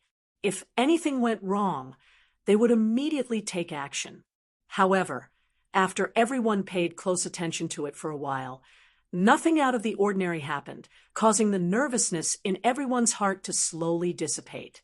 The light essence smoothly entered the mirror, and as if a lock had been unlocked, a caw-caw sound could be heard. The great elder couldn't help but take a deep breath. He knew that the divine artifact was slowly being unsealed. It seems that it's only a matter of time before the divine weapon is activated. The bishop nodded, and a gentle smile appeared on his tense face. He said to the great elder and the others, This young girl, I'll leave her in your care. I'll go back and continue my seclusion. Call me when it's time to confer the divine weapon of light. After saying that, he didn't wait for anyone to reply and directly disappeared, leaving behind the great elder with a bitter smile. Yuan was still worried for a long time. After observing for a while and seeing that nothing unexpected happened, she relaxed and sat cross-legged on the spot, waiting for Yun Nuoxing to wake up. Seeing that Yuan hadn't left, she could only suppress the thought of running away and sit cross-legged. Why do I feel a sense of familiarity? Yun Nuoxing frowned. That mirror seemed to have formed some kind of invisible connection with him. It wasn't the kind of connection that appeared out of nowhere, but the kind that seemed to have just awakened.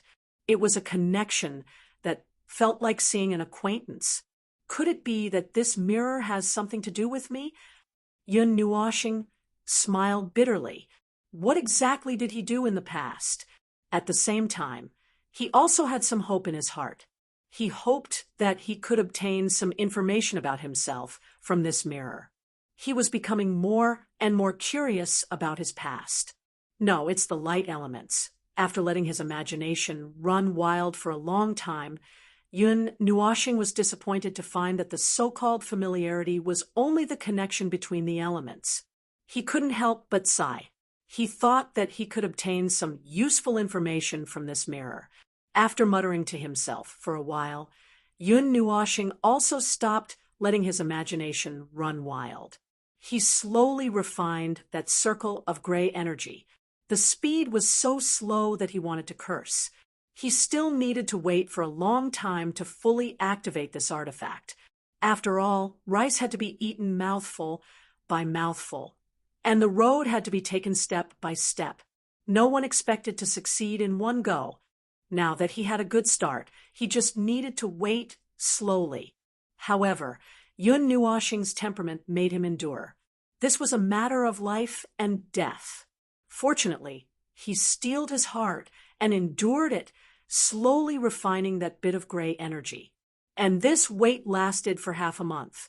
During this half a month, Yun Nuoxing didn't have the slightest bit of rest.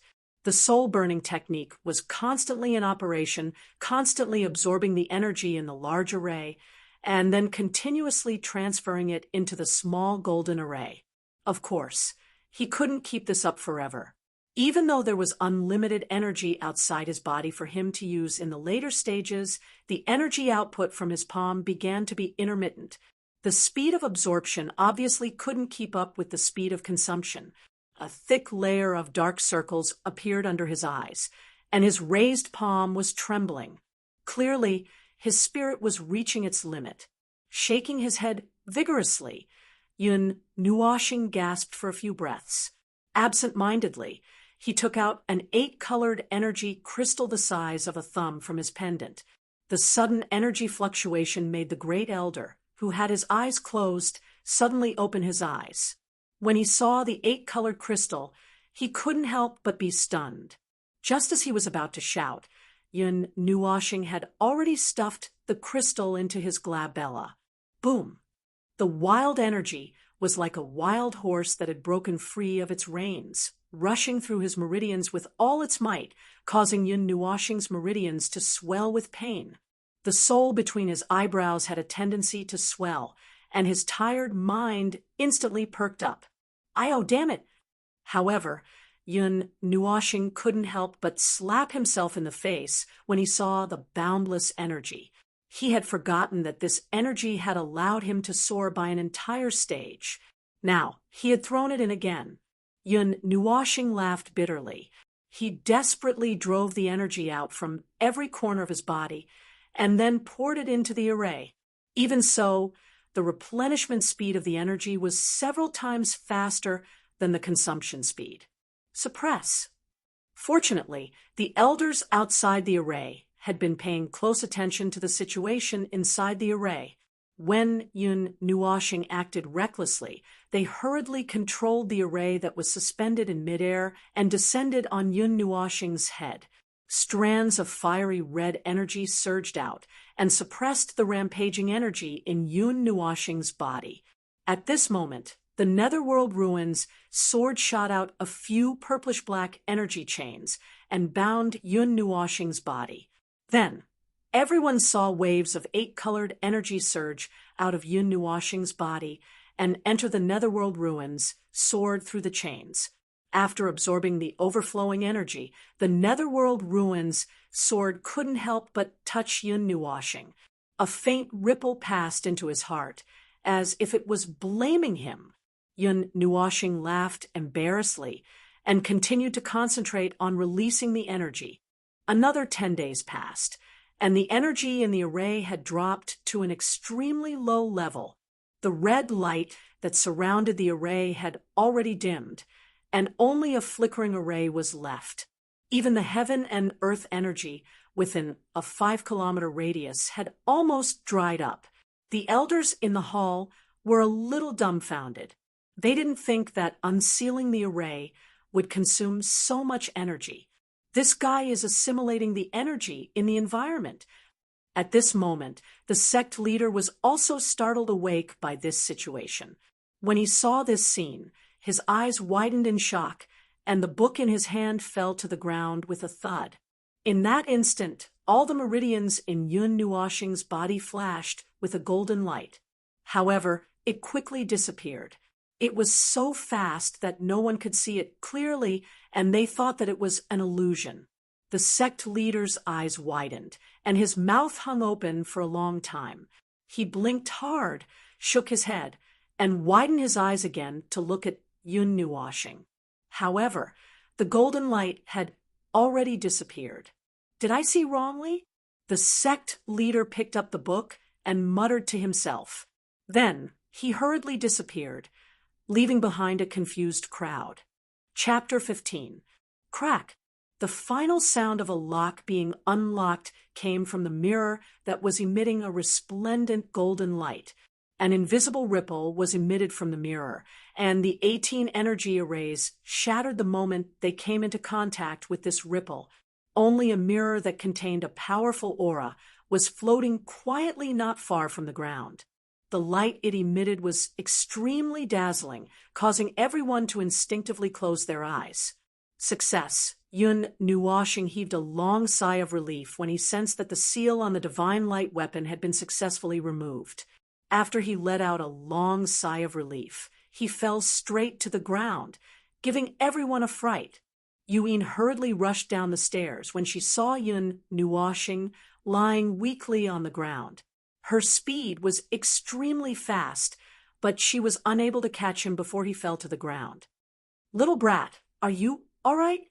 Seeing Yun Nuoshing sprawled out on the ground, panting softly, Yuin carried him up with heartache and asked anxiously. Her voice was so soft that only the two of them could hear it. Yun Nuoshing opened his eyes weakly. He was slightly taken aback when he saw the nervousness on Yu Yin's face. He opened and closed his eyes many times, but in the end, he closed them weakly. He nodded and muttered, "I'm fine. I'll be fine after some rest." He had been continuously refining that wisp of gray energy for more than half a month, and it had consumed too much of his energy. Although the depletion of his yuan power could be recovered by the array, the exhaustion on his mind and soul could not be removed. Now that Yun Nuoshing had completely relaxed, the exhaustion that he had been suppressing suddenly appeared. However, he still maintained a little bit of consciousness and did not allow himself to fall into a deep sleep. The Great Elder was overjoyed. He nodded and waved to everyone. Then he hurriedly walked down the stairs and walked to Yun Nuoshing's side.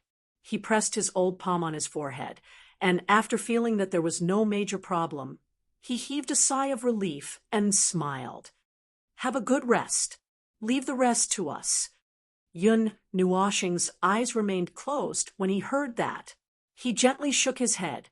The only reason he did not fall asleep was to see if the pillar of creation had been sealed. Thus, he opened his mouth and muttered, "I'll go take a look too." The Great Elder could not help but be startled when he heard that. He frowned and saw that Yun Nuoshing's eyelids were trembling, but he still forced himself to open his eyes. The Great Elder sighed and said, "All right, I'll let you take a look." After that, the Great Elder gently held the divine light mirror and nodded at Yuin. Then he walked towards the passage that led to the pillar of creation. Yuin also understood the Great Elder's intention. She carried Yun Nuoshing and walked towards the passage. As for Shinran, she was not interested in this. She said that she was going back to sleep and left the main hall.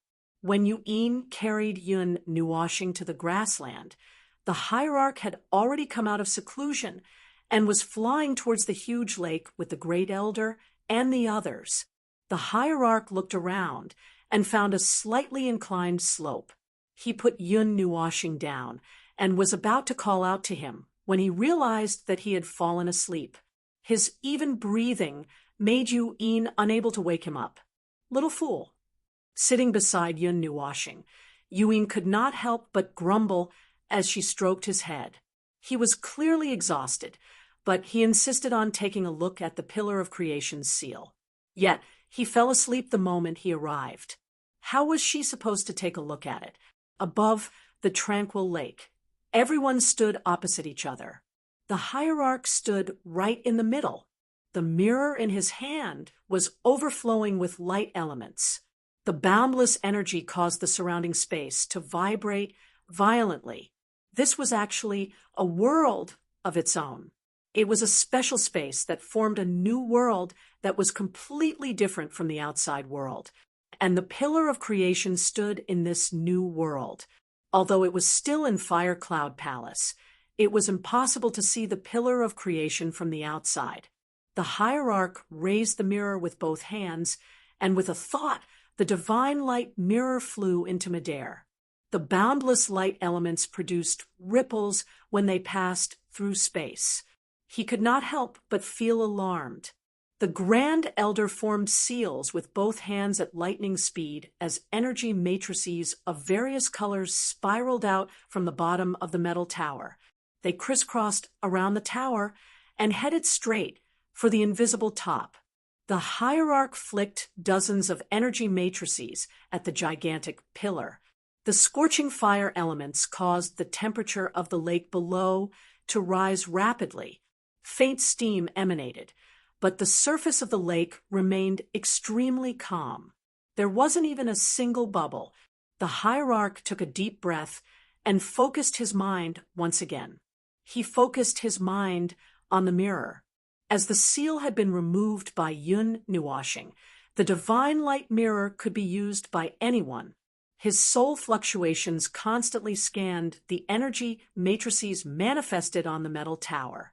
After a while, the mirror trembled and automatically flew to a certain place. The hierarch also hurriedly followed it. He focused his eyes and saw that the place where the divine mirror was located was covered with colorful spell formations that extended to other parts of the huge tower like veins. In the middle of the spell formations, there was a huge hole. There were 8 colors, but only the golden light element was missing. With a thought, boundless light elements spread out from the mirror and drilled into that hole. They began to draw a specific array formation inside the gigantic pillar, combining with the other 8 elements to complete the seal. The hierarch let out a sigh of relief and connected the light elements to the array formation of the other 8 elements. Repair. After an unknown amount of time, Yin Nuoxing slowly opened his eyes and stared blankly at the sky. There were many white objects floating in his line of sight. Moments later, his blurry vision gradually became clear. Only then did he see that those white objects were white clouds floating in the sky. "Little brat, you're awake?" On the side, Yuin turned her head and saw Yun Nuoxing open his eyes. She was slightly startled and said while covering his forehead with her jade-like hand, "Are you all right?" Feeling a warm little hand on his forehead, Yun Nuoxing blinked and turned his head to look at Yuin. A cool breeze blew from afar.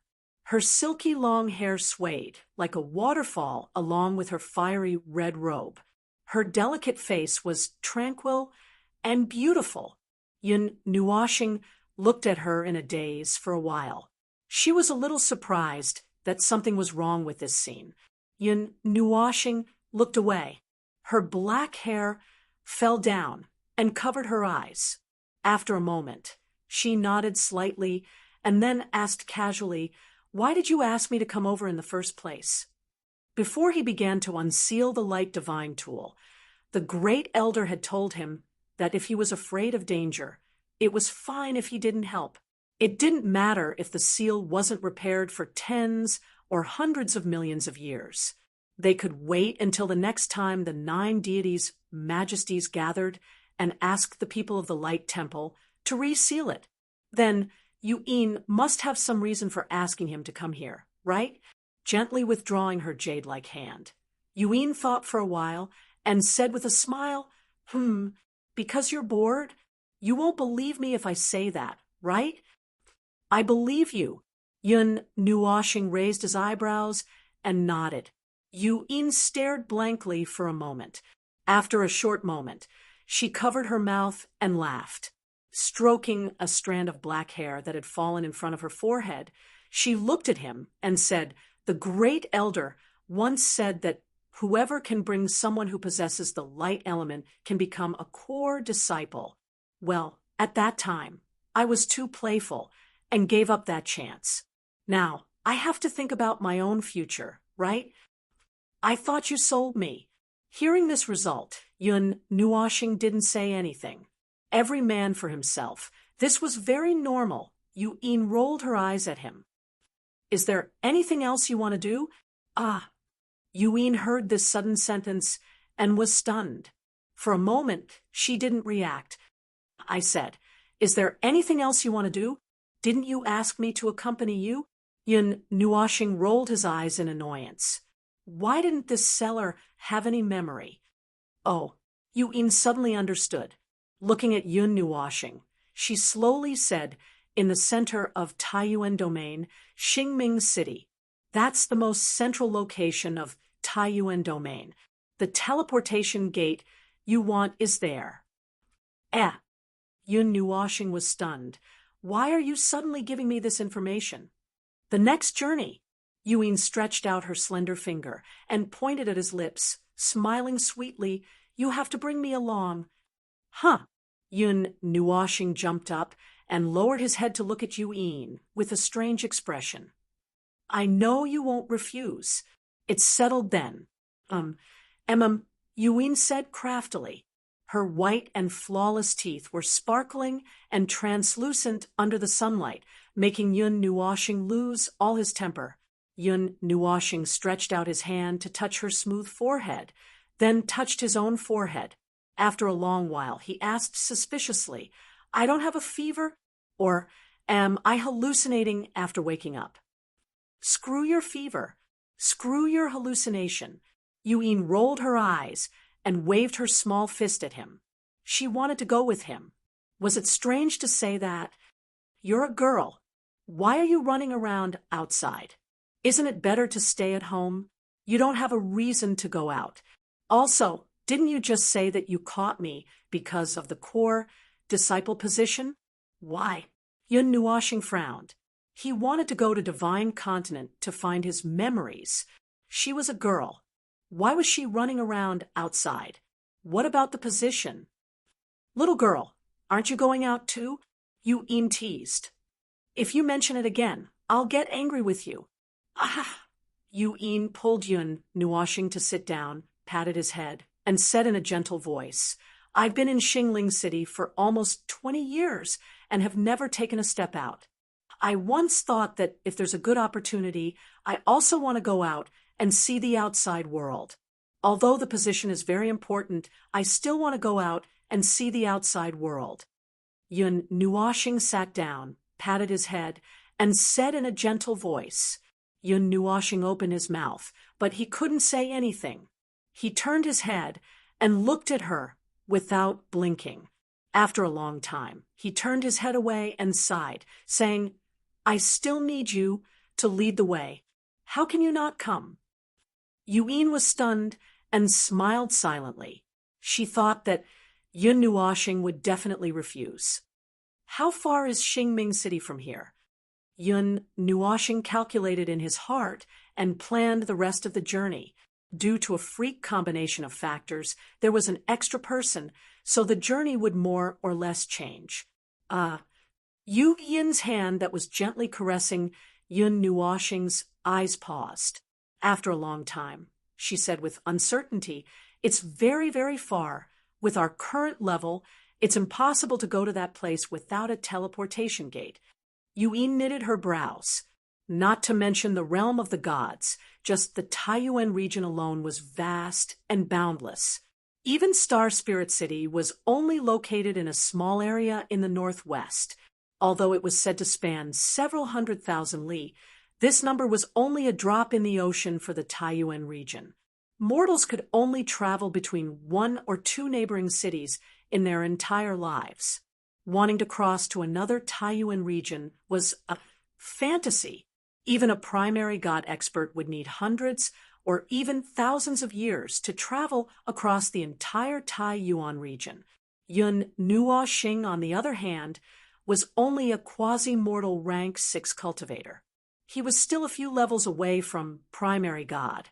Roads are meant to be walked. No matter how far it is, this land is continuous. Sooner or later, we'll be able to walk across it. Yun Nuoxing wasn't worried and said, lazily, You make it sound so easy." Yun rolled her eyes at him. Chapter 16. Buzz. While the two of them were chatting, the pillar of creation in the distance suddenly emitted a soft sound, and colorful runes appeared on its surface. Thousands of bright golden threads intertwined with the other 8 energy threads and extended toward the top. Did it succeed? Looking at the dazzling iron tower from afar, Yun Nuoxing sized it up curiously for a while. He couldn't help but smile when he thought about how he had contributed to the conferring of this title. If there's nothing else, let's leave too. I want to go back and take a nap. Yun Nuoxing stretched with all his might, and the bones in his body crackled nonstop. Just as he opened his mouth to yawn, he suddenly discovered something. He hurriedly opened his eyes wide, and a trace of shock surged in his eyes, causing him to be so shocked that he couldn't finish his yawn. Bang! A sound that sounded like a heartbeat suddenly reached his ears, and the organs in his body resonated with that sound. Under the ground, a net-like blood-red light suddenly flickered. The net-like threads were arranged very chaotically, like the roots of a big tree, but also like the blood vessels in the human body. There was no pattern to it at all. The blood-red veins had the bottom of the pillar of creation as the center point, but they extended all the way to the end of the line of sight. Yun Nuoxing could vaguely feel that something seemed to have awakened, and it was slowly emanating from the ground and rising to the ground. Little brat. Seeing Yun Nuoxing's pale, handsome face, Yuin frowned, thinking that he hadn't recovered yet. She hurriedly reached out to hold his shoulder and said nervously, "Are you really okay? Your face is as pale as paper."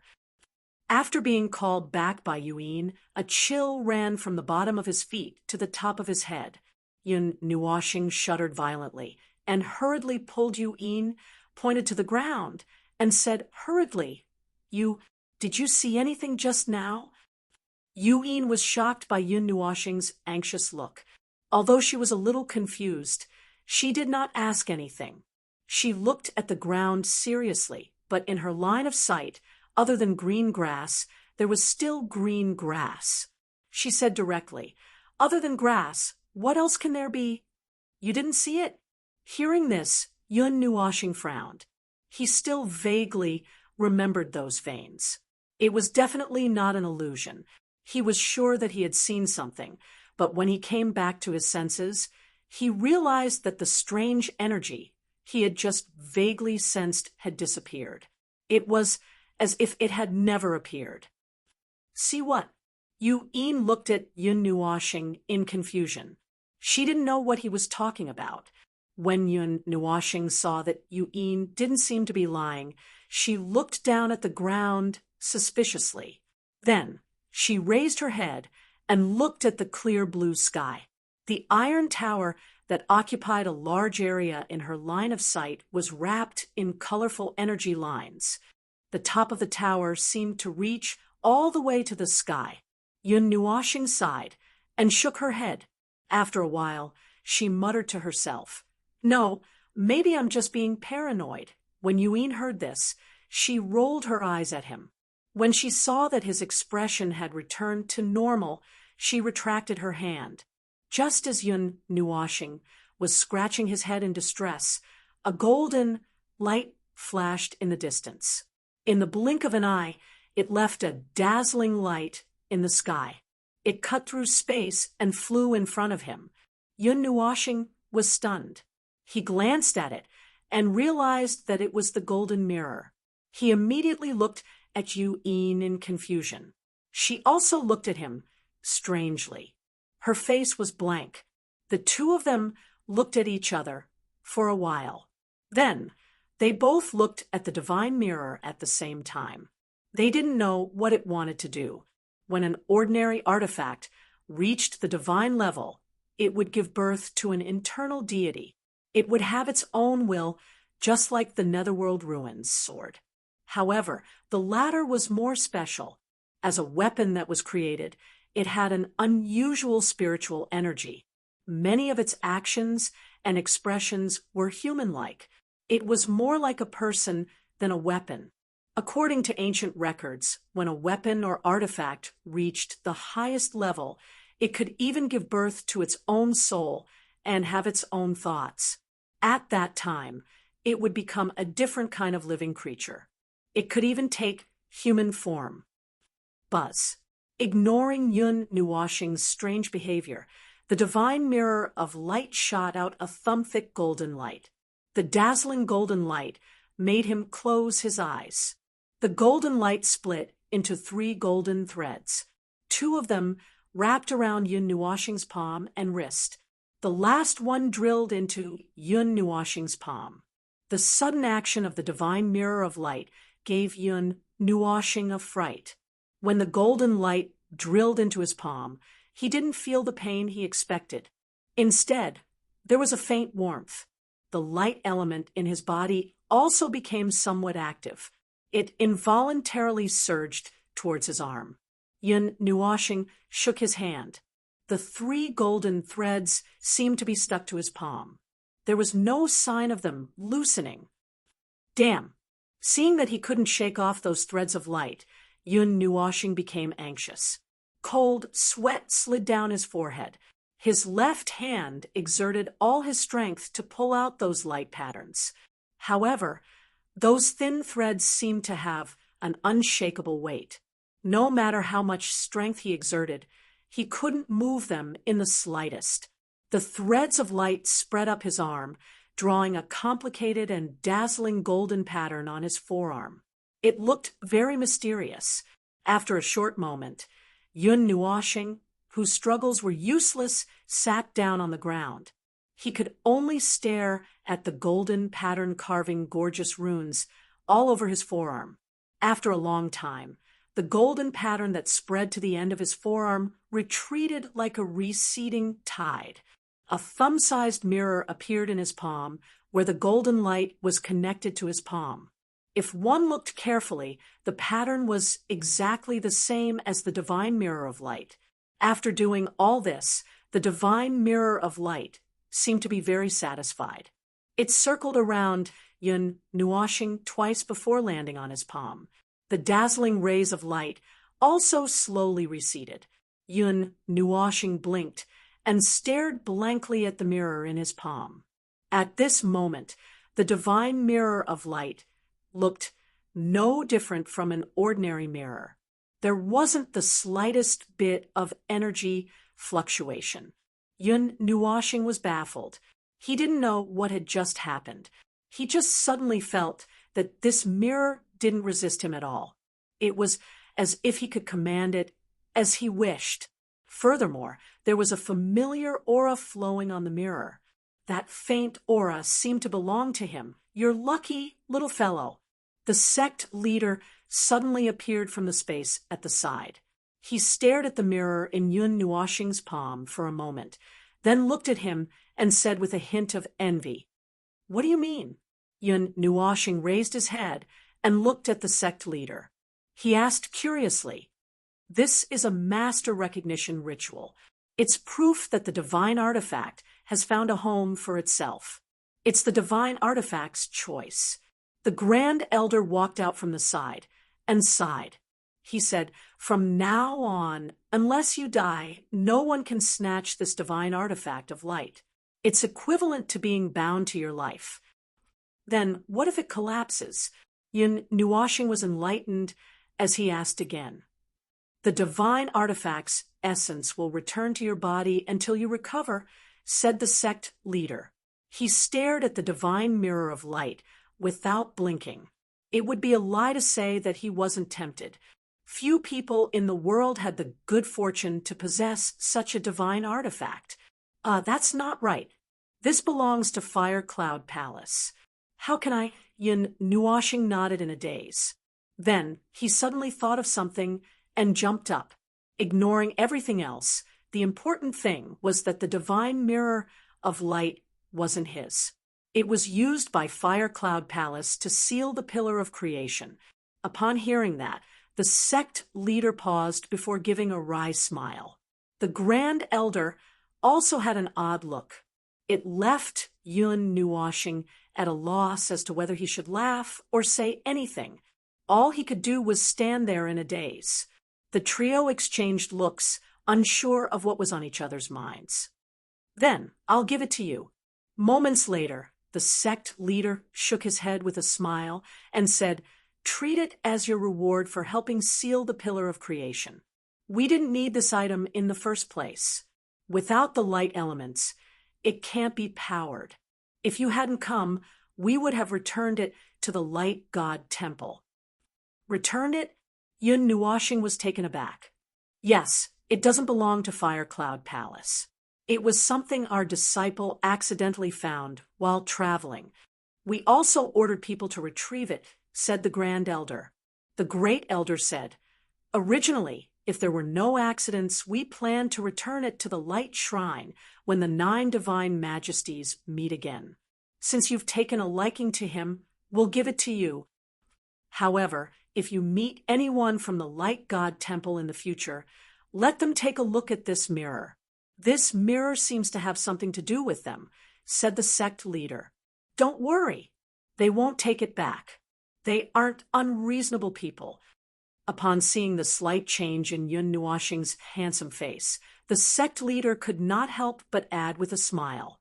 Yun Nuoxing heaved a sigh of relief when he heard this. He was truly afraid that the members of the Radiant God Hall would find out that their divine artifact was in his possession and send someone to take it back. Moreover, it was actually very simple to take back a divine artifact that had recognized its master. All he needed to do was wipe that person away. After feeling relieved, Yun Nuoxing carefully sized up the mirror. After some thought, he directed it with his mind. The divine mirror of light slowly dimmed before transforming into a point of light that shrunk into the mark in his palm. With a thought, he summoned the divine mirror again. Yun Nuoxing cocked his head as he stared at the divine mirror that floated half a foot above his palm. The divine mirror moved according to his will as it slowly floated into midair. With his middle finger and thumb together, he snapped his fingers. The divine mirror of light suddenly emitted a resplendent beam of light, causing everyone beneath to narrow their eyes. A golden energy beam that was hundreds of feet long suddenly shot out from the divine mirror. The golden energy beam tore through space, and the boundless energy left the sect leader perturbed. It was unknown how far it shot out before it slowly dissipated. Good stuff.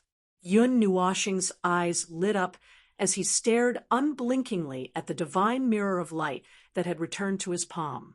The corners of his mouth curled up into an extreme arc, speaking of which, I don't think I saw the pillar of creation when I was outside. Yun Nuoxing scratched his head. Such a massive pagoda would be an extremely eye-catching existence, no matter where it was placed. However, he had never seen such a massive object outside. Furthermore, he did not know that this was a world of its own. This is a world that Fire Cloud Palace and the Fire God Temple have reinforced for generations. It's a world created by the Fire God Temple's ancestor. The outside world naturally cannot see it, explained the sect leader with a smile. What grade is this mirror? Asked Yun Nuoxing again. Upon hearing that, the sect leader was taken aback as he rubbed his temples. Moments later, he said, a conservative estimate is that it should be a high-grade divine artifact. High-grade? Yun Nuoxing's eyes lit up when he heard that. Yu'in could not help but draw a cold gasp. A high-grade divine artifact was an artifact that could only be forged by a high-grade god. If it was sold, there would definitely be countless people fighting over it. You punk. Upon seeing Yun Nuoxing's excited look, the sect leader scolded jokingly. You're no longer a young girl?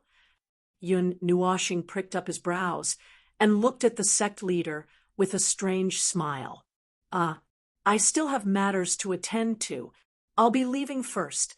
Don't call me if there's nothing. The sect leader was taken aback for a moment as embarrassment suffused his delicate face. He hurriedly said something and instantly vanished from his spot. Not even his shadow could be seen. Everyone. Chapter 17. Thank you, my young friend. Take it that our Fire Cloud Palace owes you a favor. With the sect master escaping, the Grand Elder helplessly took over the conversation and said with a wry smile. Yun Nuoxing scratched his head and smiled. He did not say a word. He had already accepted the divine artifact, so it was hard to say who owed whom a favor. He could not tell which was more valuable, a divine artifact or a seal. Grand Elder, I wish to go out for a walk, said Yu'in as she took a step forward. Then, you don't want the spot as a core disciple? The Great Elder frowned. Previously, he had taken a fancy to Yu Yin's talent, but because this girl was too playful during the assessment, she did not participate. This caused a group of elders to be so anxious that they almost turned the main hall upside down. This time, they finally had a chance, so why, Grand Elder, don't worry. I won't go crazy this time. said Yuin as she covered her mouth and laughed. After some thought, she recounted the matter to the Grand Elder. It's a good thing for you to go out for training. The Grand Elder nodded when he heard that. His knitted brows slowly relaxed as he thought for a moment, and said, "Then, do you plan on the spot? Let me think." Yuin scratched her hair and said with a smile, "I'll give it to Shinran." Uffed. Just as her voice faded, the group of elders behind the Grand Elder spat out a mouthful of water. As for the Grand Elder, he staggered as his fiery red brows trembled. His wrinkled face looked like a bitter gourd. If we let that little she-devil enter the core cultivation area, she'll turn the world upside down. Grand Elder, think carefully. Never, never let that demoness in. She will overturn that place sooner or later. Grand Elder, think carefully. Fire Cloud Palace has been overturned countless times. At the very least, leave a piece of peaceful land for those disciples. Grand Elder. The group of elders tried their best to send voice transmissions to the Grand Elder, who was standing right in front. They stared with dead fish eyes as cold sweat streamed down their faces. Their lips were constantly trembling. "Little girl, you say, can we choose someone else?" The first elder wiped the cold sweat on his forehead and couldn't help but smile bitterly. "Don't." Yuin stuck out her tongue cutely and pulled Yun Nuoshing towards the passageway, leaving behind a string of bell-like laughter. "We'll leave Shinran to you, Great Elder. We'll be leaving now. We'll come back to visit when we have time." "No, no." The group of elders pounded the ground in pain as they lamented. They even pulled out a handful of their hair. They could already see the outcome of Fire Cloud Palace's core cultivation grounds. Actually, Shinran's talent is also very good. She will be under the care of our elders in the future. This old man is leaving. The Great Elder let out a hollow laugh for a while. Then he suddenly roared at the top of his lungs. His body trembled, and he instantly disappeared from where he was, just like the sect master. "No, Great Elder, no. It's over, it's over. My herbal field, my laboratory. I would like to apply for a transfer. Retire and return home." What exactly did she do? Upon hearing the tragic wails and howls behind her, Yun Nuoshing finally couldn't help but ask Yuin. "Yes." She tore down a teleportation portal, blew up a laboratory, buried a volcano, flattened a canyon in the cultivation grounds, accidentally blew up a palace, sucked dry a precious fire grove, burned the first elder's golden crow pet to death, refined the second elder's herbal field, broke the third elder's weapon, etc. Yuin counted with her slender fingers. Yun Nuoshing shuddered. It was no wonder the elders feared her. How was she a demoness? She was practically a little devil that had committed countless sins. It was already a miracle that she wasn't banished from the sect. Actually, Shinran's talent for cultivation is very good. Otherwise, the sect master wouldn't have tried so hard to keep her. Even so, the sect master moved his palace away in the middle of the night. Yuin shook her head and smiled. Even the sect master was scared away. Yun Nuoshing stuck out her tongue and said, "Is there anything you need to tell us? We're leaving soon. Let's make some preparations first." Yuin nodded and said, "There's nothing to prepare. I just need to say goodbye to everyone and go home to tell my father that I'm leaving." He's willing? Thinking that Yuin had only been away for a day, the Yu family head was already as anxious as an ant on a hot pan. He couldn't help but ask. "He's not willing." Yuin stuck out her tongue and said with a smile, "But he'll still let me go. There's no other reason other than that he's my father. I know that. Because we're family." Yun Nuoshing's pitch-black eyes were a little dim. Every time he heard someone say something like that, his imagination would run wild. Right now, he wasn't even sure of his own identity. The only memories he had of his home were that tree and that blurry voice. He couldn't even tell the gender of that voice. "Little brat, how about you call me big sister?" Sensing his disappointment, Yuen rubbed his head and said with a smile, "No." Yun Nuoshing frowned and shook off Yu Yin's hand unhappily. "Come, open your mouth. Call me big sister." Yu Yin used her jade-like finger to lift up his chin. Her rosy little mouth lightly opened as she spoke with a hint of teasing. "Big sister." Yun Nuoshing's handsome face turned red, and he muttered in a voice as soft as a mosquito. "Hey, hey, hey!" "What?" "Little brat, what did you just say?" "I didn't hear it." "Say it again." This time, it was Yu Yin's turn to be stunned. When she came back to her senses, she shouted excitedly and shook his shoulder with her jade-like hands. "No." "What? What?" Yun Nuoshing turned his head away angrily. "Say it again." "No." The two of them laughed and chatted as they rushed into a teleportation door that was flashing with silver light. In the blink of an eye, they arrived at a palace. Although it wasn't as grand as the elder's residence, it was still considered impressive. "Inin." Just as the two of them landed on the ground, a fiery red shadow rushed over and crashed into Yu Yin's arms.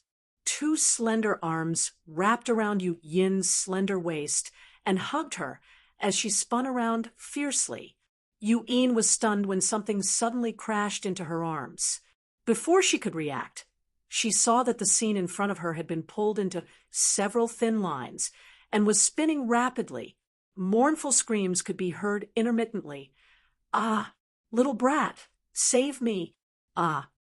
Seeing the two of them spinning at high speed like a top, Yun Nuoshing hurriedly walked to the side and maintained a distance, acting as if he didn't see anything.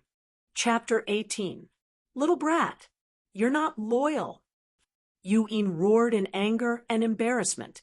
She hurriedly used all her strength to break free from Xian Rance, hugging Sister Killer Hug, and fell towards Yun Nuoshing. Yun Nuoshing rolled his eyes and reached out to support Xian Ran. He placed a finger on Xian Ran's smooth forehead, and a faint wood element surged into Xian Ran's mind, calming her down.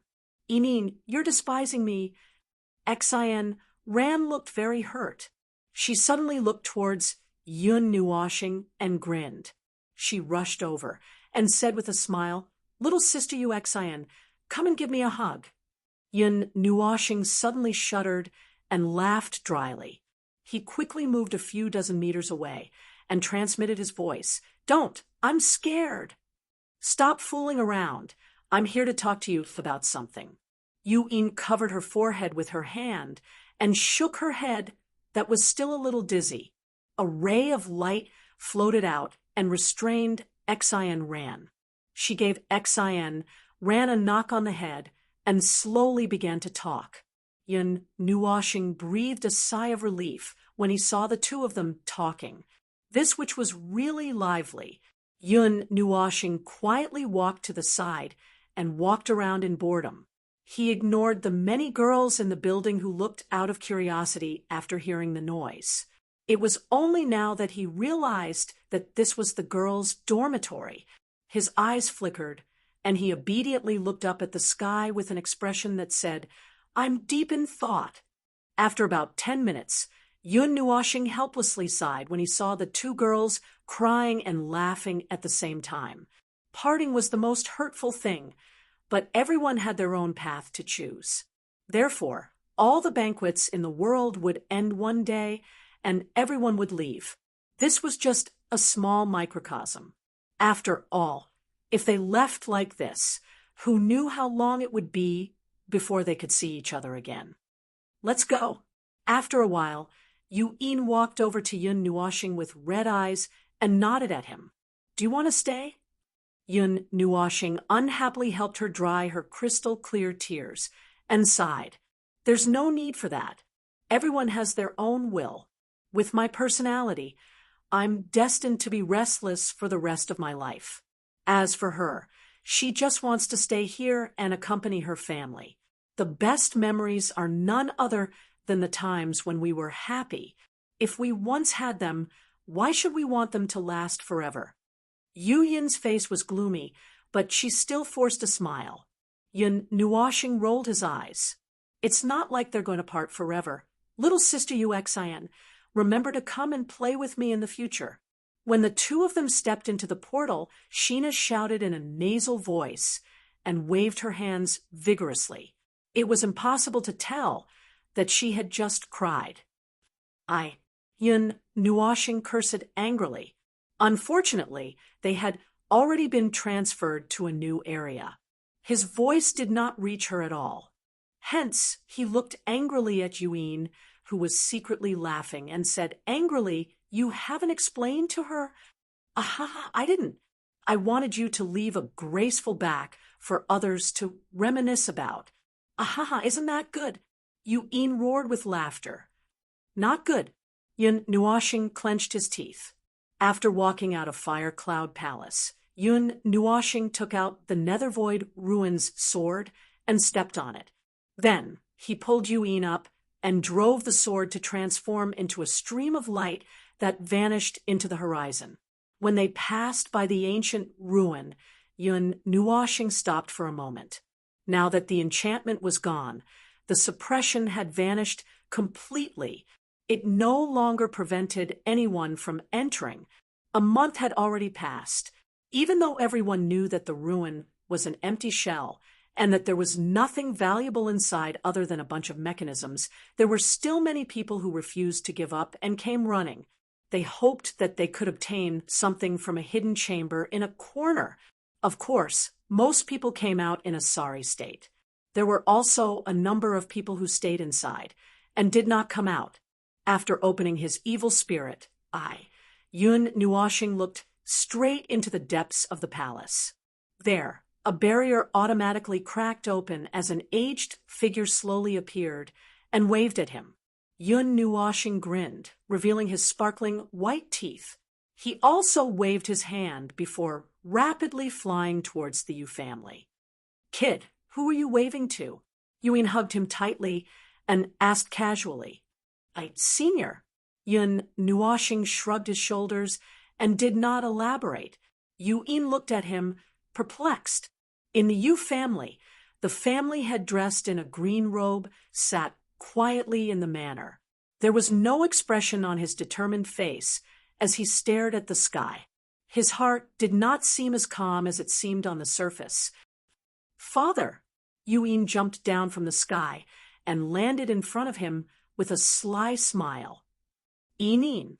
The Yu family head immediately jumped up and grabbed her shoulders. He did not say anything for a long time and only stared at her. "I'm back." Yuin smiled and pulled him to sit down. She told him about the events of the past month. "Phew." Yun Nuoshing exhaled and looked into the distance. With a thought, the netherworld ruins sword flew towards the distance. He also had a place that he wanted to check out. A few hours later, in the westernmost part of Star Spirit City, in a desert, Yun Nuoshing stopped in midair and looked at the boundless desert. He patted the netherworld ruins sword and asked, "Netherworld ruins, do you still remember where we woke up?" The netherworld ruins sword trembled, indicating that it had forgotten. "That's true." Yun Nuoshing tilted his head.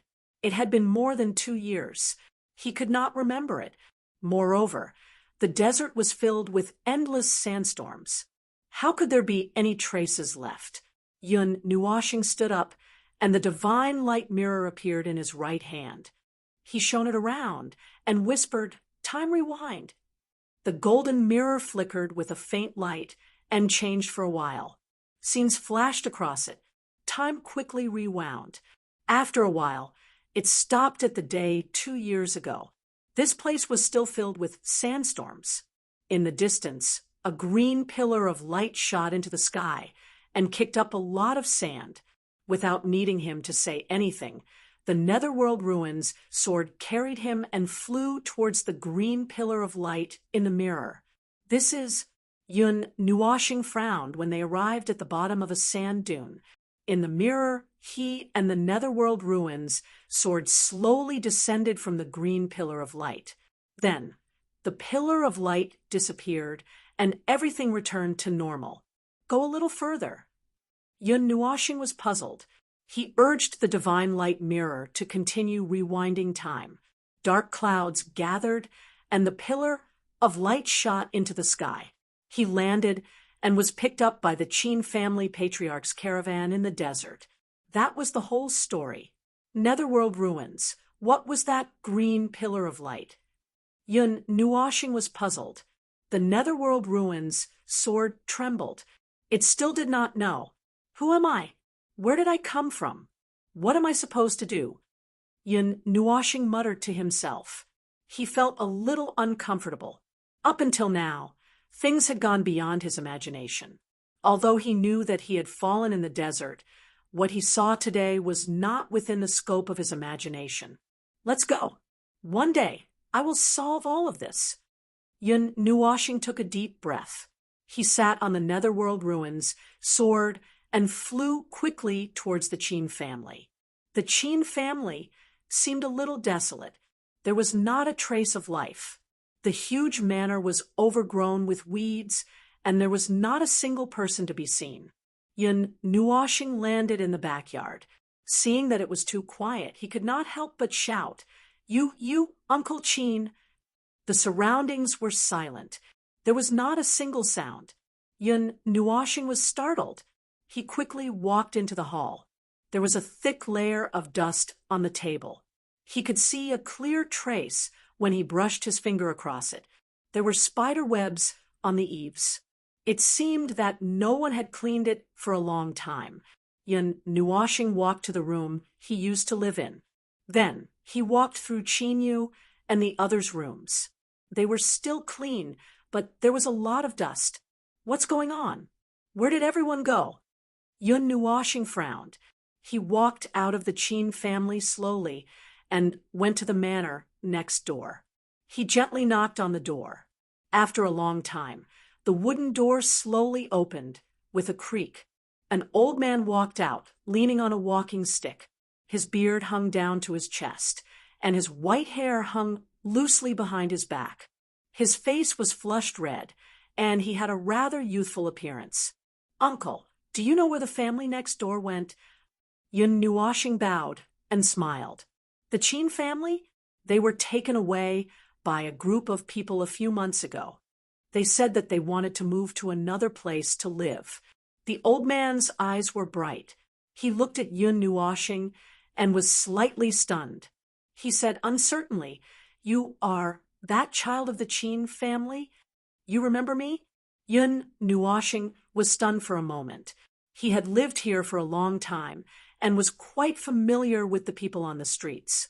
However, he thought that he had been forgotten after a few months. Of course, I remember. This old man has a good memory. The old man nodded. His face was smiling like a blooming chrysanthemum. Wait a moment. The old man smiled and patted him on the shoulder. He walked back into the house. After a long time, he came out and put a piece of paper in Yun Nuashing's hand. He smiled and said, Everything you want to know is written here. Read it yourself. Thank you, Uncle. Yun Nuashing solemnly took the paper and nodded. After bidding farewell to the old man, Yun Nuashing returned to the Qin family's manor.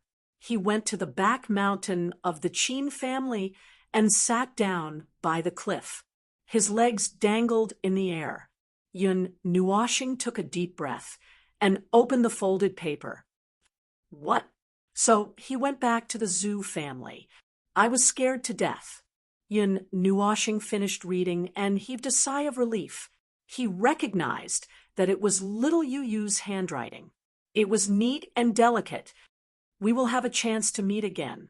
Big brother, see you in the future. Signed, Yu Yu. There was a cute, smiling face next to it. This little girl. Yun Nuoshing smiled. He took out a jade box and folded the letter. He put it inside and kept it in his pendant. It's time to go. Yun Nuoshing stretched and looked into the distance with a faint smile. Yun Nuoshing returned to the Yu family's town under the purple moonlight. He raised his head and looked at the sky. The red and blue moons were chasing each other to the top of the sky. His eyes were a little intoxicated. 2 round moons were suspended in the sky. One was on the left and the other on the right. The deep red and icy blue colors intertwined to form a mysterious and gorgeous purple moonlight. It scattered on the ground and looked very moving. So beautiful, Yun Nuoshing murmured. The netherworld ruins soared under him trembled. It carried him and flew high into the sky, directly passing through the clouds. The moons were very close to him. It was as if he could reach out and touch them. Yun Nuoshing also reached out his hand in a daze. He wanted to touch the round moons. Buzz! The netherworld ruins soared hummed at the right time, waking him up from his intoxicated state. If he reached out his hand again, he would fall. Yun Nuoshing stuck out his tongue. His pitch-black eyes curved into crescents. His entire body was enveloped in the purple moonlight. He looked very beautiful and charming. If Yun saw him, he would probably call him a little girl again. Yun Nuoshing looked at him longingly for a while. Then he rode the netherworld ruins, soared and landed in the Yu family's residence. I thought you left me behind. In the hall, Yun saw him and immediately used choking. There was a hint of resentment in her voice. Cough. I was wrong. I shouldn't have left without saying goodbye. Cough. Uncle Yu, save me. Yun Nuoshing grabbed the slender jade, arm tightly around his neck, and gasped for air. Yu Long watched from the side and didn't know whether to laugh or cry. If you don't let go, I'll cough you leave. Yun Nuoshing shook his head painfully. TCH. Yun let go of him and walked to the side to sit down. Huff. Yun Nuoshing took a deep breath until his lungs were about to burst. Then he exhaled and took a few more deep breaths. Cough. Yun Nuoshing wiped the tears squeezed out of his throat and said fiercely, Little girl, do you want to kill me? Aya, you're so strong. You won't die if you don't breathe for a while. Yun waved her hand and said nonchalantly, Yun Nuoshing was about to charge forward and fight with his life. In the middle of the night, the 2 moons set in the west. There were still a few hours before dawn. Yun Nuoshing lay on the rooftop and looked up at the starry sky. His eyes were filled with undisguised yearning. Netherworld ruins. Have you ever thought about taking a stroll in the starry sky? The netherworld ruins sword indicated that he had. That must be a very pleasant thing to do. Traveling through the boundless starry sky, Yun Nuoshing murmured as he gently stroked the netherworld ruins sword in his arms. The netherworld ruins sword indicated that it understood. What are you muttering to yourself about? Yun walked up without him noticing. She rolled her eyes at him and lay down as well, using Yun Nuoshing's arm as a pillow. Are you done crying? Yun Nuoshing turned his head and teased. When did I cry? Yun curled her lips. Your eyes are red, and there are traces of tears at the corners of your eyes. Your voice is slightly hoarse. When Yun heard this, she hurriedly coughed and wiped the corners of her eyes with her sleeve. You're exposed. Little brat. Yun gritted her teeth and squeezed out 3 words. Then she opened her mouth and bit him on the shoulder. Are you a dog? Let go. Yun Nuoshing yelled as he shuddered in pain. Who told you to laugh at me? Yun happily let go of Yun Nuoshing, leaving a large bite mark on his shoulder. Are you really coming with me? Yin Nuoshing turned his head and asked again. I've decided. I'll accompany you to Xingming City. As for the journey after that, we'll decide when we get there. At the very most, I'll just pat my butt and come back when I'm feeling homesick. Yin also tilted her head and looked at the pair of pitch-black eyes, as she seriously replied. Yin Nuoshing helped her stand up. He took out a fiery red scroll from his pendant and placed it in her hand without saying anything. This is... Yin gently opened the fiery scroll. Mei Mao's eyes suddenly lit up a little as she asked strangely, Where did you get such a high-level item? In an ancient ruin, Yin Nuoshing muttered in his heart. Then he stuck out his tongue and said with a smile, I'm not telling you. Could it be? Yin opened her cherry lips in shock. Before she could finish speaking, her mouth was covered by a white palm. You didn't guess anything. You don't know anything. You only picked up a secret scroll that was specially used for the fire element. You don't know anything else. Yin Nuoshing glared at her and said with narrowed eyes. Yin gently pushed that hand away and smiled sweetly. Her smile was like the light in the dark night. In an instant, even the moonlight quietly retreated. All right, I don't know anything. Yin smiled. Mei Mao's long and narrow lips curved into a crescent moon shape. 2 dimples appeared on her white cheeks. It was dazzling. I'll learn from you. Yin Nuoshing rolled his eyes at her and walked to the side. With a clatter, he took out a pile of weapons. Greatsword, longbow, mountain-splitting axe, mirror, bell, chain, staff, dagger, spear, and halberd. Which one should I use as my main weapon? Yin Nuoshing looked at the pile of weapons with a headache. These were all thrown to him by Mu Ingzi before he left. There was a huge pile of weapons in the bracelet and ring, and a mountain of pills. There were so many strange things that it made him dizzy. Yin Nuoshing's hand brushed across the weapons that were filled with spirituality. Finally, his hand stopped on the halberd. He smiled and said, This is it, Buzz. Suddenly, the netherworld ruin sword jumped out from the pile of weapons and approached him. It emitted a strong light and an oppressive aura. It looked like it was resisting. Then I'll use the axe. Yin Nuoshing wiped the cold sweat off his forehead and immediately changed to another weapon. Buzz. The netherworld ruin sword came closer and closer. It was almost touching his face. Then, I'll use the sword. Yin Nuoshing broke out in cold sweat. He quickly changed his mind and grabbed the netherworld ruin sword in his hand. Buzz. The purple light suddenly became very gentle and satisfied. Then it domineeringly entered his windbreaker and hung on his back.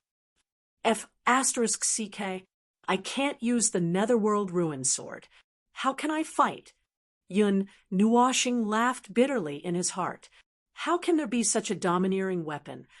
Mirror as support, longbow as long range. Chain. Yin Nuoshing picked up the chain. Suddenly, the chain emitted a golden light and wrapped around his arm. Runes rippled and finally merged into his body. A golden chain imprint appeared on his arm. It was like a small dragon roaring at the sky. It was very lifelike. Yin Nuoshing, could it be that this is also a divine weapon? Why do all kinds of weapons want to enter my body? F***CK, isn't this the longbow that I saw in that golden place? It looks the same. It doesn't look like a replica. Yin Nuoshing picked up the 8-meter-long longbow. He was slightly taken aback. There were many exquisite patterns engraved on the divine bow. There was a long golden red branch extending from each end. Forget it. Let's not care about him. Shaking his head, Yin Nuoshing shook those thoughts away. After seeing that there was no movement, he heaved a sigh of relief and gently pulled the bowstring. Buzz, Clang! The essence energy in his body was suddenly pulled. It flowed out from his palm and gathered on the bowstring. The surrounding heaven and earth energy was also pulled and flowed into the longbow in a whirlpool. A long golden arrow suddenly appeared. Wherever the arrow was pointed, even the space around it rippled slightly. No arrow? Yun Nuoshing was shocked. He felt the energy flowing out of his body and was even more shocked. After he had used up almost 90% of his energy, the energy stopped flowing. However, that arrow was only a blurry shadow. Yun Nuoshing took a deep breath. He wanted to take this opportunity to test the power of his weapon. He faced the night sky and between the two moons. He gently released his finger. Swish! The arrow shot out fiercely. The sound of the explosion was extremely ear-piercing under the night sky. The energy ripples formed a whirlpool and tore a small crack in the sky. The arrow pointed straight at the sky. The energy formed a tail that was thousands of meters long. After a moment, it reached its limit. Then, boom! An earth-shattering explosion resounded in the night sky. It was as though the sun had exploded in the sky. The dazzling light caused people to habitually close their eyes. The huge airwaves tore the clouds apart and wrinkled the space like a towel being twisted. At this moment, everyone in the city was awakened. They widened their eyes. Under that energy, their legs couldn't help but tremble. The energy storm lasted for a few minutes before dissipating. The purple moonlight descended again and comforted the frightened people. Appeal, appeal. On the roof, Yun Nuoshing knelt on the ground and panted heavily. It was as though he had lost all his energy. His handsome face was pale and covered in cold sweat. The longbow fell to the ground along with his powerless voice. As expected, it turned into a ball of light and shot into his body. Then, a pattern that looked like a pair of wings appeared on his back. Exhausted by one arrow, Yun Nuoshing smiled bitterly. He kept his weapons while trembling. He didn't dare to touch them again in case something else entered his body. He took out a pill and swallowed it. The rolling medicinal power turned into a warm current and replenished his exhausted body. Why are they all divine weapons? Yun Nuoshing rubbed his eyebrows and smiled bitterly when he felt better. He felt like he had become an armory. Little brat, what's wrong? Yu'in, who had finished cultivating, was stunned when she saw him kneeling on the ground. She hurriedly walked over and asked. She had just woken up, so she didn't see the brilliant fireworks. Are you worried about me? Yun Nuoshing grinned. Although he was weak, he couldn't help but laugh out loud. What's wrong? Why is your face so pale? Yu'in frowned and ignored his words. She supported him and asked, It's nothing. I was just cultivating and used up a lot of energy. I'll be fine after some rest. Yun Nuoshing was supported by her weakly. He struggled to stand up, but he realized that he couldn't use any strength. He frowned and bit his lips with his white teeth. He looked very pitiful. Little brat, did you reincarnate into the wrong body? Even Yin's heart couldn't help but tremble when she saw him. She quickly suppressed it and knocked him on his forehead and rolled her eyes. What's wrong with me now? Yun Nuoshing felt wronged.